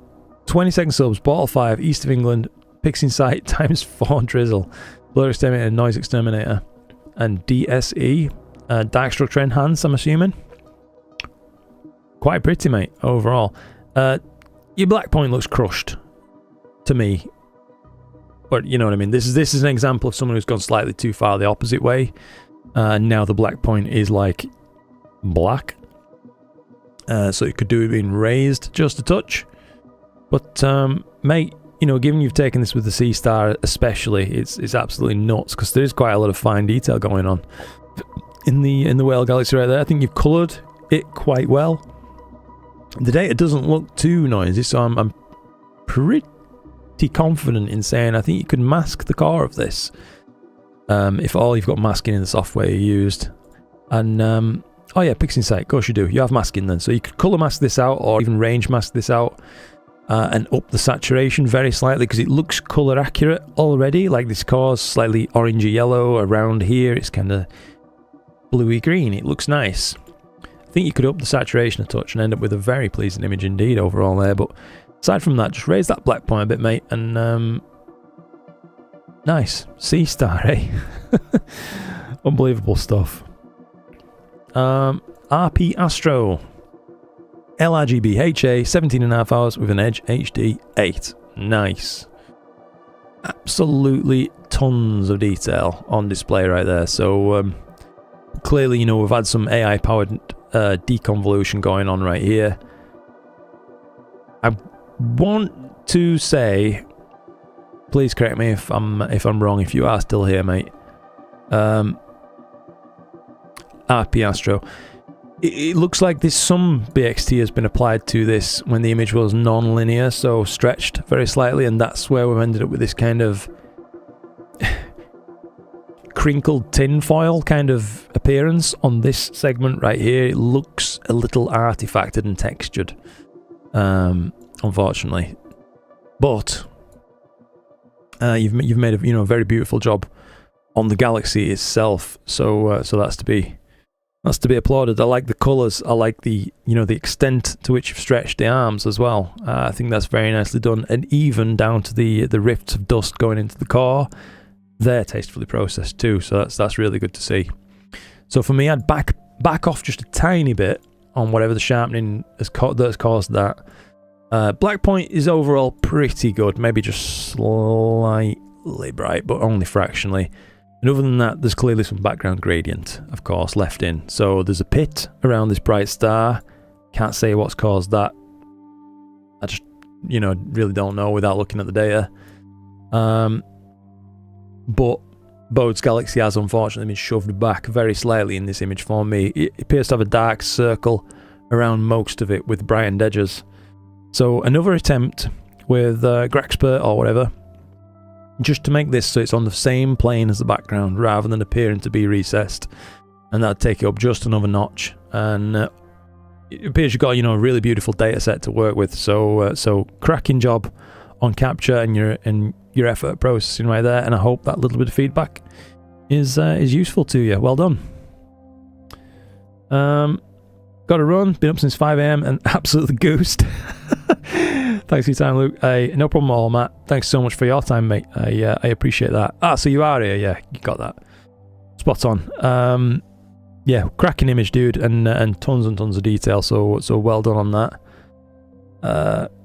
In the air when I pick up a camera. Gonna give Gaiden a shot later in the year when I pick up a camera. Got you, Derry. Yeah, no problem at all, mate. That's absolutely fine. My first images were unguided and stuff. Yeah. Shot during the full moon, says Locaton. Last autumn. Hey, Edge HD 925, ASI 533 MC Pro, EQ 6R Pro, shot over the course of 3 nights, 846 100-second subs. So damn near a day in integration time. Nice. I think, mate, this is one of them where I'd just love to apply like BlurXTerminator to it, because I feel like it'd just pop into like high res or something straight away, because there's so much to see. I actually really like what you've done with this. It almost gives an impression of looking across the galactic plane on this galaxy with that core as bright as it is, left even as it is. It's fine for me, but it almost gives the appearance of shadows in the like accretion around the core of the galaxy. It's really pretty. It's really pretty. I feel like if you're getting data of this quality, if you don't already have it, mate, at least give BlurXTerminator's trial a shot. Other than that, though, I feel like obviously it looks like the colour of the galaxy, even though it looks cool on its own, it's potentially not accurate. You know what I mean? It's like brown, but if you could apply spectrophotometric colour calibration to this, that'll help you pull things back in accurately, I would say. But it's a stunning data set, and I think it's got so much potential, and you have already done a good job. Let me just highlight that fact. You know, the background is very well tamed in terms of any gradients. Your black point is accurate. So yeah, it's just like I say, these star shapes and sizes, and particularly around the core of this, I think would be brought up a good notch by BXT. But yeah, calling it a night, says Mark. No worries, and no problem, RP Astro.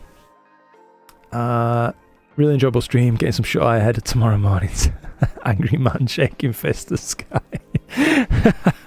Fair enough, Mark. Enjoy yourself, buddy, and thanks for spending so much of your time with me over the past couple of days. I appreciate your time, I do. Good luck for tomorrow. Derry says, gonna go as well. Pack down your kit as it's clouded out now. Catch you all later. Clear skies, and again, cheers for the feedback, Luke. Really appreciate it. No problem at all, mate. I'm going to get through these last couple because I don't think there's many images now, and then I'll call off the stream as well myself. So we're probably in the last 15 minutes or so now, guys. Hopefully you've enjoyed it. And I haven't overstayed my welcome. You know what I mean? See you later on, Mike, mate. Cheers again. I want to add, by the way, one more thing, Locaton, if you did see this. Your background just has a super slight blue cast, but it ain't much. So that'd probably get dealt with spectrophotometric again. This is Nugsy. Black point any better? Fine sharpening kills it, so hopefully some masking helps. Yeah, I feel like your black point's lower for sure, Nugsy. It's still a little greenish yellow, though, in the background for me. Well, that's just, like I say, what's popping up on mine. You can see where you've masked around this, and that's preserved that initial kind of like purplish colour right there. So now all the stars have gone a bit gold, but yeah, I think it's balanceable. It's just a case of like building the foundations before the house sort of thing. So make sure it's fully colour calibrated before you start like anything on the image, if that makes sense, because there's still a bit of a pit as well around the cigar galaxy right there. You can see it's in a darker zone, but yeah, hopefully that's useful feedback to you, and it is an improvement all the same. So well done, mate, and thank you. Thanks for this marathon streaming. Hey, thank you for joining, mate. Pulled an all-nighter, and the stream in the background helped me stay awake. Sick. Nice one, mate. Well, I'm really glad you've enjoyed yourself. This is within the Viewfinder's second revision with the sRGB instead of Adobe RGB. The result is similar to what I see in Adobe Lightroom, where the dynamic range seems better than with Adobe RGB. Guess Discord may not be color managed. I'm not clever enough to add these to my original post. With kind regards, Henning. Thank you. Thank you for sharing this, Henning. Yeah, I mean, it's still stunning to me. Both look really good. So, yeah, it's just really nice to see. It seems tastefully processed. My throat's giving up now. All of a sudden. Blimey. Just lost my voice all at once.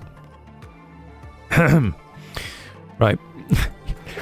The black point could perhaps be set a tiny bit down. I don't know. It's really hard to call on this image. It is. For any gamers out there, by the way, does that look like an Among Us to you? Because I'm pretty sure that's an Among Us. I don't know.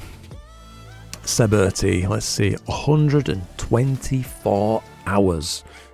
Hydrogen, oxygen auction from the remote observatory. 116 20-minute subs in HA, 256 20-minute subs in Oxygen 3. Same TS100 quad, 533 Antlia filters. Note the blue background is real. The compression of the ISM and HFG one moves through. Okay. Damn, well I'm glad you've pointed that out, mate. So I'm guessing it's just a region quite rich in a field of O3 then at that point. Your image is certainly deep enough to point that out. So yeah, the background does look that slight blue cast, doesn't it? But as you say, that's got to be real data. Incredible, just astonishing, really. I love it. I think it's absolutely fantastic.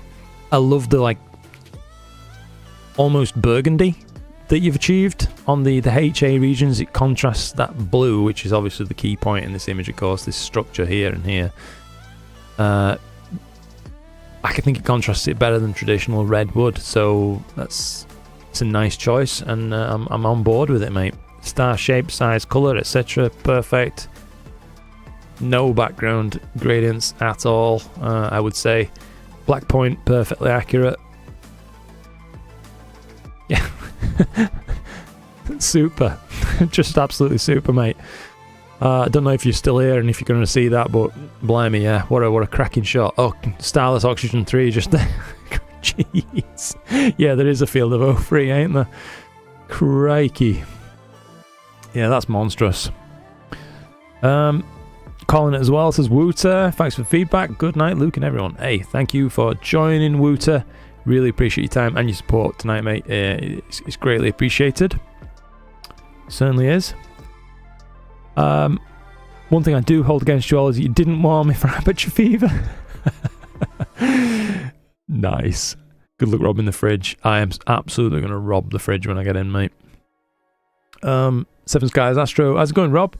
Evening, guys. Late one for sure. Been on date night. Just back in a cell. Bad boyfriend.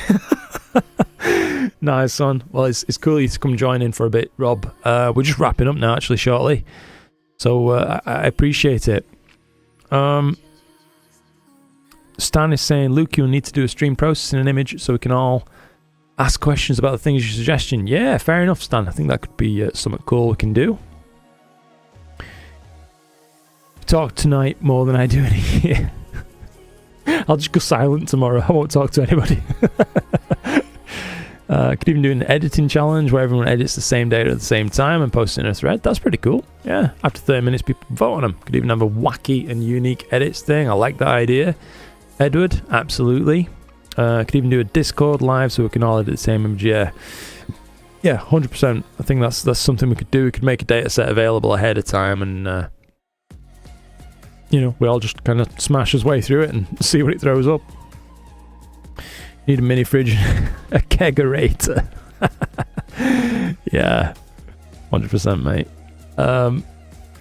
Not everyone. Got cloudy 15 minutes after it got dark. Turned out kind of okay. Anyways, nice.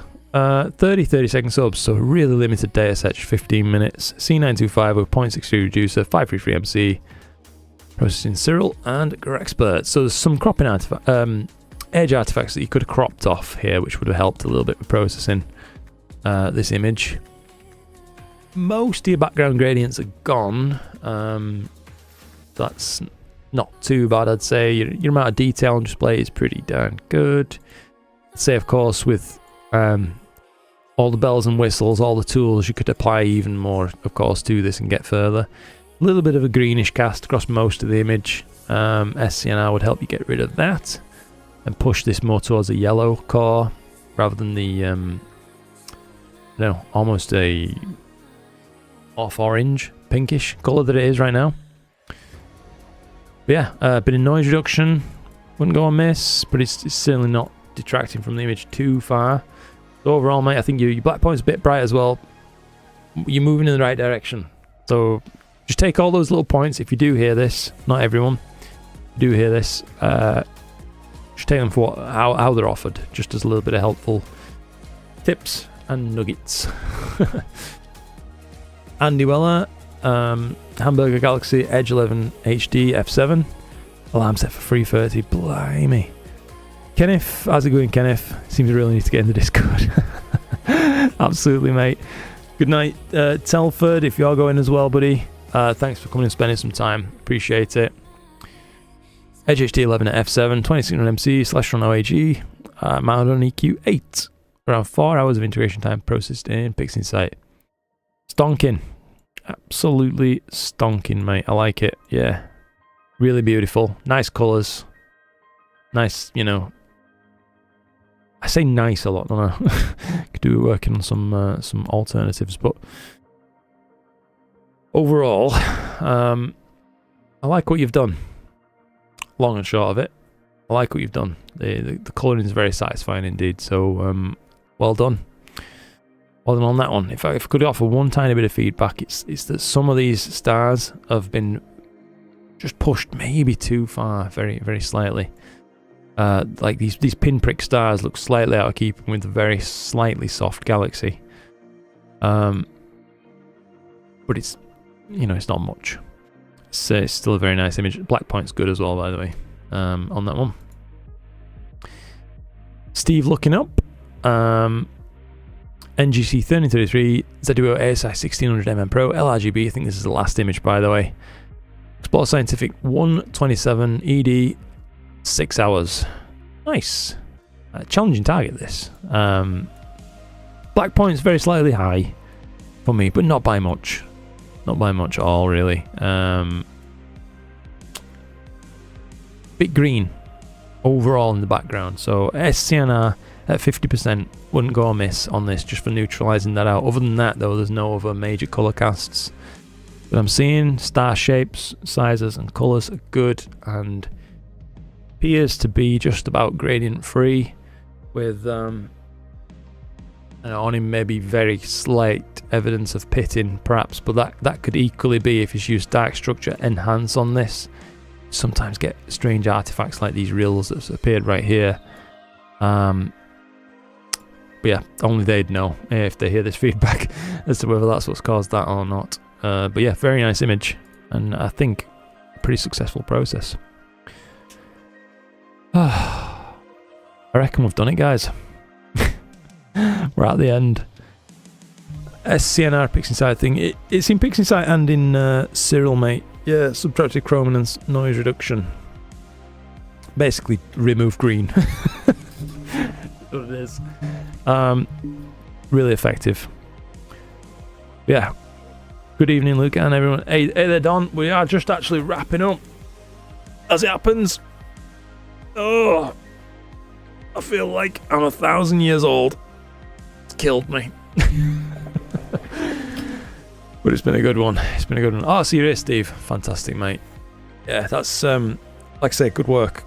All in, dude. It's not easy to process that region. Hopefully them little pointers help.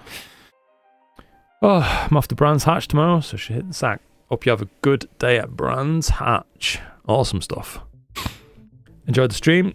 Glad you're able to go live again. Thank you, Brian.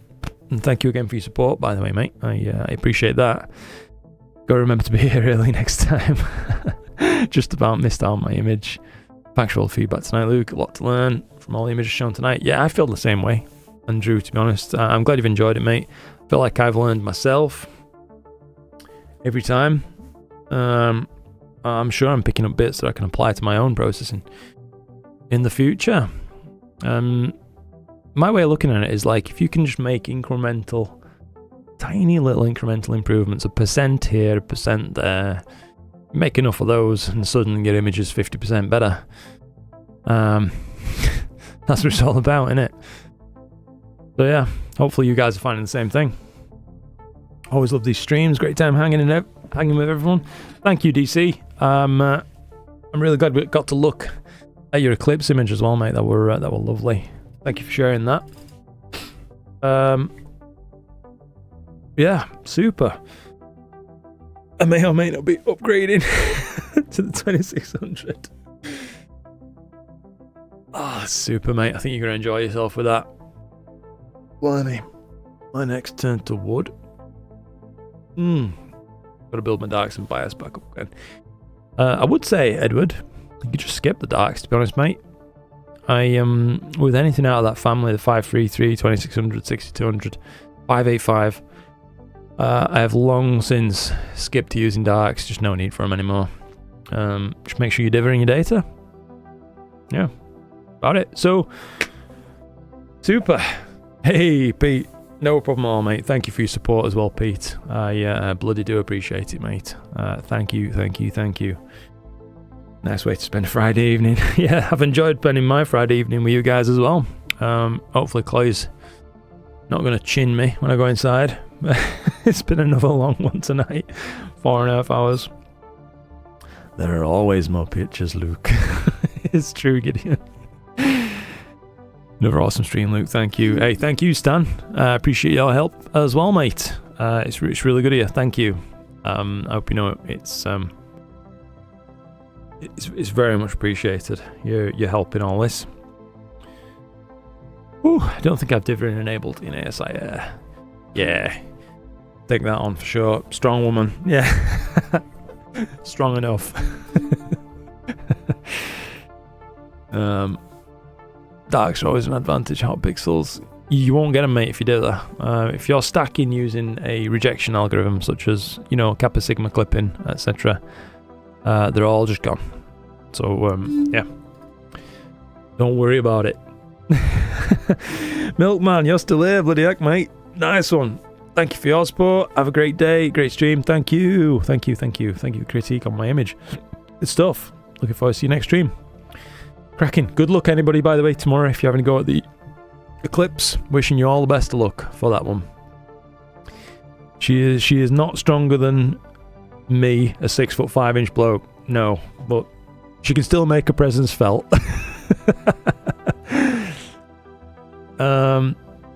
But yeah, awesome stuff. Yeah, really appreciate it, guys. Oh yeah, catch your stream tomorrow, Simon. That's right. I think my mate Simon's Astro, I don't know if he's still in chat, but he's gonna have a go at streaming the eclipse, I do believe. So if you'd like to catch someone having a go at that, Simon's an absolutely lovely chap. So yeah, go check him out. Simon's Astro on YouTube. Right. Awesome stuff, chaps. I'm going to wrap it up there. Thank you so much. It's been a pleasure. My sky's green, so I'm probably going to call an end to it as well. Look after yourselves. Right, super. Oh, he's still there, Simon. Fantastic. All right then, mate. Look after yourselves. Good luck, and thanks so much for the support, guys. Have a good one. Clear skies.